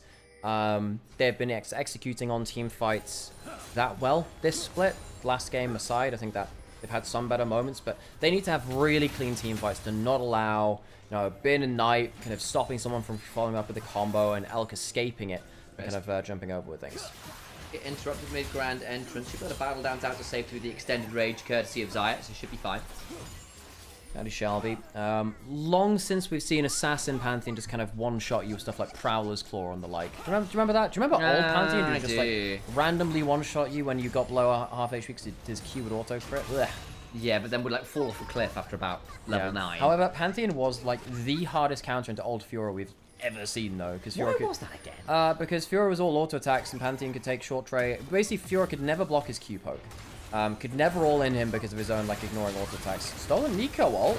Might be able to get onto Shadow here. Redemption as well into the Impale. That is going to be a dead kill on the Pantheon. On needs to rocket belt away. Elk also potentially in danger. Exhaust comes down. Crispo to the backside. Can't quite get it as Elk does dash away, but a flash and forward from light, finding some angles. As Shao gets going. They've killed him, and Baron's up. They've got the jungler, the AD carry, and the support. Oh, God, BLG not again. BLG is bad late game. They are getting slaughtered at the 20 to 25 minute mark as Weibo pounce and take the Baron. They are so disrespectful, so casual on their invades, on their setups around objectives. They've just thrown a Baron. Weibo, an awesome jump forwards, but it's really hard to think, is this a negative from BLG or a positive from Weibo? Honest answer, a bit of both. Xiaohu, awesome Nico ult, but BLG pile into it. The CC comes thick and fast, and we could be heading towards a 4-game day, folks. Yes, would be that. I'm trying to remember how, look, folks, it's been a long, hot day. Way too far forward from Shadow. Way too far forward from Shadow. The Nico ult on the other side is not really buying that much time. Knight's not in position. Bin's not in position. The solo laners didn't want to be there, and Elk does not have a cleanse. Light makes a great decision to flash forward and secure the kill. Third item is done for Elk, but Baron's picked up for Weibo Gaming, and that brings the gold right back into touching distance. And Xiaohu on this Silas is still going to be a major threat. This is Weibo's way back into it. They were very far behind. I didn't think they have clean target access and what have you. Now they get to break open the map. They have no turrets right now. If they can take down a few, that would change things massively. Sion's going to head towards bot side. They need to make sure that they're not getting jumped on by Pantheon ults and a Flash Nico ult to stop their Baron push. If they get just average Baron value out of this, they're in a much happier state. They really, really are. They don't need to do all that much. The 3 grubs can do a lot of the work for them. Just don't get caught. Light's got cleanse, got ult, not the easiest to jump on. Got Crisp in front of you with the redemption. You've got the... I see Sion, he's not there, but the Skarner is, and they back away. Yeah, Dragon's up in a minute.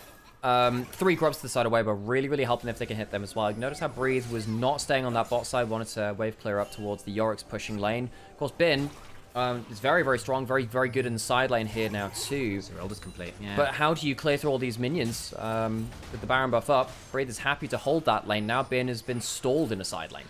Very much has, and that's a big deal. Buys you some time. It helps get items towards Light, who would love an Infinity Edge. I don't think he's going to have it for this fight, and that could be scary. Xiaohu's going to be a known quantity because of the ward down there, but does have teleports. I actually wonder whether Weibo should just use 3 grubs and Baron buff just to push in. I know that obviously giving Soul Point is no small thing, but I wonder whether it's just easier for you to use the buff that you have right now, get some gold, and then fight back a little more later when you've managed to use the Baron buff to a bigger extent. Tien on vision here. Breathe will be heading around the corner. Tien checking out the... Oh, he's gone way too far. He tries to put the shield down, is now very low. Going to try and drive away. Flash for a moment or two, gets across the wall. Does get out to safety, but he's not now around to play for this Dragon. Xiao around with the lightning crash, can look to get in. Does get on top of On. The charm, and then gets the kill on the Nico. That's nice. Has Tien got enough HP to fight? No, not really. He doesn't really have much ability. Hang on. I was wondering if Shadow could snipe him out there. Weibo, I think they should stick around and instead... well, no, they're going to look for the fight. Crisp lands the Gleaming Quill, forcing a bit of an awkward retreat from the Dragon. Tien still here, healing up a little bit. Shadow goes on forward, but it's on the Breather, doesn't give that much of a damn. Xiaohu getting a decent chunk of the bin. Remember, you've got a Yorick who's great in the side lane. The 1v1s are good. Dragon secured. Second for Weibo. Oh, jeez, this is another late game objective going the way of Weibo. They thought they had a pick onto Tien, and they had 90% of that. Then On just gets blasted. The Nico is a very, very fragile champion. The Baron has timed off for Weibo now, and they're still a little bit behind in gold. They'll spot bin there. Please don't go for a big play here. That would be very bad, Weibo. There are lots of members. Hang on. Actually, maybe. Xiaohu next to you cooldown. They found that one. He's going to take a fair amount of damage. Goes get the knock-up. Need to start running away as the teleports come flying. Crisp with the battle dance out. Maiden low. Breathe also around. So a bit lazy recalls from BLG there. Will cost them a teleport in response. Weibo find themselves in nearly another pick. On. That out. He'll be safe. But On, given how many times he's died today, you stop and ask the question, don't you? QSS just got built by Elp. We'll come back to this play because it looked like a good pick onto Tien. They just can't quite kill the damn Scorpion. There's a lot of chain CC. The Annie, the Nico, they both fly onto that flash away from a little bit of extra damage. Drives through the wall, gets out to safety, and then here, Xiaohu, good tank angle. He's always been the smoke and mirrors king. Comes out of the fog of war, has that E-charge up. They just didn't know he was there. The On gets massively blasted. Xiaohu, this is one of his best series I've seen from him in ages. Going again, Xiao's going to go golden pop, blast and burn, but they're going to try and turn around with the quickness. That's a big old chunk in the backside. Knock up onto On, turning it around. Xiaohu can go golden, and they've blown up the Zeri! Massive kill. Silas is dead, but does it matter when the bot laner and the mid laner are gone? Knight and Elk are roadkill once more. Xiaohu giving a grim reminder to BLG just who they're playing against. This Silas has been game-changing for Weibo from the mid lane. Multiple picks onto the enemy team, massive explosion combos with a 3,000 gold advantage. This Silas has taken over this game too. Elf just picked up QSS and still dies, it doesn't matter. I was about to joke about the fact that On's built fucking Bramblefest and it doesn't matter. Xiaohu, now, QSS is useful against a number of things. He steals the Nico ultimate, and the Nico ultimate doesn't land on him. Steals that. QSS does not work against knockup. It also does not stop you from taking damage. This is an absurd. Oh my god. This is why Silas is so good into Nico, especially in support. He uses your ult so much better than you do. Gets into position, survives through to the full pop, and the Riftmaker at full damage as well. And yep, you can see the coach popping off that. You deserve it, buddy. There's the third item for Light now. Had a really rough time in the lane. Is now much more happy. You've got the Bloodletter's Curse done for Silas. That's the double masks on in. You've just had your arm guard broken, but you're fine with that, I think, as this Silas, who is just so problematic. He's just cycling between Lightning Crash and Pop Blossom and Lightning Crash and Pop Blossom, and either one is leading to people having a horrible time. There was a play in the picture-in-picture where Sion had to ult away from the Yorick. He got hit by the slow and he didn't want to get CC'd up by the Dark Procession, because now it's got 5 HP on the box now, because that goes up per level of your W. Didn't actually know that. Yeah, so it means that at max rank you have to hit it 5 times instead of the 2 at rank 1. Baron is up and available. We are still, folks, it is worth mentioning now though, we are still even in gold. However, every big play has been going the side of Weibo on the other side, really. BLG have been pushing in waves fairly effectively. Tian, is he tanky enough now to go into a 3.5 item Zeri? If Elk gets one clean team fight, perhaps our story of this game changes on a dime. So that is still a 3.5 item Zeri. She can still absolutely delete this fight. She struggled over the last few moments. And Tian over the wall with the flash, with the Ixtal's impact can get into the Baron. They are just flipping at the burgers once more. He's driving in. Wait for the smite! He gets it! Oh my god! BLG just can't find anything. Impale onto Shadow. Xiaohu forcing a flash away from the Nico. In comes the Dark Procession as On just needs to get on out to safety. I apologize. It was just the clone. No flash required, but still he didn't find the Pop Blossom angle. I can't believe it. And they get another Baron. I can't believe it. Weibo. Baron Gaming, apparently. They steal it right away from BLG, who must be feeling just so panicked now. BLG stands for bad late game.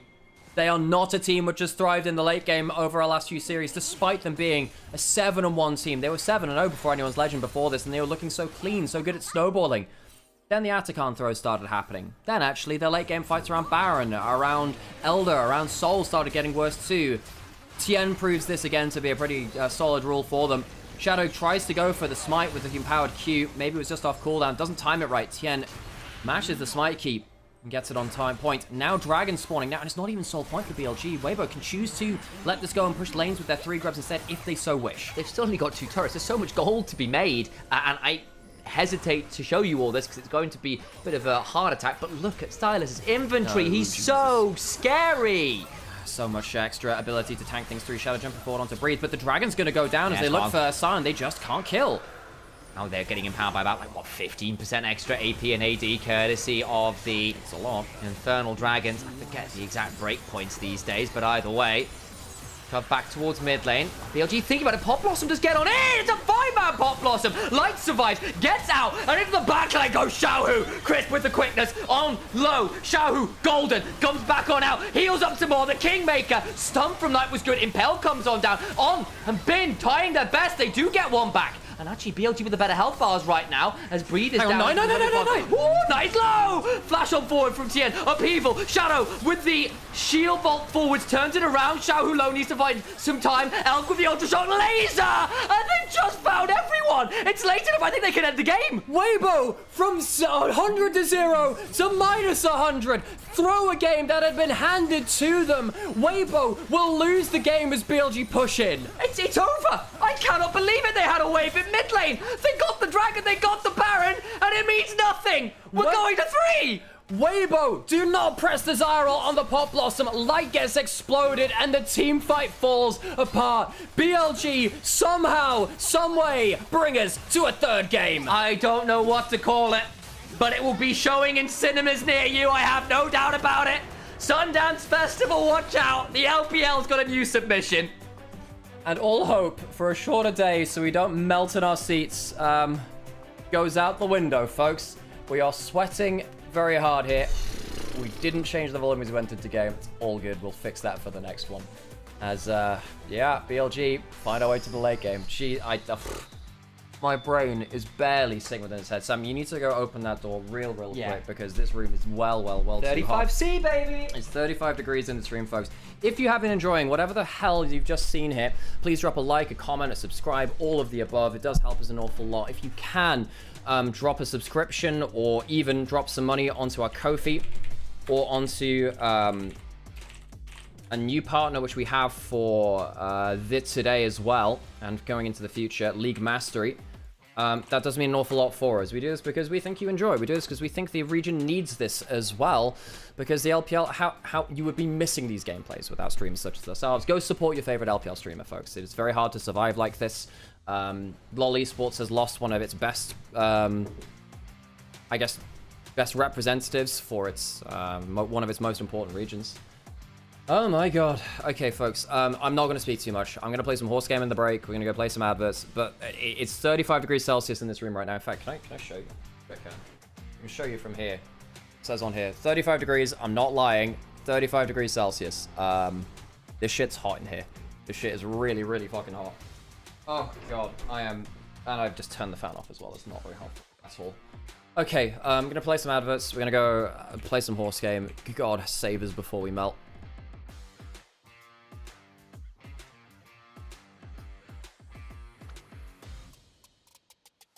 Jesus Christ, I am so warm. Did the AC explode? We don't have AC in Europe. Europe never really needed that much AC. And it's expensive to put in. Yeah, it's expensive to put in. It's, yeah, I don't know. We never used to need it. And now we really do. These stats are not good enough. These stats are not good enough. We've not done well enough on that. We'll rest for this turn. BLG macro has not been on point recently? No, it has not. They got away with that one, didn't they? Anything else we want here? Ramp up's not bad. Professor of Curvature is pretty good though on the whole. We'll go Professor of Curvature. It is actually pretty good. I don't think we need it for this one though. My flat in Swindon was getting 35C in the middle of the night. Jesus Christ. 34 here. Yeah, I mean, anyone who's in the heat wave, stay hydrated. Keep yourself cool if you can. Don't go out in the sun too much. Yeah, heat stroke is very, very likely in this kind of weather. You live in an old house? That's a problem with and also just a thing, like, in the US and stuff like that, people earn more. So it's easier to get AC. And your houses in the US are typically built to let out heat a little easier, whereas in Europe with the older build houses, they're built to keep heat in. Because we've typically been a colder continent, right? On the whole, typically. We don't have the best ventilation here in places like Germany or the UK. Places like Spain and Italy, yes, they do have better heat regulation, but when you're in Germany or the UK and stuff, it's less so. And yeah, in the US, you earn a little bit more, and it's become more standard to have AC, which means it's less of a percentage of your earning to install AC. It's more expected that it'll be there compared to Europe.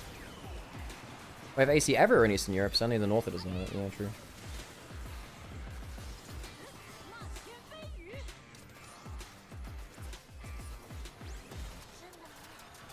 We should be fine now. Shooting victory is actually a very good skill. This is not going to be our champions meet, Golshi though. Crazy game? Yep, yeah it is. I was stationed in Germany for 2 years and no office with a human had AC. It was only server farms. Jesus, yeah. Oh, drop kick. Blap. Get absolutely blapped. Fucking hell. We just got out of a heat wave here in Ontario, Canada. Thankfully, it's over. I do have central air conditioning. Very thankful for it. Yeah, I hope things are okay over there. Obviously, climate change ain't no joke, folks. It is, in fact, very, very serious. Oh, that's not good enough, really. Nah, we don't have enough power. This is kind of it's an okay run, but it's nothing special.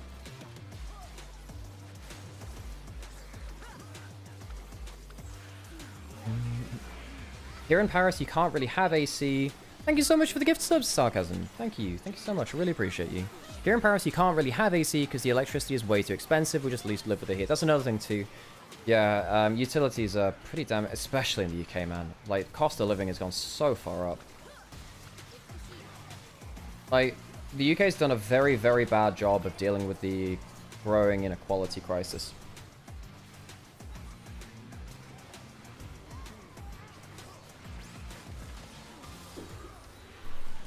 Oh my god, this last team fight was such a disaster from Weibo. Such a disaster. What's your take on WSD changes? I'm gonna reach fucking challenge it.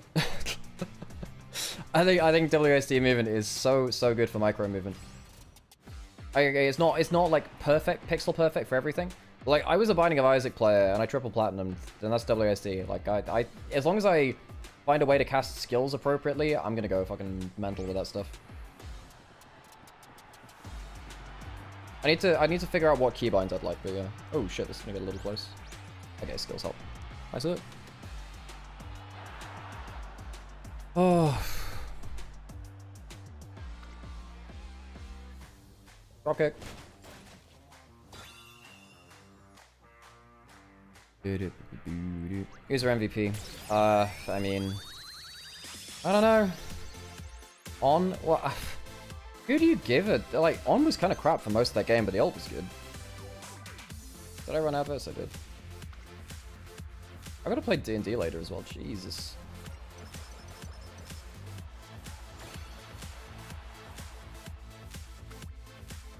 Why are we not getting anything good, man? I'll just have to use to see what happens. Yeah, this campaign's going kind of meh.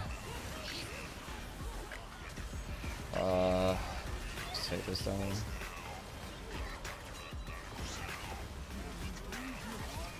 So I'm hunting for a better gold ship, really. I have a decent augury cap now. I just don't have a great. I don't have like my gold ship's okay. It has like 800 speed, which is meh, but it has like 1,100 power, which is good. Is D&D any fun? Yeah, if you're with the right group of people with D&D, and you have a DM that's like very like communicative with you and gets the best out of yourself and the characters you've given them, it's really, really, really cool. And D&D doesn't have to just be the system Dungeons and Dragons either. World of Darkness is a fun system. Pathfinder's a good system. Fucking what's the one where you steal stuff as bears? Money Heist is really fun. Any kind of role-playing game is, yeah, it's cool. It's cool. I enjoyed it a lot.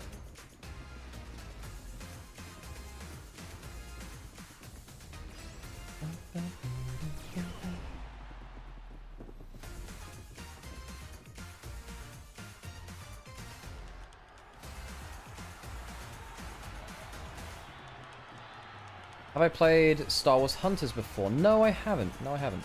Where are we? Oh, we're getting... Oh, I think we get a bit fucked here, don't we? What happened here? Oh, we get screwed. Okay, we'll just cancel replay though then. Rip. Yeah, it does depend on the people you play with, for sure. For sure, for sure. We'll try again. We'll just... There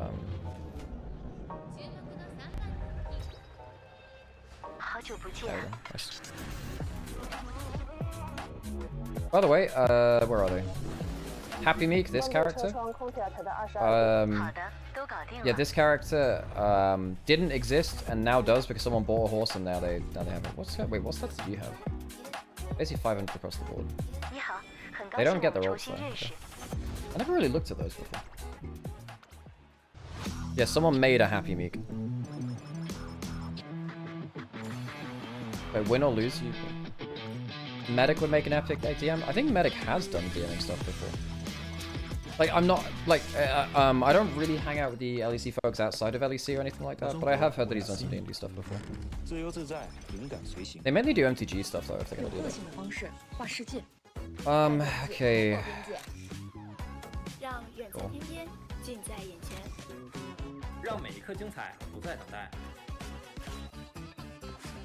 I will say it also depends on what you enjoy. I played a couple of campaigns, and while the acting aspect was a novel and interesting challenge for me, I personally found the combat to be unbearably awful. Depends on who you're playing, depends on what enemies you're playing, depends on whether the DM's given you a fun fight. Yeah, I think D&D combat can be a bit meh. Like, it gets better the more creative you are and the more stuff you're given to interact with. The best D&D fights are not the ones where you're just doing a damage check. This is meh. It's okay. It's fine, I guess. What is this? This is not. It's okay. It's fine. Undefeated is not awful, I guess. Combat's so hard to balance. I mean, no. If it's just damage per round, then yeah. But like, say, you're trying to stop someone running off with a captive, or you have to fight whilst also solving a puzzle at the same time, and you have to end up doing both. Stuff like that is much more entertaining as combat. Oh yeah, this is just stuff which I did on my phone instead of, Okay, we do need to do one more race real quick.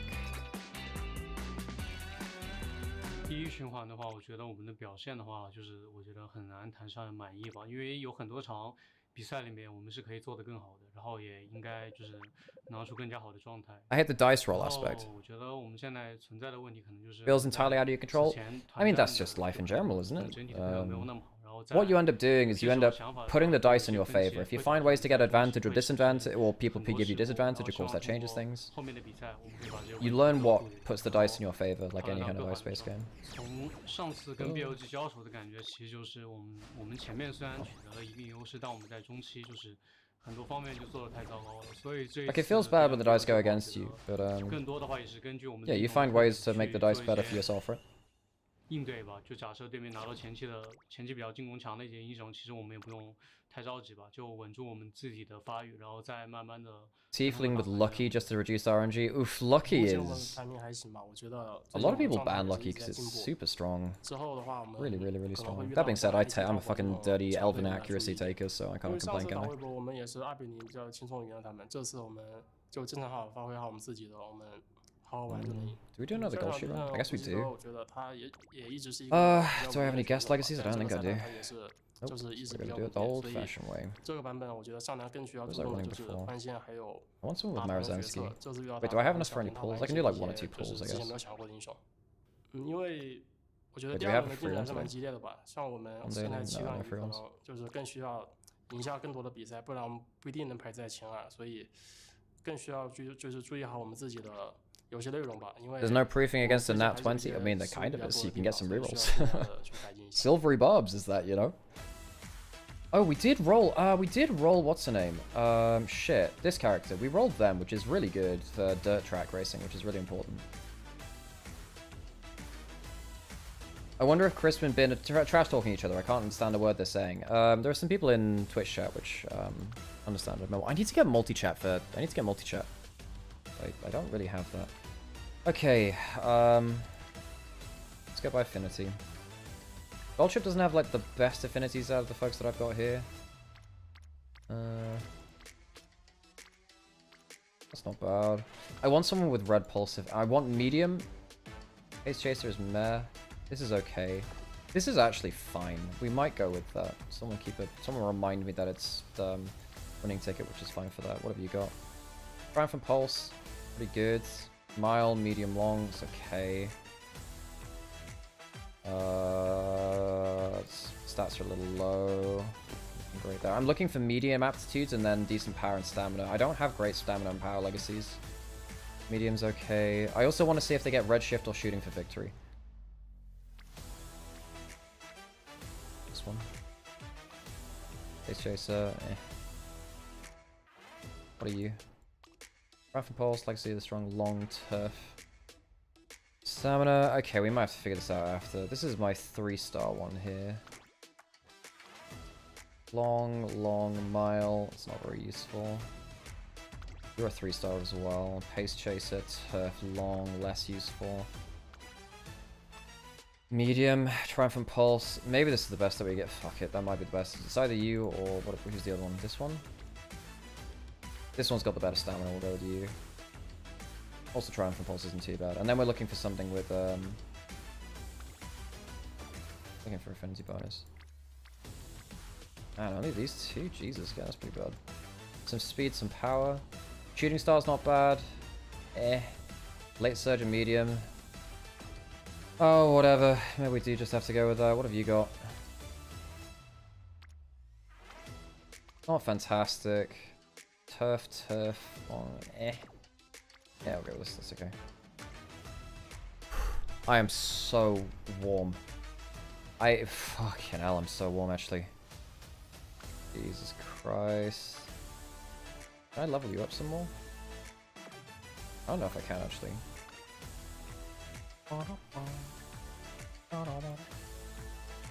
This is good. At least we finally get the frickin' bonus thing now. Auto overtake, what does that do? Initial friendship gauge. What's the max I can get you to? Oh, I don't have SP for that. Right, that's fine. That's actually good. Just getting the passive is good.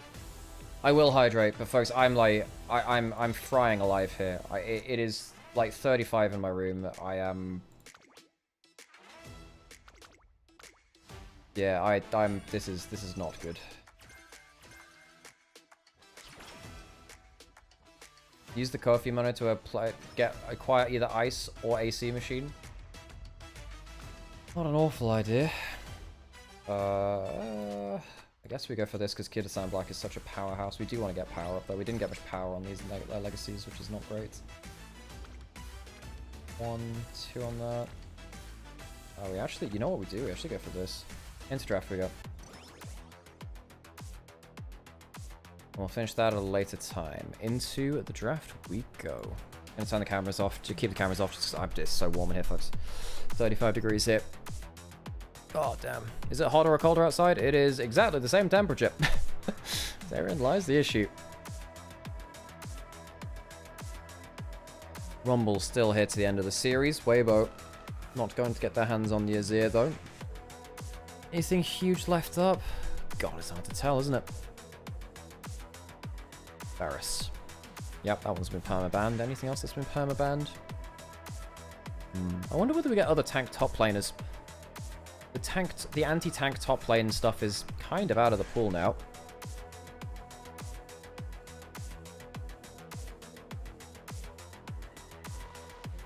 Wondering whether we get a Scion or... sorry, not a Scion, an Ornn. I mean, Bin was awesome on that champion just yesterday. It wasn't enough, but it was awesome. Kalista banned away from BLG, although Weibo do play it themselves. Whatever happened with Knight Ziggs into Azir, I think they should be playing it more. I think it's very good. I'm surprised it's gone too. Gonna get you some water, Alex. Thank you. Thank you. After drafting, I'm going to step out of the room for just like a minute or two, because I am close to passing out. The Orianna's gone, one of the stronger laning mid laners. Knight with a chance to delve a little bit deeper into his champion pool. I suppose Victor's kind of powerful now with that gone. Shin's out coming through. Do we have any other AP scaling champion? Not AP. AD skirmishing junglers left? Do we have any of them? I've genuinely enjoyed your and Sam's streams the last few months. I wake up early often to hear your fine gents' voices describing and analysing fun and entertaining week. I just thank you. Estella Habsark, thank you so much. That is a very kind thing to say. It makes the world of difference to have people that enjoy our work here and to also join us through on these very long days, especially when they're as hot as these ones. I'll just center ourselves. Renekton, Victor. Yep, those are two very good picks left through. There aren't... Well, Bin's Renekton, kind of powerful.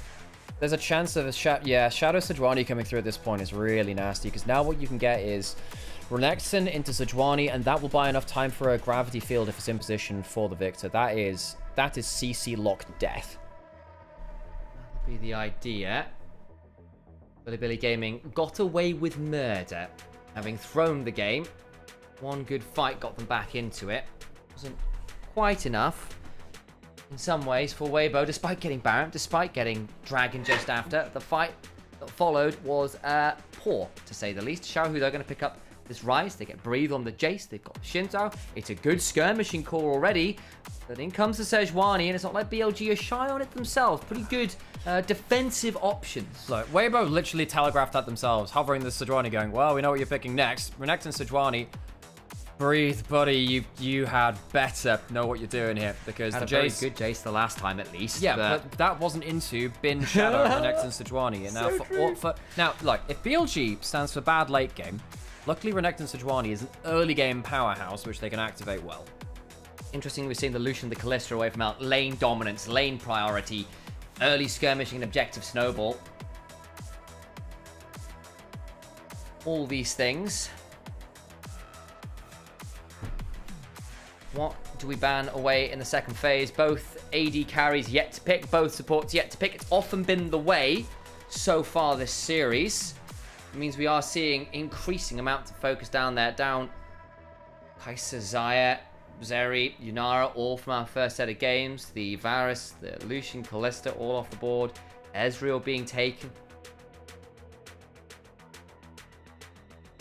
What else do we feel like we can get rid of? Are we back towards things like the Misfortune for some lane prio? Is it a Jinx angle? Can you Jinx? Corki goes out as well as two generic picks that fit most drafts. Nautilus being banned away from On. Found that magnificent Pot Blossom to win them the game the last time around. And is known for having a few more interesting picks in the back pocket. Did that Twitch Elise angle again? I've already seen that this split, but you know, that was the kind of spiciness they were drafting bot side when it came down to it. Sivir banned. The last of the truly meta picks, I feel. Is it just an Aphelios lock then? Jhin. Ah, yes. How could I forget the Jhin? Utility AD carry. More CC to go with. You guessed it, your CC. Really good zone control then. Trying to get through the Sejuani, the gravity fields, the trap lines from Jim, the deadly flourish, the curtain call.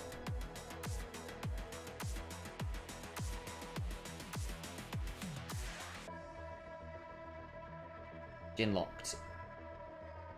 You are going to need a way to break through gun lines of BLG. CC traps. Storming Normandy required here. So, Braum if I were Weibo Gaming. Yeah, I could see it. They're going to see another Bard game. Gives you some lane prior theoretically. You can roam around well. Tempered Fate can buy you some time. Some interesting hovers here. Senna, Misfortune, Tristana. All been playable. Senna did get banned the last time. Would be more of a scaling option. Second global to go with the Rise. And I feel like the Misfortune maybe gives you a bit better lane priority, especially with the range of the Bard. You've got two ways to set up for a bullet time. Either Cosmic Binding, immediate bullet time, or Tempered Fate, wait it out, then bullet time. Oh, is it the Blitzcrank time? It is! R5 counter pick. There you go, right. Double range. Let's do it. Blitzcrank, when you've already got so much CC set up for you, and pretty much everyone is a valuable target to hook, with the possible exception of the Shinzao. Like, there is no bad target to ult here. Not to ult here, to grab here. Or a Blitzcrank ult wouldn't be a miss either.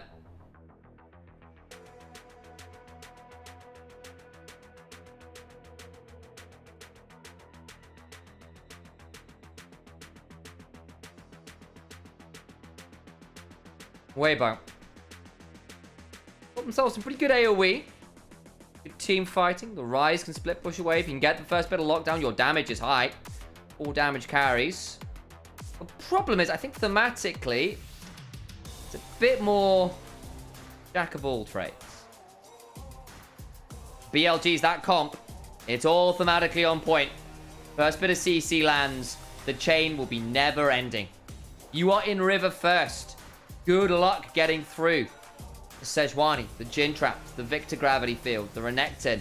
If you get CC, Blitzcrank will hook you. You will die. Personally, I think I'm favoring BLG's draft here, but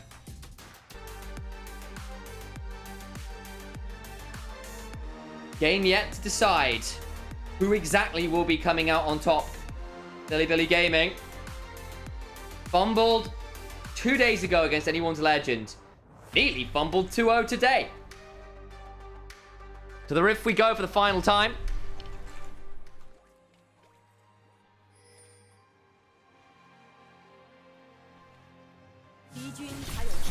Oh, flashes. Actually, I don't get a chance to give the Gyos a go because On's in danger. Heal. He's in danger. Lots of slows. Can't get the last bit of knocker. It ends up being the flash and the heal blown. Blitzcrank. A lot of that early lane prior not there anymore. Does have the Hex flash at least. But that sucks.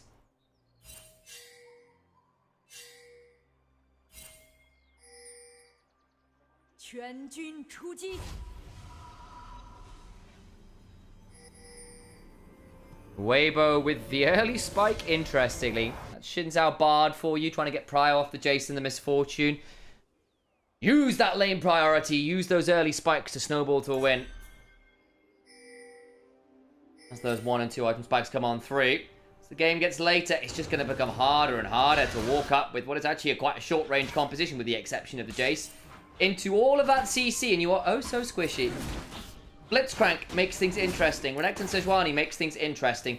You do need some items to do damage on the Victor and the Jin.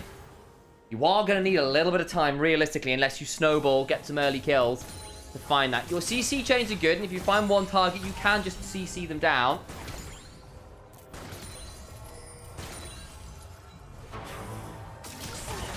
I think if the game plays out slowly, then you're going to want some stacks on Victor, items on Jin. Play a bit of a slower game, try and use that Renekton Sejuani to give you some early power. Here we are, counter pick of the Blitzcrank into the Misfortune Bards. Well, a ton of CCs are set up for it. I don't think anyone in Weibo can survive a good hook. No. So if On plays well, if BLG sets up well for him, BLG have a good combo to play through there. Happening in this early game. Wani turns out following similar jungle pathing. Tien in towards top river. just to spot if there's any kind of early ingress. It might actually contest over on that red buff. Level 3 will drop a camp for this invade.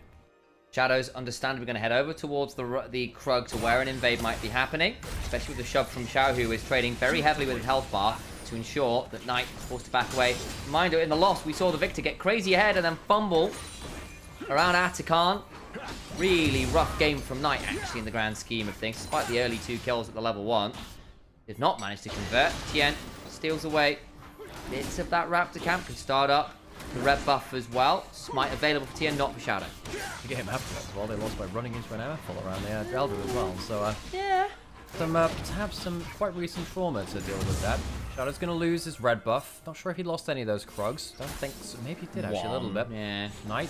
Oh, this could be a flash forward from Tien. Oh boy, audacious charge, potentially in range, just out of range. The wind becomes lightning flash away to prevent any follow-up from Tien. The knock-up onto Shadow is a possibility. Up the river comes Crisp. He's got a magical journey. Knight's a dead Victor.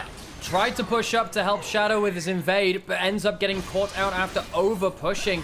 Wanted to make sure he could be there to help Shadow because Tien had invaded him, but instead leaves himself vulnerable. Could roam there from Crisp and Weibo get themselves an early kill on the board and get the flash away from the immobile mage in the mid lane. Look, for all BLG, you're going to have fantastic CC chains at any point in this game. You are still going to be at this point where the early damage, the early skirmishing from a bar to Xin Zhao, your target access is actually really high, and you have got quite a lot of damage in the early game.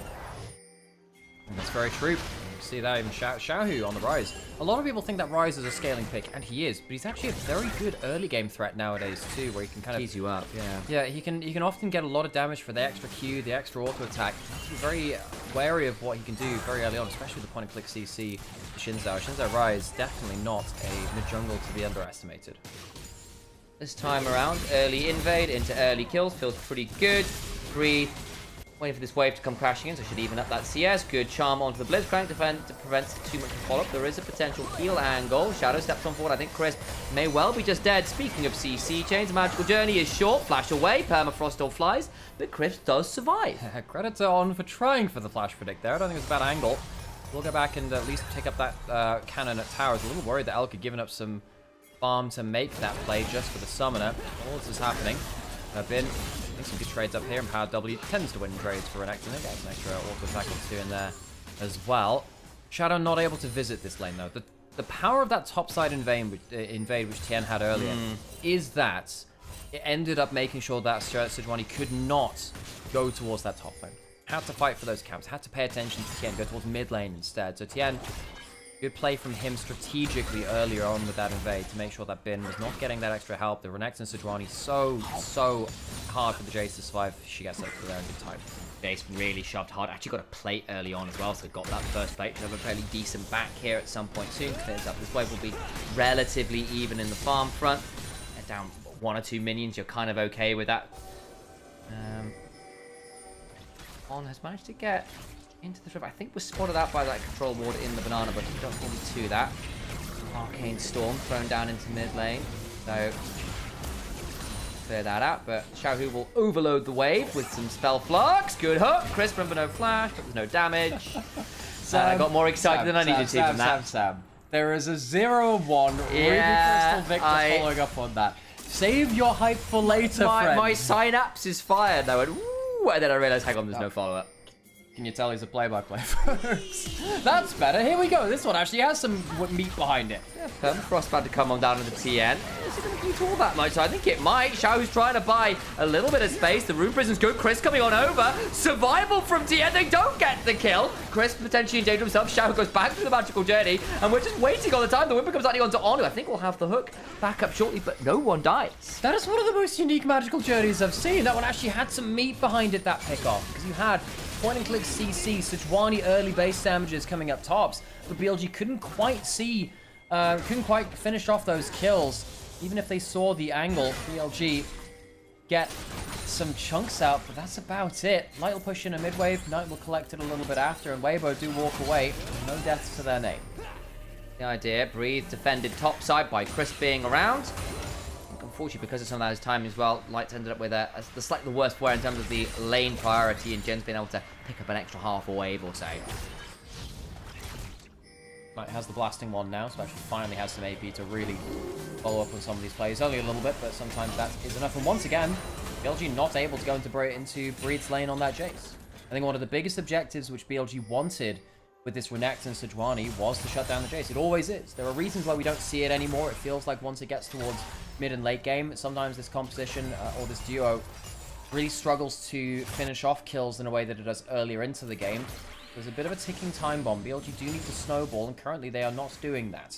Xiaohu might be in danger here, though, because Bing can slice dice as a Glacial Prison. Permafrost begins to stack. Xiaohu trying to speed his way away, but he is just going to get hit by that Ruthless Predator. The Realm Warp comes on through, but there's just enough kill with the Q before it procs. And didn't have Dominus, was trying to hold on to his W for an empowered one if possible, and of course to stop out that Realm Warp to safety. They ended up using it just to pin him down because they were afraid of the passive and the phase rush taking Xiaohu out of the play. Couldn't quite do so though. BLG, we just talked about having a bit of a time bomb on that combo. Get some good value there. Breathe now potentially in danger as on. Will Hex flash forward, get that rocket grab after, and Elk chaining up with some decent CC, but the damage isn't really there at this point. Can't get a range of the fourth shot until just now. The Thundering Blow to the skies also came on through. We'll get something back, but the heal burn from on to mitigate the damage. Elk did have the ult if things got a little bit lower. Not able to finish off much there. Jin, of course, has a Cull and Tabby, so not the best amount of damage to be. What happened here? So, Nightblue is flash again. Right, because there's a binding onto him. Was afraid of that. Fair play. It's a good jump tunnel through the wall. Chris Bard, good value from this game so far. Never really in a LPL specialty. Reminder, folks, Chris, arguably into the game in the World Finals on this pick. Gotten a little better since then, it seems. Good sidestep there from Breathe. On can't find the hook he was looking for, but actually the skies went on through, and now Breathe gets punched by the Blitzcrank. Curtains are being called. Crisp will throw down the heal and body block well. They won't find what they're looking for. Chris in with a good body block. He's had a decent series, Crisp, actually, on the whole. Comes up to on, no flash. That could be a very deadly across. Ooh, the Cosmic Binding nearly went onto Shadow as well. Let's go forward to the Crescent Guard and get a lot of damage to Shadow. Now has to Arctic Assault away. Captive Audience by Spabba, the Audacious Charge allows him to get over it. Now Magical Journeying in, TP behind. TP from Weibo a little late. Another Captive Audience slows things down. Deadly Flourish on the TN. Glacial Prison afterwards. TPs begin to fly. Knight's now here. And Breathe has to flash on out. Xiaohu is also around. The Hextech Storm is around. Light roaming up with the Strut. In the end, I think that is I don't even know what to call that. A one for none. Magical Journey. Health bar's pretty low for BLG. Dear. Light flashes for the angle for the bullet time. And will bring down Shadow. On his back up here. He has hooks. He has that power fist. He might have the damage to the Blitzcrank. Rune Prison. And Xiaohu's dead. And now Light's in danger as well. He's already burned the flash. He could cleanse, but I don't think it'll matter. Tries to get the auto back. It does. He gets another kill out of there somehow. And is that a 3 for 3? Yes.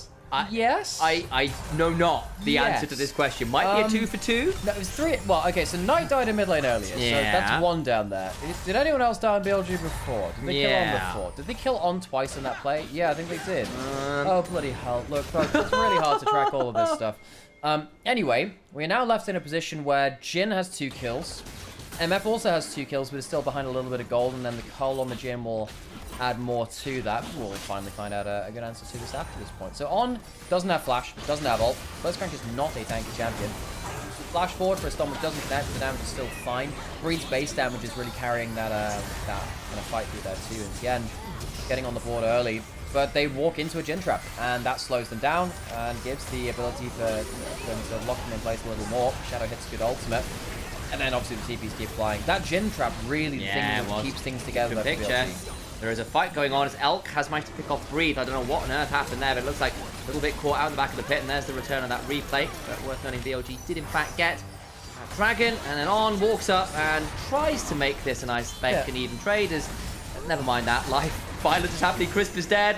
Light, though, can look for the make it rain. Slower last auto. Xiaohu's turned it with the Realm Warp. Can't quite get the kill, but another TP's behind. BLG here to play. Dominus rolling. Glacial Prison down on top of Light, who is looking like it's pretty dark out here. It's a dim day for Misfortune. Curtain to call, trying to get some shots on down, and can't get out of range. Tien gets that one final shot. We'll go through the wave instead. BLG find, what, 3 picks while we're in that replay? And that puts things into a, 4 even. It was 4 for 4. They're now suddenly up. 8 kills to 4. BLG getting a ton of value while we were in replays. This is why we don't do long replays over, like, Important parts of the game, folks. Something just gotta keep away from. We'll now get a replay of what happened here. Hook over the wall. Hook over the wall, had no flash. That's the blitzcrank value. Probably shouldn't be recalling there. I suppose you did want to sit in there to be like a pseudo ward, right? Gets caught out on vision though. And then what happens after that? Walk over Jin trap. Oh god. Another Jin trap? It's just 2 hooks in a row. Yeah. 2 hooks in a row. What can you say? Weibo try and pick something up with the white realm warp. Ends up getting into another Jin trap. Gets them slowed. And they all end up dying. Oh man, Xiaohu ends up living, but that could not have gone worse for Weibo, could it? That is a way to flip a game. Blitzcrank gaming, folks. Blitzcrank gaming. Counter pick, last pick, Blitzcrank, the red 5 was standing by, and it's been pretty damn good so far. Elk in particular has been the recipient of a lot of this. He is 100% KP, 404, enemy health bars not found. And the Jin traps have been very, very valuable. Those slows after people have taken a front step to try and fire back, actually end up getting slowed, can't quite go for that retreat afterwards either. Very rarely the Jin traps like determine fights and games in the way that we've just seen with our folks. The last couple of slows have been genuinely great. I think there was a miscannon there too, so unlucky light. Gonna need to have the collector first item from the Jin actually into a relatively squishy comp. I can get behind it, especially when your damage profile can be a little slow to come online with the Victor, and you as the only AD, the other real threat. You do want to get as much value early as you can. I think he'll be going Infinity Edge second just to try and get as much out of this snowball as they can. One more CS for that cash-in is now going to spike to nearly 2k individual lead. And Xiaohu, I don't think you can stand there. Glacial Prison, hook, line, and Victor will be the sinker. Knight will get himself the first kill of the game. Xiaohu, who had started off controlling this lane very well, fallen to 0 and 3 now. Earlier in the series, I think Xiaohu was putting himself into a fantastic level of form. Last game on the Silas realistically carried 90% of that game up until one last fight was determined by Weibo's misstep. A Xayah ult not used onto a Nico. Things went awry for them. Weibo, mid laner is doing so well, but this could be the defining game. Don't let this be the game you remember. Well, it might have to be, though. Might be the one which loses them the series. Try and jump on the bin. Dominus is there. Slice, flash, can still look to dice. Gets a decent stun. Beast and healing. The knock-up for the 3 Talon Strike is good. Finn will likely fall, but the turnaround beginning to come through on with the hook. Light cleansing. Damage now going back onto Shadow, who does still look very damn tanky. Elk in a good spot to get some orders on. Wimber comes lightning just shy. The Arcane Storm trying to get out with the heck with the Rune Prison. Rune Warp. My god, it's all going wrong. The name confusion as Weibo Gaming try to escape the curtains being called. Not forced to take too much valor. They lose 2 and trade for just the kill on Bin. Ends up being a kill onto Shadow as well, so it is ending up being a 2 for 2, all things said and done. Shadow also hit the ground there. There was a Realm Warp, which made things very dangerous for Elk too. Fumble all the words in that one, but either way, it'll be Weibo who just about get away, but an even trade, but you're trying to make the proactive play kind of sucks. BLG defend their turret during that too. 3 grubs to the side of Weibo. If they'd taken that fight cleanly, would have cleanly taken turret in the top side. Finn using that Dominus very early, of course, to try and stack up on Rage. I do wonder whether it would have been better to look for an Empowered Q. Of course, the Empowered done so much damage. The Empowered Q, I don't think it actually came through that. But then, of course, Weibo gone very, very deep, trying to close off a Renekton in the weak side of the map. Typically very, very strong at surviving those kind of plays. Magical Journey, a Realm Warp, which is a little bit of a different battlefield. Credit to Weibo for using that Realm Warp well, actually. Felt like it did give them a fighting chance. Back to live we go. Herald started TP behind. Bin's gonna know now. Where does it lead to all that much? I think the Herald probably does go Weibo's way now as a result of all those TPs flying. Knight couldn't join. Bin might be at risk again here, actually. Level 11 Dominus. You really have to commit a lot to do that. Now, yeah, he can maybe look for that Empowered Q. Has Stride Breaker. Get the Empowered Q we're calling for. Shadow now also around Glacial Prison. Turret under threat. They do get that. But all the while, 3 Talon Strike knock-up. Deadly Flourish just wide. Elk looking for an angle for a curtain call, potentially. It's not quite off cooldown yet, I don't think. No, so they won't be able to do too much more. But Weibo, solid punch back there. Brings the goal back a bit more even. I was wondering whether there'd be a Bardol onto On to force the flash there. Not the case. Dragon has now spawned. BLG have much better control on bot side. Weibo have been on top side mainly. On could look for a hook. He might actually end up dying here too. Where's that flash? Might need to use it. The Ghost to step on forward. On looks for the hook. Nearly got it as well. Can't quite find the angle they were after. Deadly Flourish lands and the CC chain is still pretty damn disgusting. BLG, game gets later, they will get even more damage, even more frustrating. Right now, Weibo trying to use the first item spikes and the Herald to get what they can to come back into this game. They'll get the turret. Oh, they catch the Victor, has flash. Victor will need to be good on that one. Doesn't burn the flash quite yet. QSS, courtesy of the Mikhail, gets him out to safety. On can't find the hook over the wall, but Chris is dead to Elk.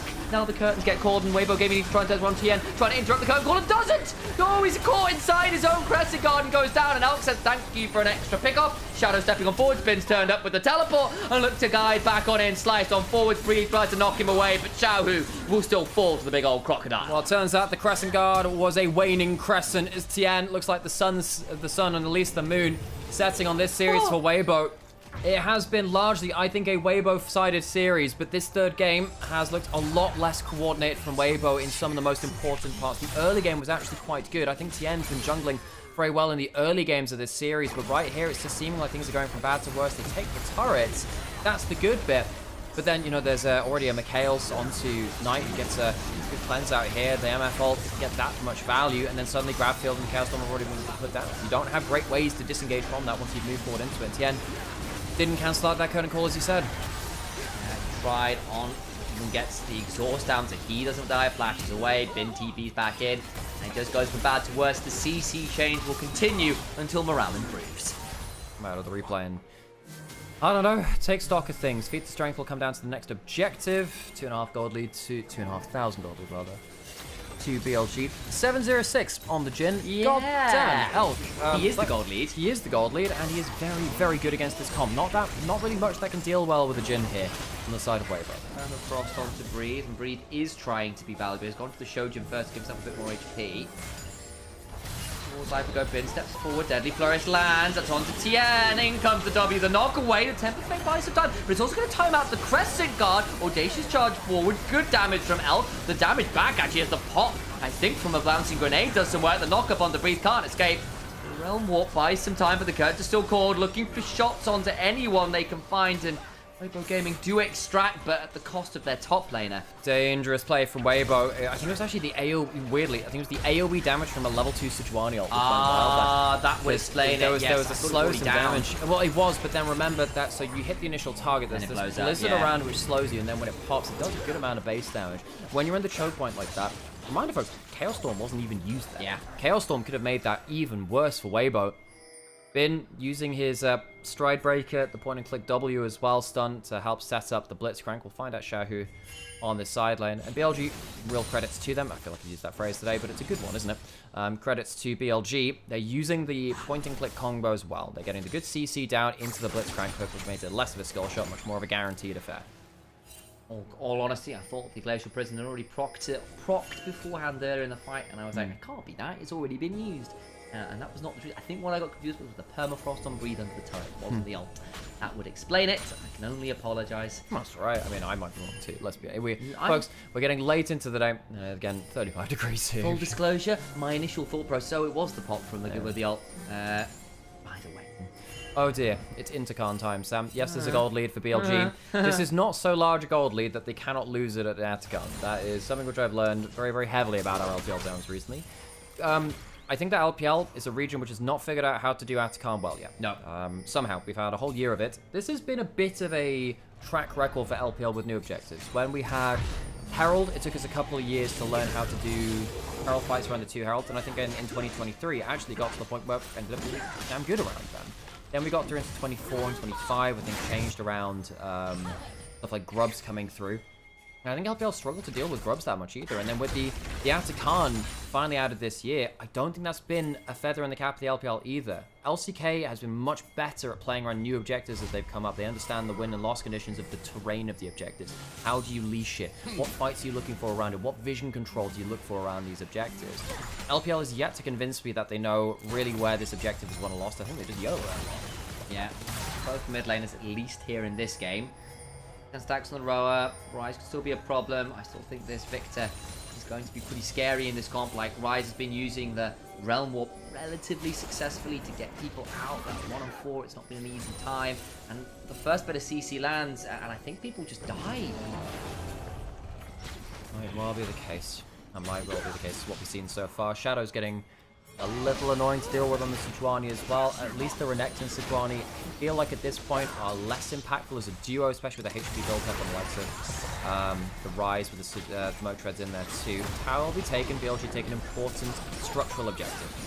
Yeah, she's about to get knocked up there. We'll turn around actually onto Shadow with his own 3 talents, right? The Loose Prison also lands. Oh, they can charge forward. Crescent Guard goes around by stand. Temper Fake goes wipe at Shadow, goes about half HP. Could be Danger Glacial Prison. Does land Shadow. Trying to Arctic Assault away and does a good job of it. Flash away from both. Now the turnaround. Arcane Storm, Crescent Guard. Curtain Call, rather, is the one we're looking for. The Room Walk out to safety. Realm Walk, my days. I'm so sorry. You have genuinely should never have told me this. Yeah, I never had a problem. No, never. It was an entirely me thing. I know exactly what the ability is called. I just somehow call it Room Warp and Realm Prison. Oh, God. The Cow Storm just short there. Would have picked up the kill onto Chris, but even with one tick there, I don't know whether Chris had healed. Don't think he did. Would have died unless he flashed out of it. Atacom started up. BLG do not have Chaos Storm. They do not have Curtain Call. I think BLG might just have to give this one up. They're teleporting. No, are they? No, that was the acceleration gate down there. BLG going up there, but it's going to go down before BLG are there. Wow, there you go. The price. The Flame Shadow! No, it's not. He just Arctic Assaults in and commits egregious violence. The gravity field after times out the magical journey. Shadow is following, and it's just gone from bad to worse. The Intercon strikes Weibo, not BLG, as Shadow gets the steal, and the objective which the LPL fears the most goes the way of BLG. I can't believe it. I mean, I can, but I can't believe it. Just pack up, go home. LPL has decided that Atacon has decided this game. I think I hated everything about what I just saw. Oh, Jesus Christ. Oh, God, Weibo, I thought they'd got it. It was such a fast take of the Atacon. They had so many people going up there first. Dragon now started by BLG, and, well, you can't throw at the Atacon if it's the enemy team that starts it first, I suppose. 35 head, they will claim that red buff, and head back on over. That soul point as well, it just goes from bad to worse. There is kicking someone as well. They're down, and then there's like stomping on their face. I can't believe it, folks. It's an LPL special. He just cues in and he gets the frickin' smite. Doesn't hit with anything else. It's a clean smite, by the way. It's literally on the tick of damage. He goes below damage he needs to. Well played from him. But yeah, Tien stole a Baron earlier. Shadow steals a Atacon now. LPL Classic. Intercon strikes again.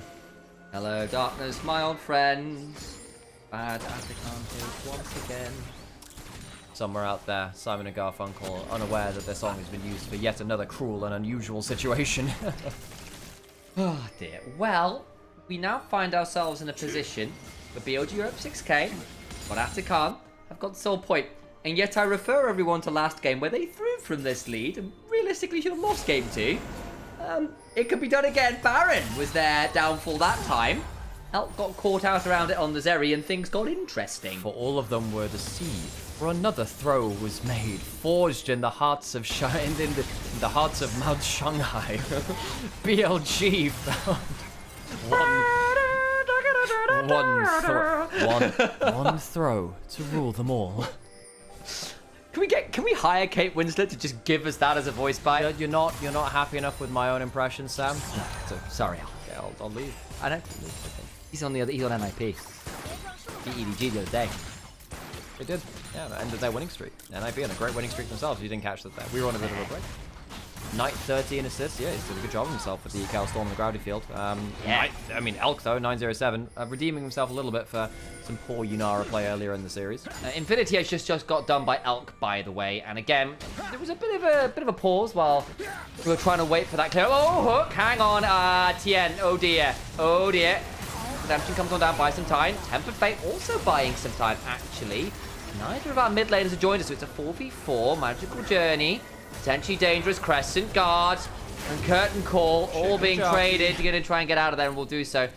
Falling Curtain Call, Crescent Guard. That's a bad one as well. I don't know what's going on in my brain today. Brains are only half functional. Is it ever? If one of us has the left side of the brain functional, the other one the right, we can make up one whole functioning brain. A singular Hapgood sibling. A singular. We are like an amalgam at that point. Yeah, the good bros. The good bro at that point, isn't it? Yeah, we'd be like a Megazord of casting. Baron we started up again by BLG. Can we introduce Can they get themselves into this Baron in time?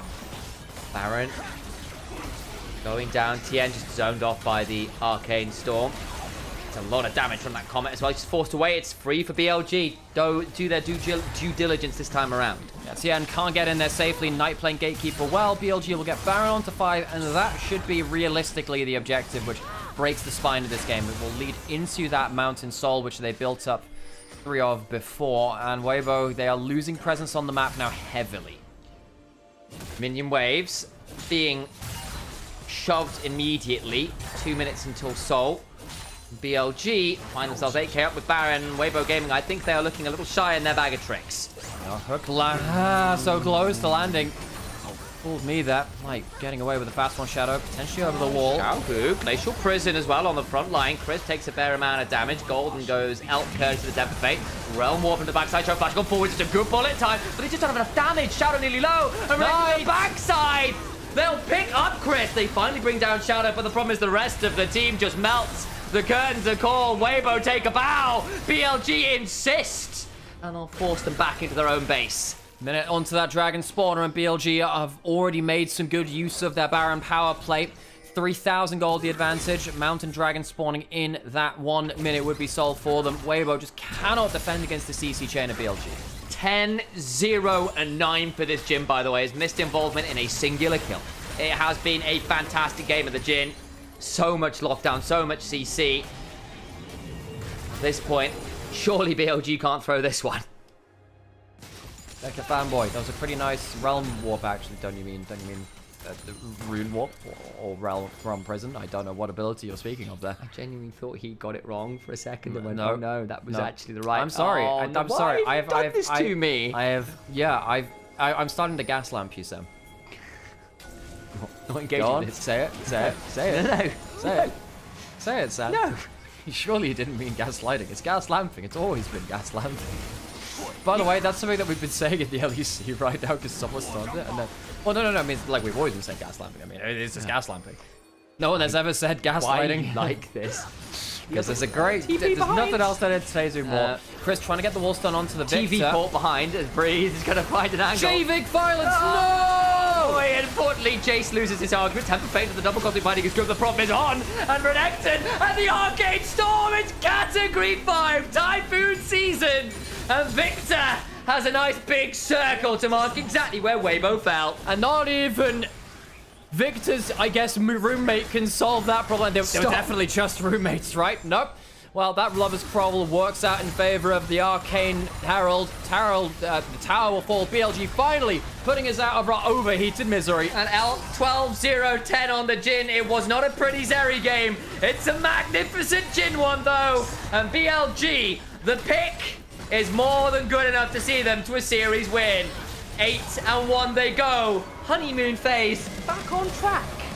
Lover's Quarrel in game and a honeymoon out of game. Potentially seeing BLG into a bit better standing. That series was not a happy one. They do walk away with this, but the last series before that, the loss to Anyone's Legend and some of the games in this series, you see there's no smiles there, particularly on BLG's faces. A little bit there on Knight, bit of a cheeky smirk. They got away with one a little bit in this series. Arguably should have been the 2-0 to Weibo. Heartbreak for them. BLG don't fall to 7-2. It's probably the way to put it, isn't it? Weibo on the other side, they really weren't far off. They really weren't far off. We turn our cameras back on as up. That's the one. Found it. There we go. Hello, folks. We are hot. We're sweaty. Just about done for the day, but that does mean before we bid adieu to you all, make sure to do 3 things for me. Follow all the channels, like the videos you're on, makes a massive difference. Follow us on our socials at InitializeCast, at Nymaera. Find us doing all the other things that we have to offer you in terms of casting and content and all those things. And the 2 major ways you can support us at the minute with that: subscribing on Twitch. Remember, you've got Twitch Prime options, though, you Amazon users, and great opportunity to use that here on the Twitch channel. There's also a Ko-fi link. If you've not used that one, support us. That's channel agnostic. So whatever channel you're on, you can still donate to us via Ko-fi, and that means the world to us. New option as well is we have got a sponsor in a little way to come and support us with League Mastery. You can become a master with not just your League of Legends play, but potentially for those of you who want to get into broadcast work, a little bit of assistance coming from us as well. We'll be teaching you how to do the casting thing. Which can be pretty damn awesome. So do click on that link. We do get a cut for everyone who signs up via that. find a lot of value there. I promise it's going to be an amazing platform. Hedon from the LEC, you may know, has done some coaching out there as well, is heading up that project, and we're involved as well. And first day as one of the sponsors for that. Be damn awesome. Anything you want to add to that one, Al? No, that sounds good to me. It's very, very hot here, folks. So sorry for not starting in game one. I was just, my brain's been fried, folks. It's been 35 degrees here the whole day. Thank you so much for watching us. If you're on YouTube, the show will end here. If you do have any bandwidth to support us, obviously it makes a world of difference. Hope you enjoyed your day, and we'll be back as soon as possible. See you in a bit, folks. See you next time.